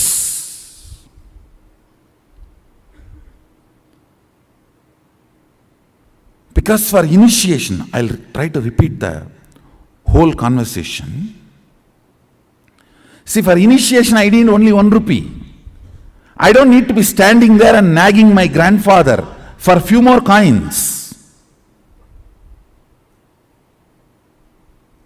Something which I thought I can buy, which can be a comfort, and after all, easy money coming, it's only few more minutes.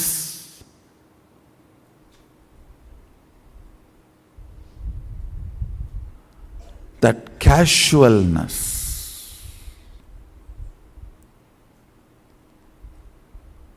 it was a slap, shock. I just woke up. Oh God,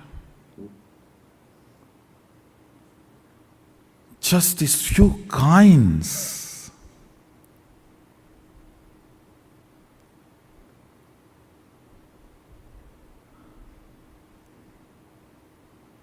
And I am a guy who never touches money.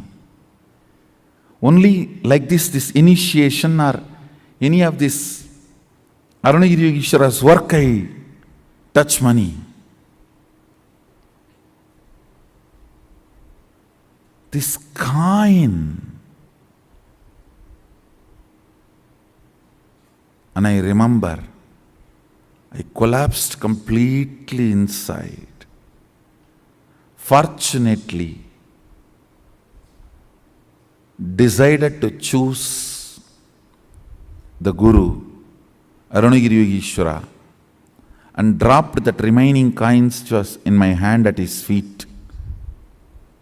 Over. Never ever, even the casual greed. Over. Not even because it is coming effortlessly, why not? No.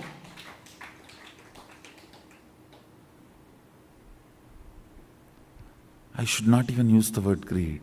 Even that casualness. If it is there, we can buy something. Even that cannot keep me away from my Guru.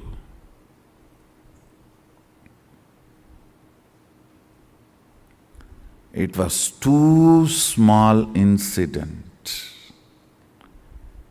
but too big cognitive shift in me. Over. Over.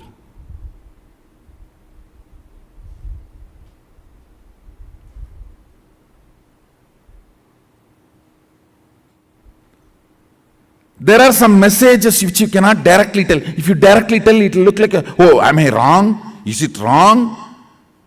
You will get into defense. Then you cannot be taught. The cognitive shift will not happen. I can only underline. Even a casual desire for little money should not keep you away from Guru. I can only underline. I cannot directly give you. If I give this statement directly to you, you may get into defense. Then transformation becomes painful, difficult.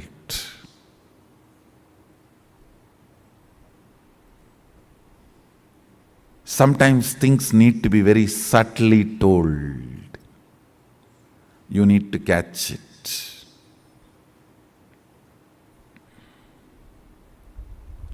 You need to catch it. Only if you catch the subtle messages given by Guru, your cognition will be consolidated. Your cognition will be consolidated.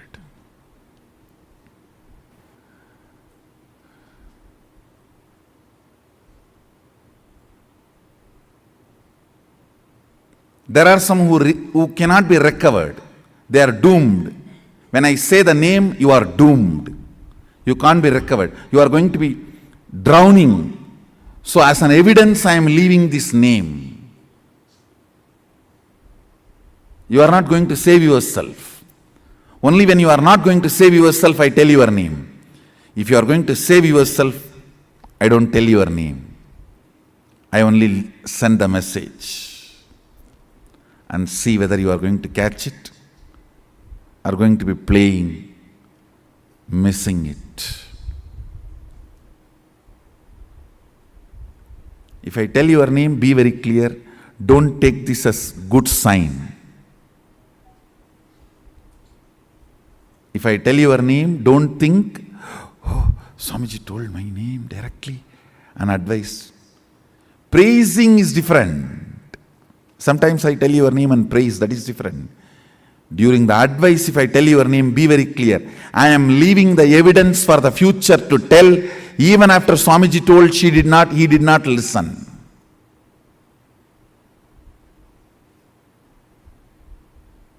If I don't tell your name, only leave the message, I have a hope you will catch the subtle message and consolidate. catch the blind spot even you are missing, which is inside you, and change your cognition. If I am telling your name, it means very clear, you are too arrogant. You are not going to change. I am telling your name so that the future, you will be the wrong example for the future to learn lesson from you.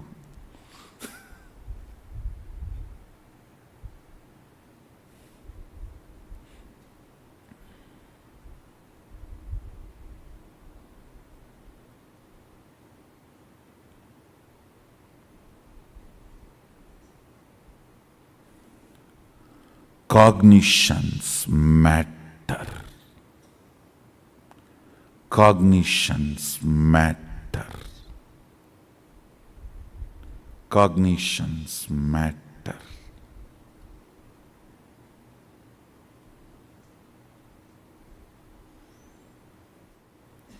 Do you know the funny thing next what happened when I collapsed at his feet?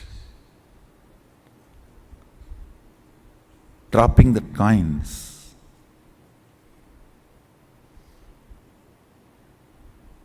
I know at his feet, my whole cognition changed.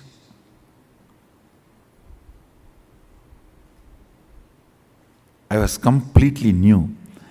He lifted me up and held my face casually and turned. I saw the sun is back. Sun was back. No sunset.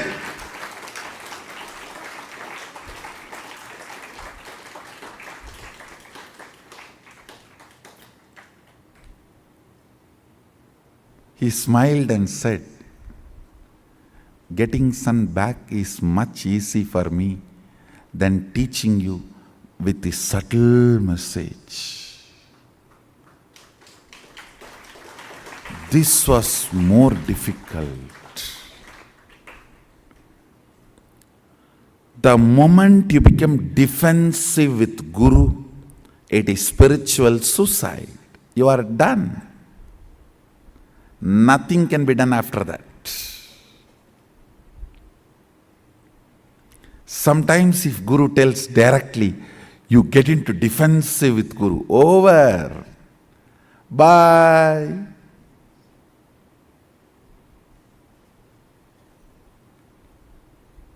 See you later when you are ready.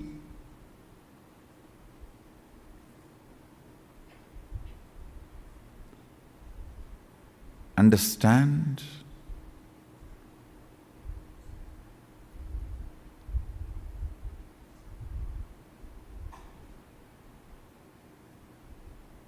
He said, making the sun set or getting it back is in my will. But you deciding to cognize my side or other side is your will. So I need to play here more subtly than there. Shaknoti ihaiva yahasodu praksharira vimukshanat kama krododbhavam vegam sayuktasya sukhi naraha. Shaknoti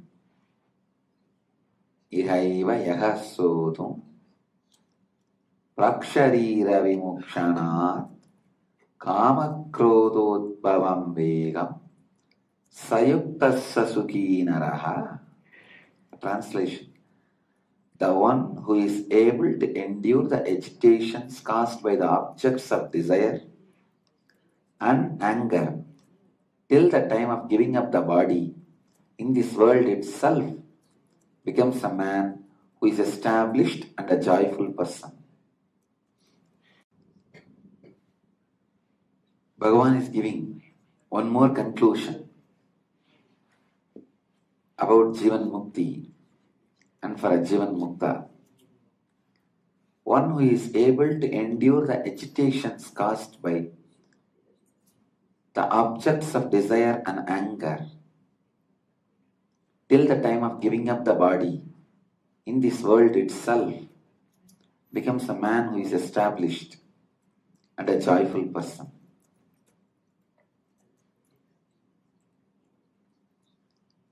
Ability to handle the agitations by the desire objects and anger objects.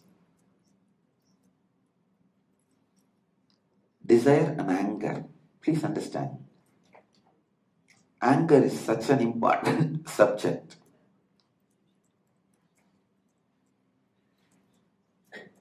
It's neither good nor bad.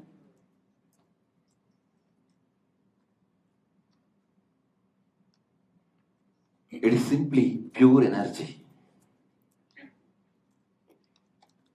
How you are going to use it is the whole thing.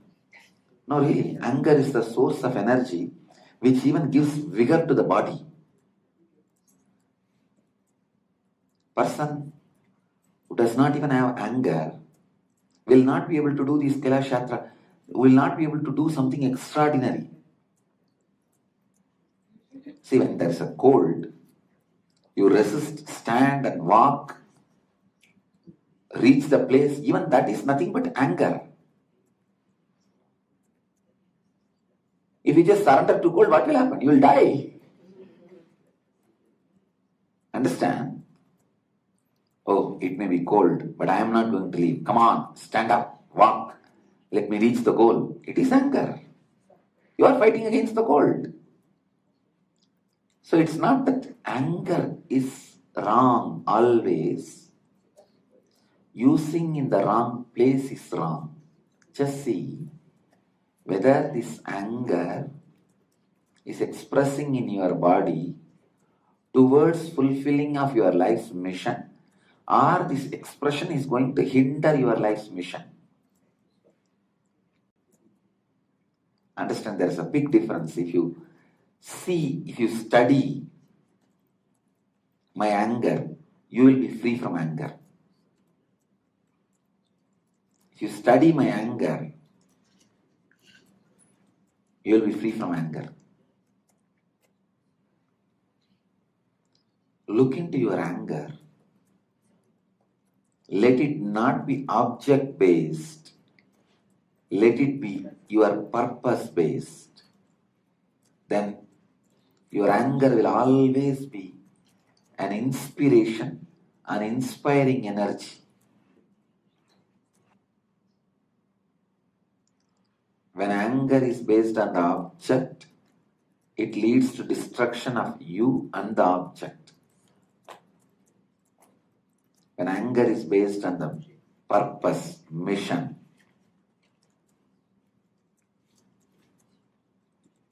it leads you and the mission fulfilled. Meditate. Meditate on this one important truth. Maybe take this as homework. Study next 3 days. How you get angry, when you get angry. Is it because of the object, or is it due to the responsibility you took about your life's mission?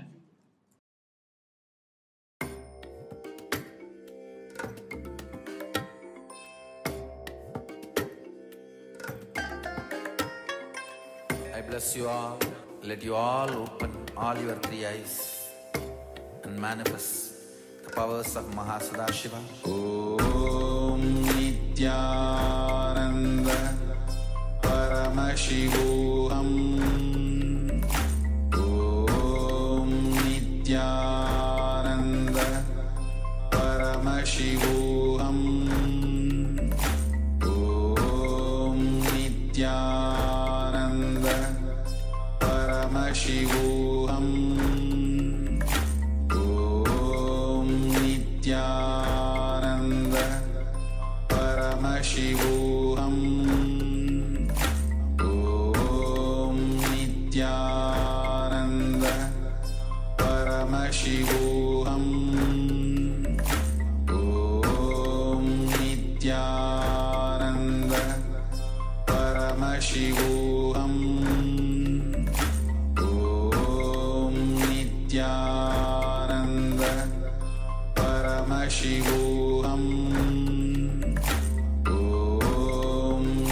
Nityananda Paramashivoham Om Nityananda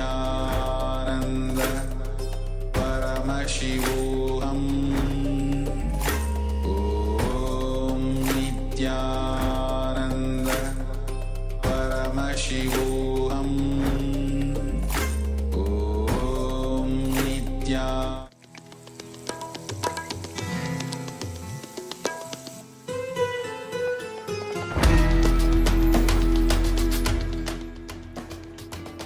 The ferociousness of seeking is powerful enough, like the fire of Kalabhairava, to burn everything which need to be burnt and destroyed inside you.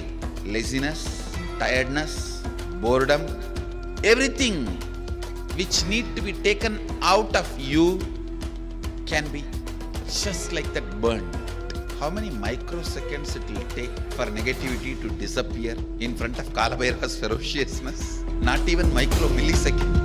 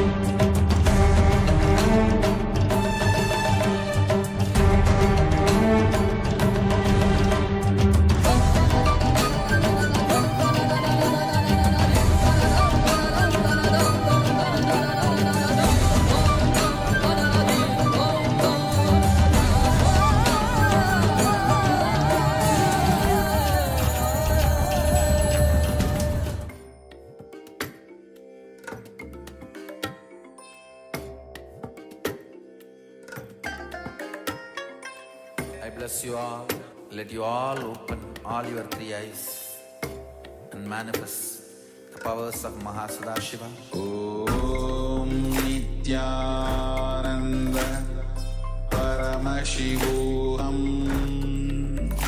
Om Nityananda Paramashivoham Om Nityananda Paramashivoham Om Nityananda Paramashivoham Om Nityananda Paramashivoham Om Nityananda Paramashivoham Om Nityananda Paramashivoham Om Nityananda Paramashivoham Om Nityananda Paramashivoham Om Nityananda Paramashivoham Om Nityananda Paramashivoham Om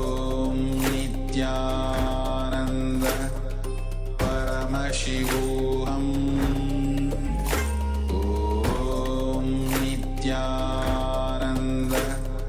Paramashivoham Om Nityananda Paramashivoham Om Nityananda Paramashivoham Om Nityananda Paramashivoham Om Nityananda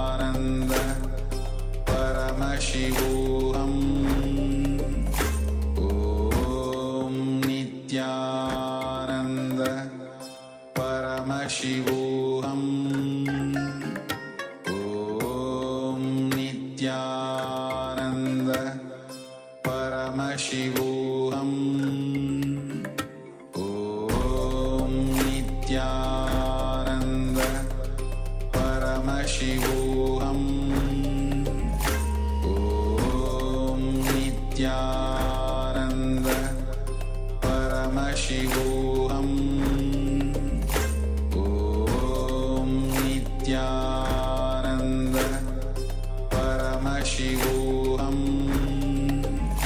Om Nityananda Paramashivoham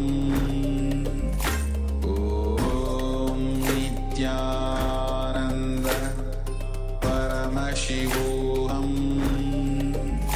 Om Nityananda Paramashivoham Om Nityananda Paramashivoham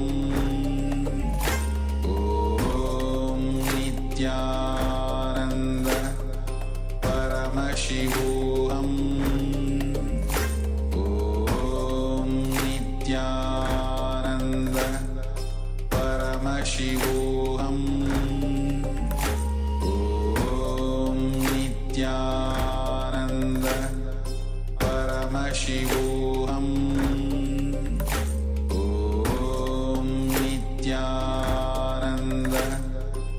Paramashivoham Om Nityananda Paramashivoham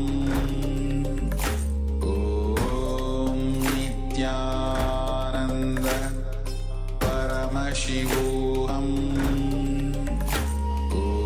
Om Nityananda Paramashivoham Om Nityananda Paramashivoham Om Nityananda Paramashivoham Om Nityananda Paramashivoham Om Nityananda Paramashivoham Om Nityananda Paramashivoham Om Nityananda Paramashivoham Om Nityananda Paramashivoham Om Nityananda Paramashivoham Om Nityananda Paramashivoham Om Nitya. Yes, Nityanandam, and welcome back. And we apologize for a short interruption, but we just now listened to two powerful segments about how Swamiji relates with his gurus and how Swamiji would do this powerful understanding, and which we can take up as a practice, continuously thinking how Swamiji would do. Like, for example, when you're sitting in your office, or even if you are eating, if you are sitting in your house, whatever you are doing, continuously remembering Swamiji and thinking how Swamiji himself would do that, or even if Swamiji was there right now, how that place should be, how I should keep myself and keep the place around me. And when you sit and talk to people, if Swamiji is here physically, how would you talk? When you do the puja, for example, in the morning, when I am here physically, just remember, if Swamiji was sitting, if you were to offer puja directly to Swamiji, as if he was physically present, what kind of an inner space you would have?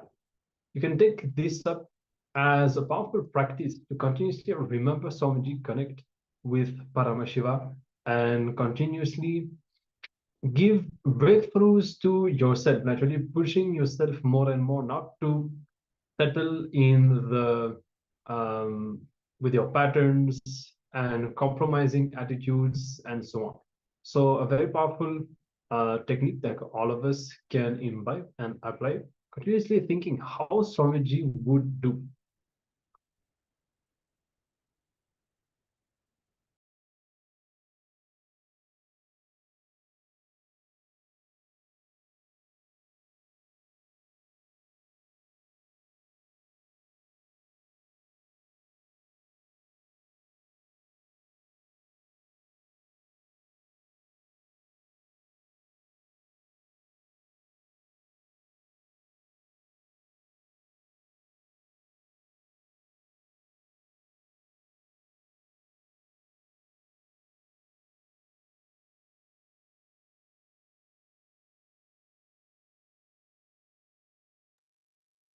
All right.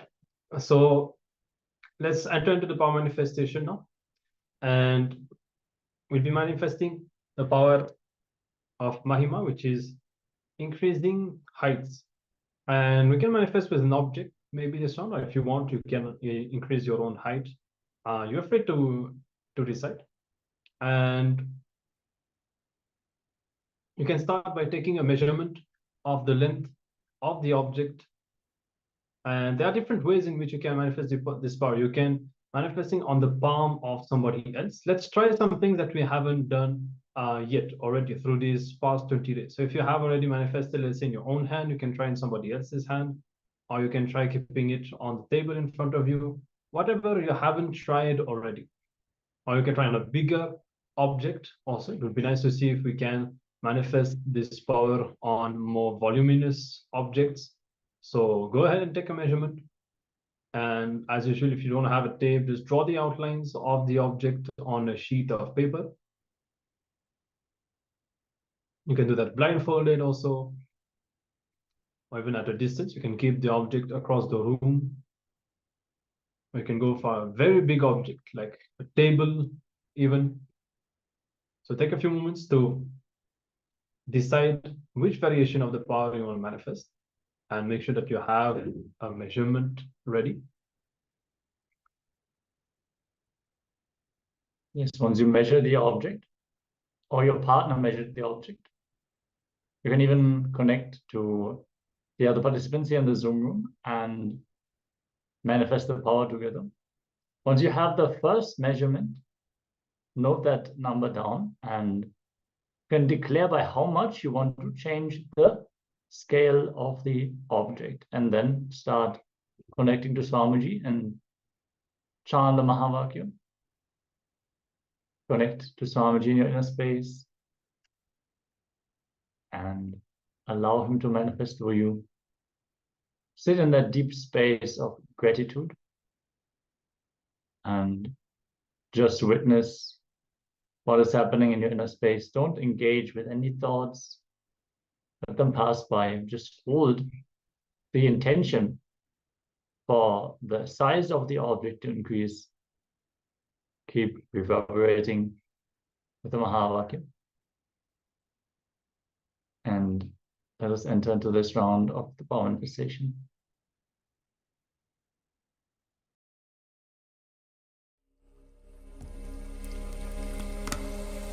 Om Nityananda Paramashivoham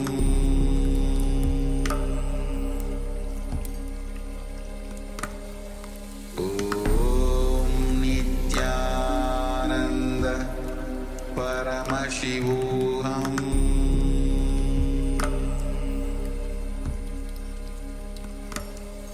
Om Nityananda Paramashivoham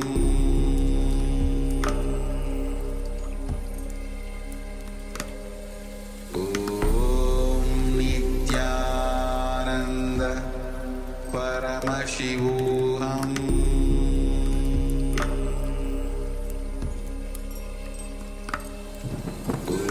Om Nityananda Paramashivoham Om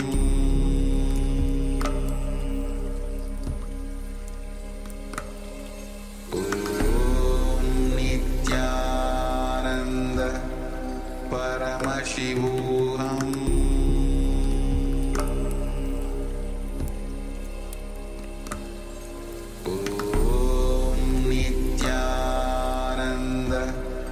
Paramashivoham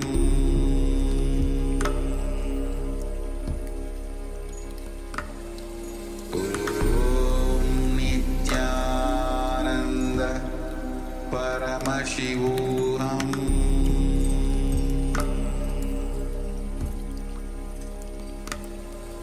Om Nityananda Paramashivoham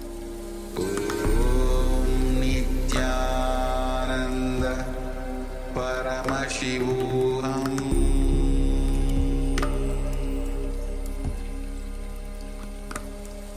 Om Nityananda Paramashivoham.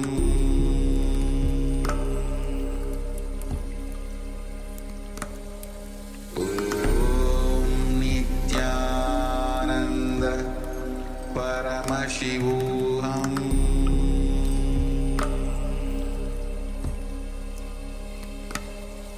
Om Nityananda Paramashivoham.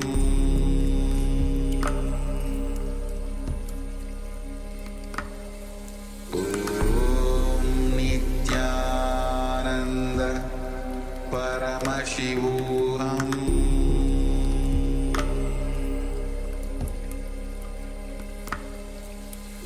Om Nityananda Paramashivoham.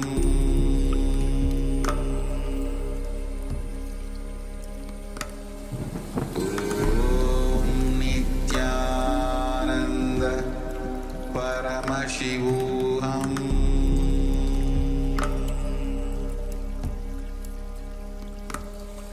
Om Nityananda Paramashivoham.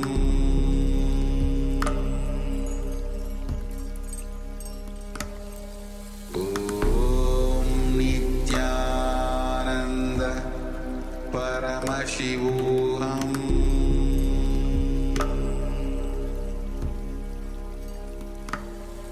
Om Nityananda Paramashivoham.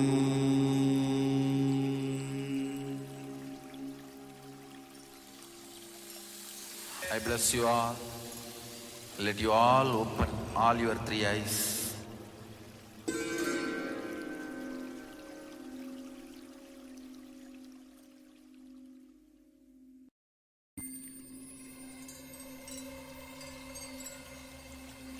I welcome you all with my love and respect. Let you all open all your three eyes. Om Nityananda Paramashivoham.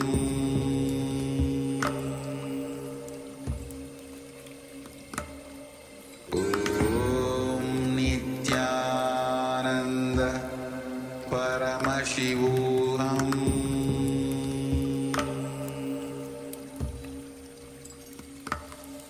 Om Nityananda Paramashivoham.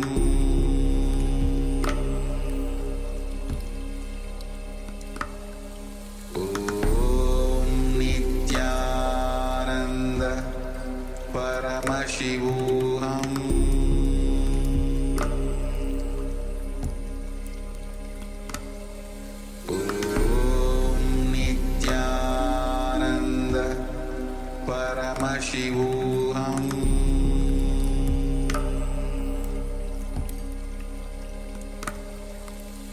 Om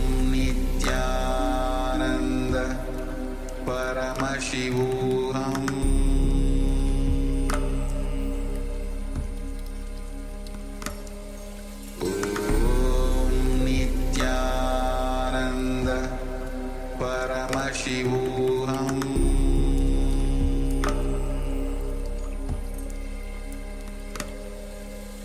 Om Nityananda Paramashivoham.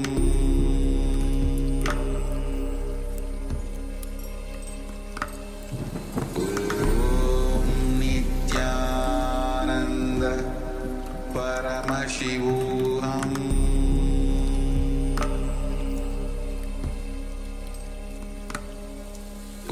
Om Nityananda Paramashivoham.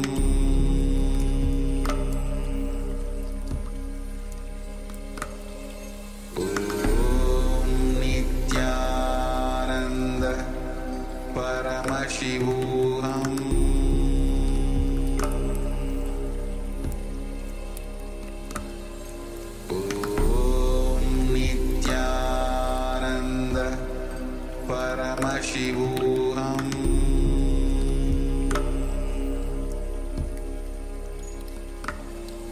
Om Nityananda Paramashivoham.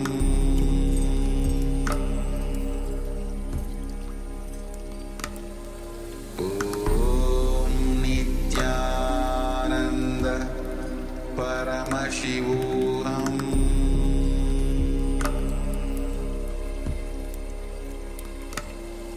Om Nityananda Paramashivoham.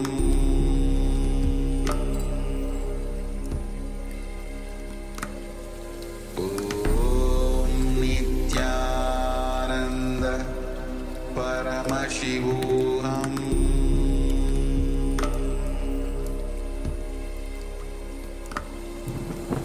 Om Nityananda Paramashivoham.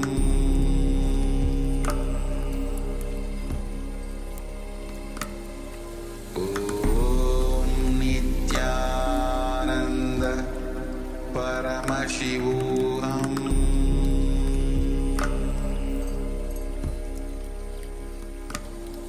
Om Nityananda Paramashivoham. Om Nityananda Paramashivoham.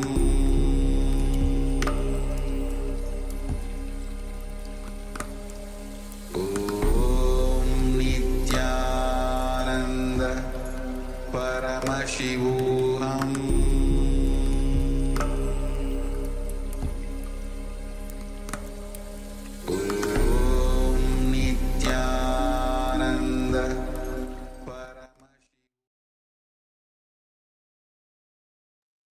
Yes. All of you can now settle down and take the secondary measurement of the object, which you increased in height. Let us know by how much the size of the object has changed and what object you manifested this power on. What is the level that you have manifested today? Let's take a few moments to share before we move on to the next segment. Om Nityananda Paramashivoham.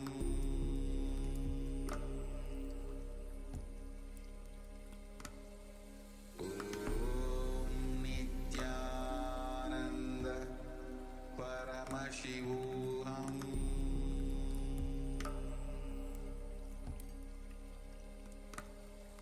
Om Nityananda Paramashivoham.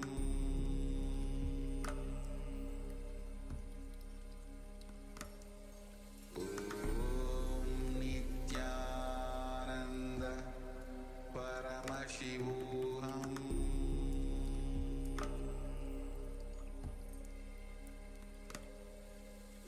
Om Nityananda Paramashivoham.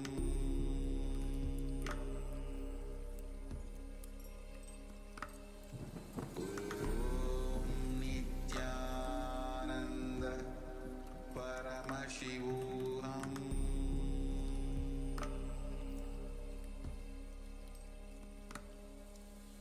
Om Nityananda Paramashivoham.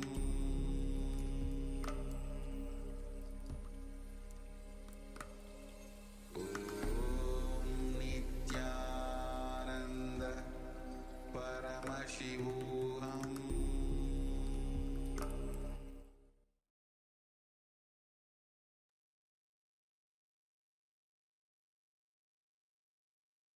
All right, so we hope that you're all able to see an increase or a decrease in the length, seeing your success in the power manifestation.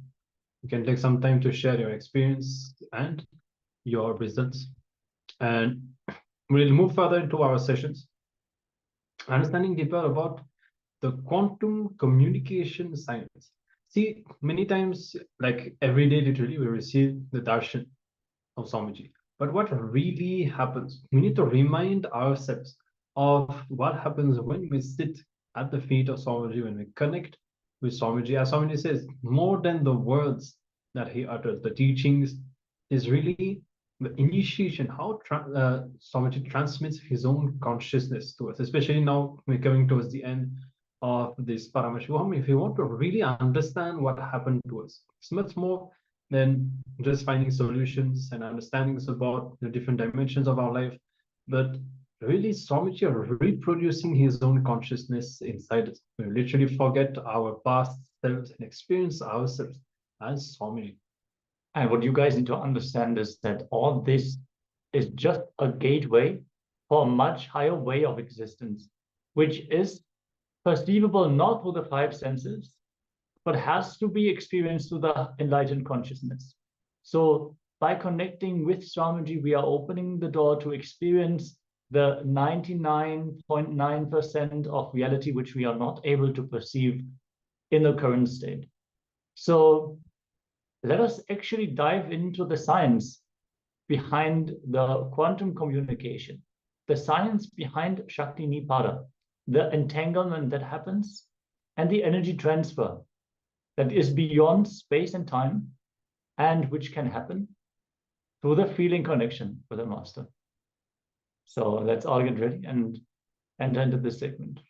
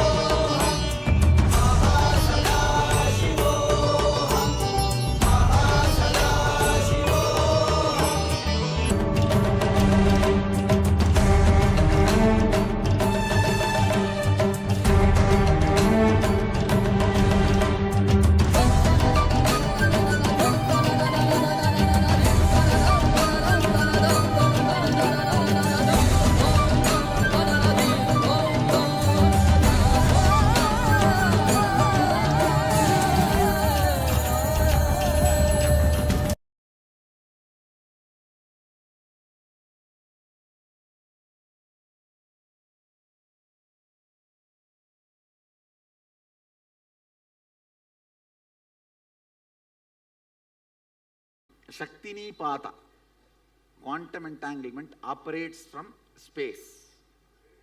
Only from space. And that... Because the space is entangled, everything else gets entangled.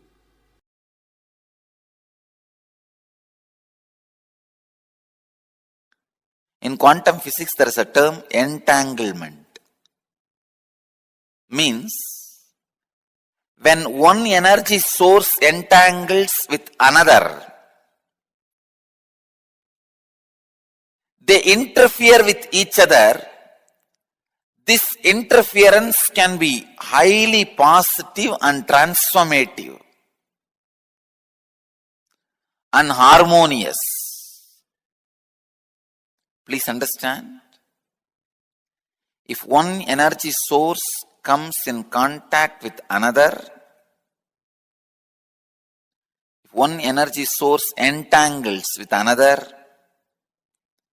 they interfere with each other. That interference can be harmonious and highly positive and transforming. When you come in my breathing space, this is what happens. Suddenly,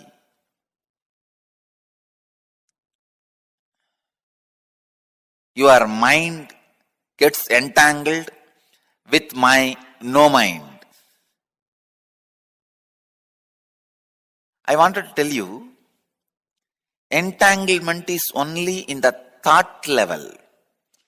If your mind entangles with my no mind, it is entanglement, thought level.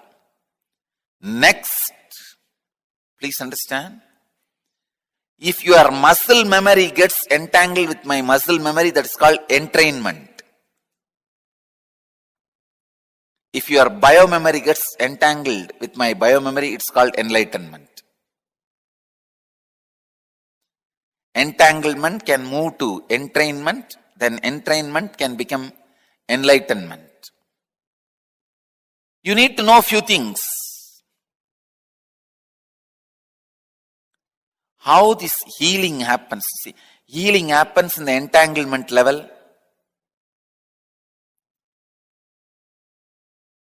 Kundalini awakening happens in the entrainment level. Levitation happens in deeper than entrainment. I can say momentary enlightenment.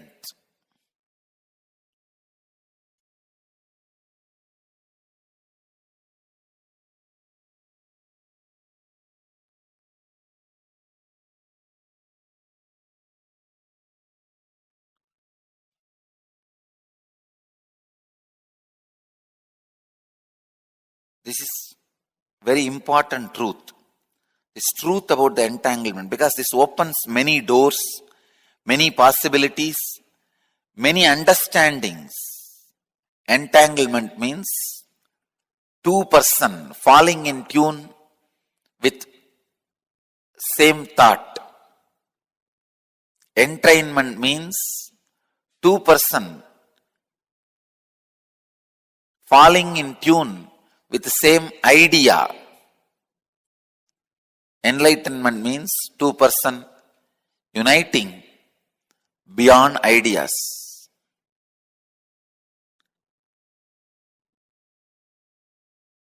When you unclutch, you are in entangle with me. Understand?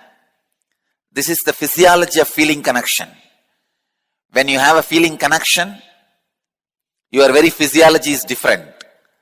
And feeling connection has its own physiology. When you have feeling connection, your physiology is different. Feeling connection itself has its own physiology.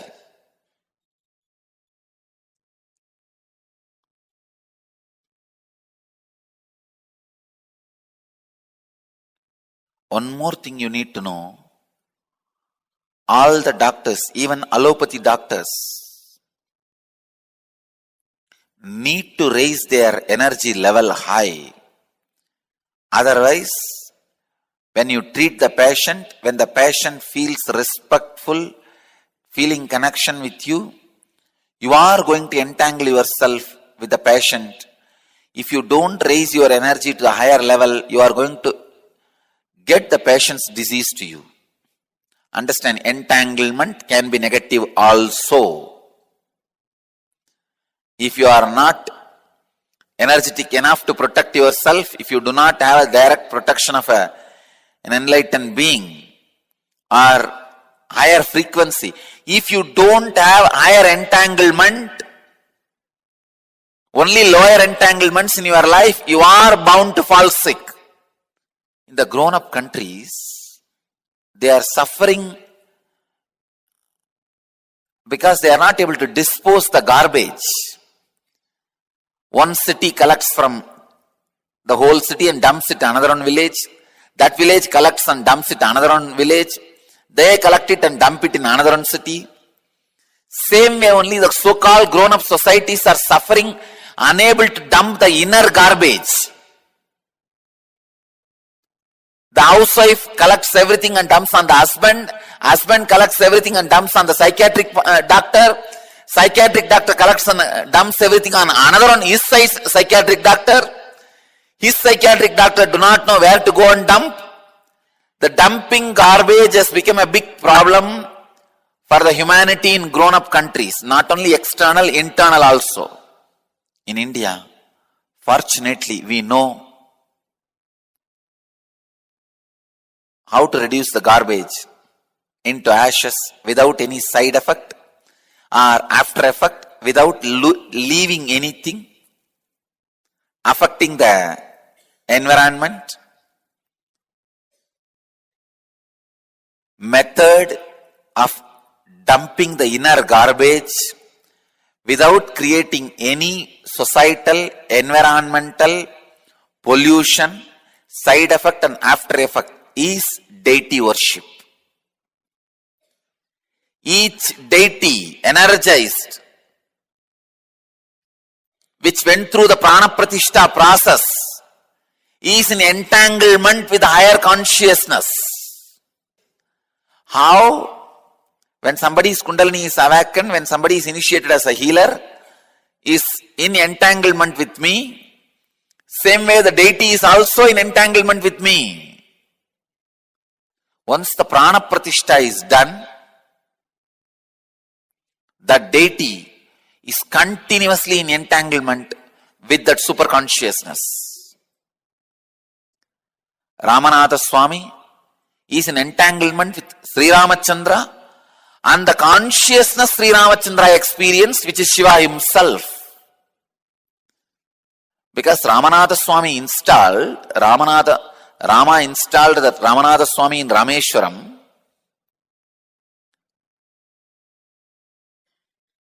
Now the Ramanatha Swami is in entanglement with Rama and Rama's pure inner consciousness. Same way there is a deity called Krishneshwar in Dwarka, installed and worshipped by Krishna. That deity is in entanglement with Krishna and the Krishna's inner space, which is Shiva himself. So each deity is in entanglement with the consciousness which has installed it. That is why I am telling you, deity worship is one of the greatest garbage removing system, inner garbage removing system created by our ancient rishis. The whole Western countries, so-called developed countries, are suffering with unable to do the garbage removal. They are spending billions of dollars in the inner garbage removal, creating huge psychiatrists, psychoanalysts, and psychiatrists and psychoanalysts for psychiatrists and psychoanalysts. This therapy, that therapy. In the Vedic tradition, we know how to burn the garbage and make it as a manure. All our temples, we burn your garbage, internal garbage, and transform you, make the whole garbage into manure and give it back to you. Understand? The science of entanglement, entrainment and enlightenment proves the spiritual healing. See, in the entanglement level, physical healing happens. In the entrainment level, mental transformation happens. In the enlightenment level, conscious explosion happens.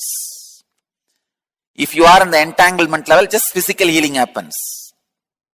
If you are in the entrainment level, means muscle memory, doing what I am saying, the transformation happens. If you are in the enlightenment level, just melting, the very mystical doors of life opens and the enlightenment, conscious explosion happens.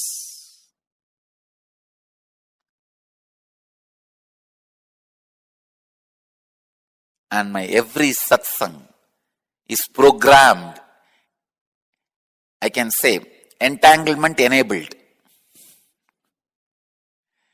When you open any one of my satsang,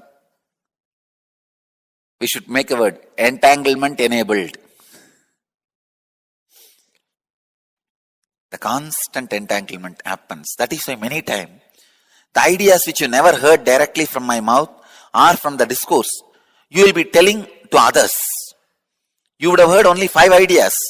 But when you expand it to others, explain it to others, when others question you, you will have 25 ideas coming out of you. You may be thinking, where did I get this? Entanglement. If you get 5 ideas from me verbally and talk 10 to others, you are in entanglement level. If you get only 1 idea from me and talk 100 to others, you are in entrainment level. You just saw me and started exploding. You are in enlightenment level. Entanglement is a very important basic truth. You need to understand the science of healing. This levitation, Kundalini awakening, everything happens just through this great truth of entanglement. Nothing else. Understand, when you are in entanglement with me, I give my inner space to you, which is lighter than the outer space. I'll explain in a very detailed way the science of levitation through this great truth of entanglement. Understand? Kadakasha means the inner space you have inside your body. Chidakasha, the space in which your body is sitting. Parakasha, the cosmic sky, cosmic space. If your inner space is more heavy, dirty with more matter, mass. Matter, mass means thoughts. If it is more heavy than the Chidakasha, your outer space, you will be grounded, very strong, fixed, glued to the ground. All I do is, for a few seconds, I make your inner space lighter than the outer space by removing the mass, dirt. Means, those few seconds you are in entanglement with my inner space, purest consciousness. Because your inner space loses its mass, dirt, weight, the body just starts jumping, hopping, levitating. But this is only initiation. By and by, after a few times, your inner space starts believing, oh God, thoughtless light space is possible for me. That is my nature. But because of my habit, I am habituated to live in a heavy, clouded space, heavy, loaded space. I can be in thoughtless space. That is my nature.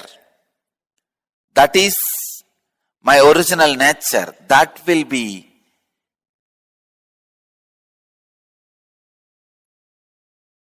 become experience in you if you are constantly initiated and exposed to the pure inner space. Then once you are exposed to that, by and by your biomemory, muscle memory, inner space, everything starts enjoying that space and starts living in that space. It becomes living enlightenment. This is the way the entanglement becomes entrainment, entrainment becomes enlightenment. Entanglement is initiation. Every entanglement I made is an endowment I created. Now you need to live it to make it as enlightenment.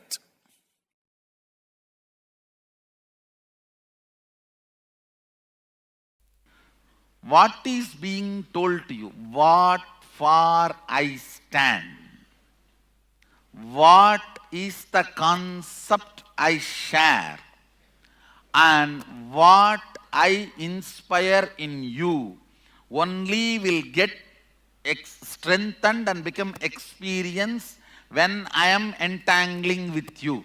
The Shaktini Pata with me means the concepts for which I am standing will be reality for you.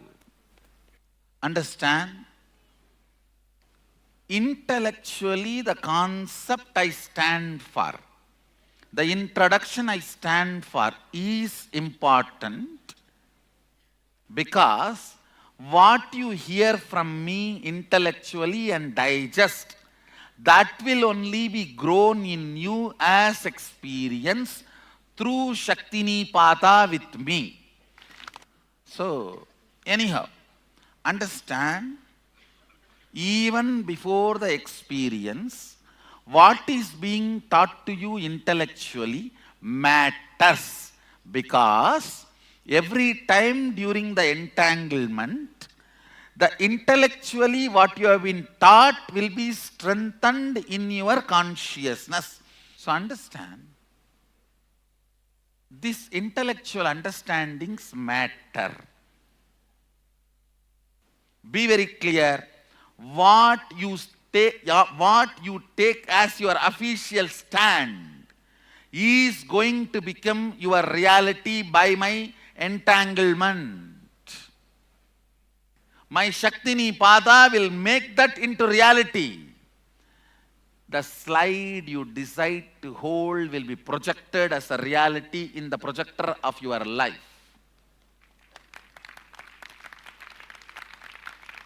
You decide to hold Sadashiva or football game. Whatever you hold is going to become reality. Understand? What you believe matters.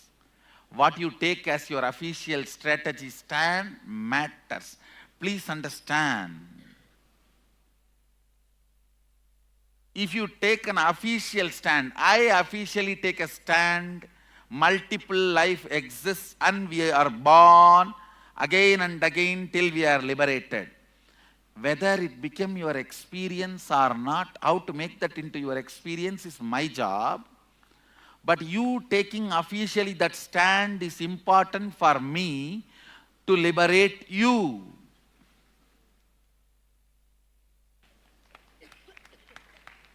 How many of you understand? I don't know. Because in the Shaktinipata, your official stands are made into reality. See, oh, I don't have an experience, I don't know how to make it as experience. That is second question. But do you have that much of trust to take that as an official stand by me sharing with you? There starts the whole process. Your official stands, strategic declarations matters, because those things are only transformed into an experience into you through this Shaktinipata, through this entanglement.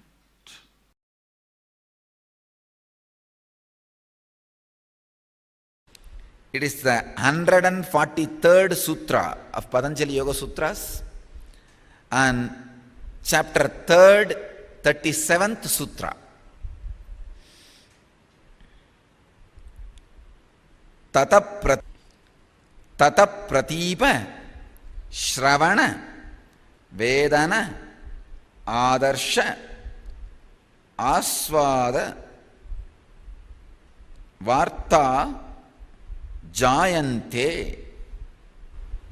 Patanjali takes us one step deeper.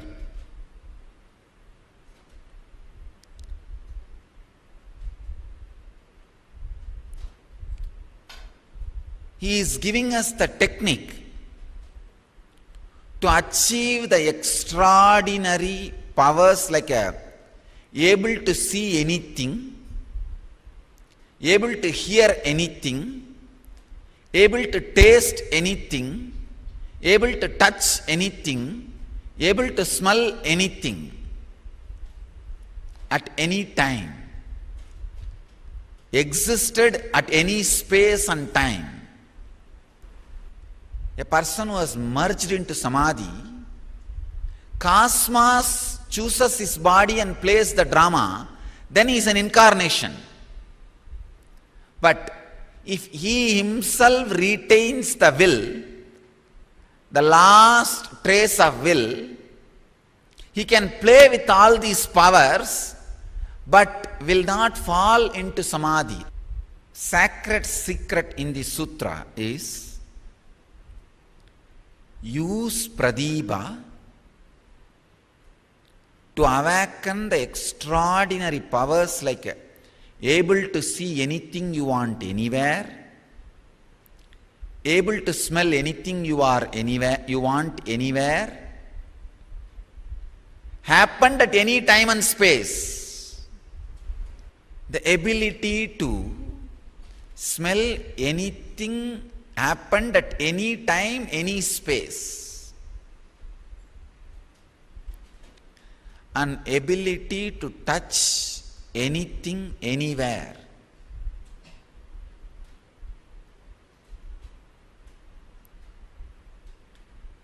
Ability to see anything from anywhere, happened at any time and space. Ability to hear anything from anywhere. Ability to touch anything from anywhere. Ability to smell anything from anywhere. Ability to taste anything from anywhere. These extraordinary capabilities can be happening in you with this pradīpa samyama. I'll give you the exact secret, the sacred secret, the technique. For example, if you want the pradīpa samyama on the eyes, feel eyes are the mirror. Anything you are seeing is just mirroring. If you want to feel, if you want to do the samyama on the smelling, just feel your nose is the mirror. Any smell you experience is just mirroring. If you want to experience the samyama of the touch, just feel your whole touch experience is mirror. And any touch you experience is just mirrored. The touch, loving touch, or touch by with anger, being beaten, pain, or anything. Just see, you are mirroring it. Taste. For next 11 days, feel your tongue is like a mirror. All the taste you experience in your tongue is mirroring. It's all just coming and going. You are mirroring. If the salt is put in your mouth, oh, salt quality is being mirrored. If the sugar is put in the mouth, oh, sugar quality is being mirrored. If the sour is put in your mouth, oh, sour quality is being mirrored. If the neem is put in your mouth, oh, neem quality is being mirrored. Be a witness for anything happening in your tongue. I tell you, 11 days, actually 11 days is enough for any samyama for you to win. A normal man who has so much of mood swings and diversions, 11 days is enough. You are not that bad as you think. No, really. You are constantly being depressed, put into depression by the so-called yogi saying 12 years you have to practice any samyama, only then you will have result. Who wants 12 years? By that time you will even forget what for you started the samyama. 11 days is enough, and understand, I am giving you the sacred secret, exact key. So 11 days is more than enough for you. Just do it sincerely, that's all, nothing else. But don't try to practice all 5 samyama at a time. No. Take one set of 11 days and do one samyama. Like pradīpa with eyes, pradīpatva with tongue. Pradipatva with your nose. Pradipatva with your ears. Mirroring with eyes, mirroring with ears, mirroring with nose, mirroring with the tongue, mirroring with the touch.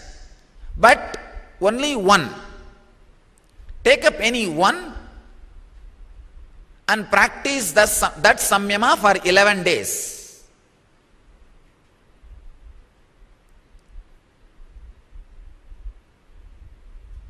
You will see the new door opens and you start experiencing the extraordinary powers and capabilities. Once the pratibha of eyes happens, you can see anything, anywhere, happen at any time and any space.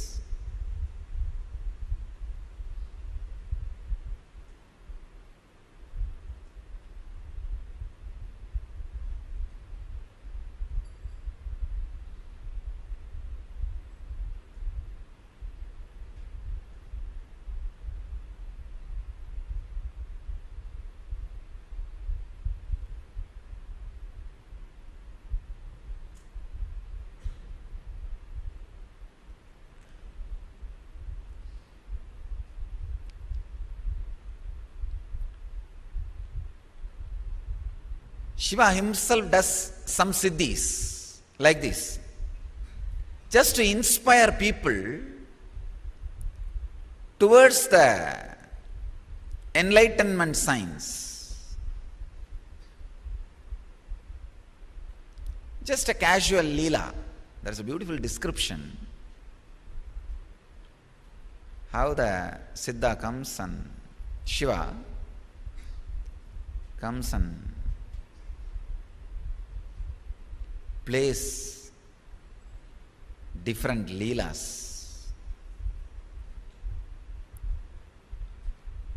It's all just to tell the world the power of samyama and inspire you all to have more and more, deeper and deeper trust, shraddha towards the Shastra, towards the science of enlightenment.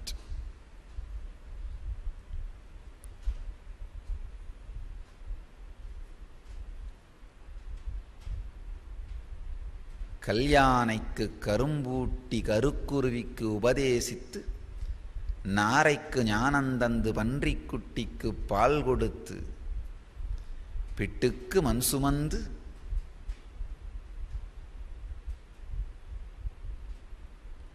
பிரபல லீலையெல்லாம் செய்வதும் சுத்த சிவ தேஜோமயத்தின் சுகானந்த பொருளை சித்தமறியா மூடர்க்கும் சித்தியாய் விளக்கவே. If I translate, it's a poetic, it's not even a verse, it is a prose only, written in a poetic way. The explanations of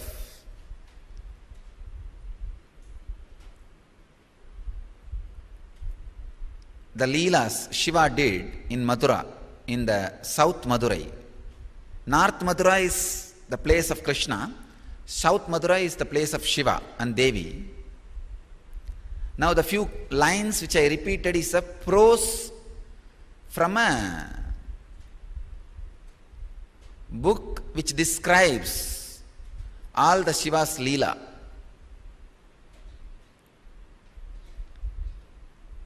He comes down and does so many Leelas just to make people understand who has a chitta, ordinary mind, that siddhi is possible. The extraordinary siddhi is possible.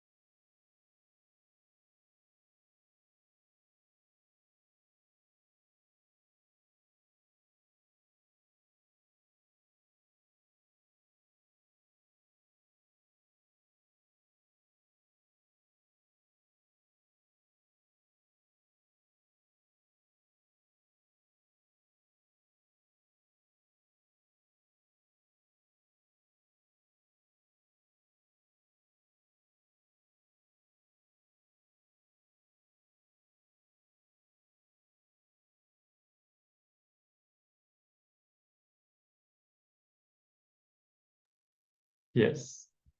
Beautifully, Swamiji has revealed about all the scientific studies that have been conducted, the various different experiences, the subjective truth that can be manifested into experiential reality when we enter into the entanglement. By entangling, so much of breakthrough can be manifested, for which you would need lifetimes and lifetimes to even get a glimpse of that. Understand, if you are starting something of which you have no experience, not even close to that experience, something which is completely outside of your scope, but you meet a master in that field, it is like how much ever time you would do the research and development, you could not have that breakthrough that you can have with the master. And Swamiji, as a living avatar, full avatar of Paramashiva, you can simply get all the things for which Swamiji has done, the intense tapas, all the intense penance that he has done, all the different kriyas, all the different techniques, exploring all the different traditions and learning from so many different gurus. All that Swamiji has done, and he has made it as his experience. And he is authorized to give that experience. He's initiated, he's officially initiated to not only teach, but also initiate, and initiate to teach, and initiate to also initiate. So Swamiji is on so many levels, just on a completely different level overall. So we just need to digest this truth, ponder on this truth, with what kind of being we have the chance to entangle, have the chance to really accelerate and have a breakthrough in our spiritual growth. And all this happens at every day's highlight of Paramashivoham, which is naturally the darshan. And today, as we are celebrating Swamiji in his very own murti, as the ultimate manifestation of Paramashiva's BHAGAVAN Nityananda Paramashivam murti, we're going to receive the powerful initiations, and we just hope that you all are getting ready for this exciting darshan. So without further ado, the darshan preparations have already begun. Just make sure that you stay tuned for continued sessions after the darshan. And without further ado, let's enter into the darshan.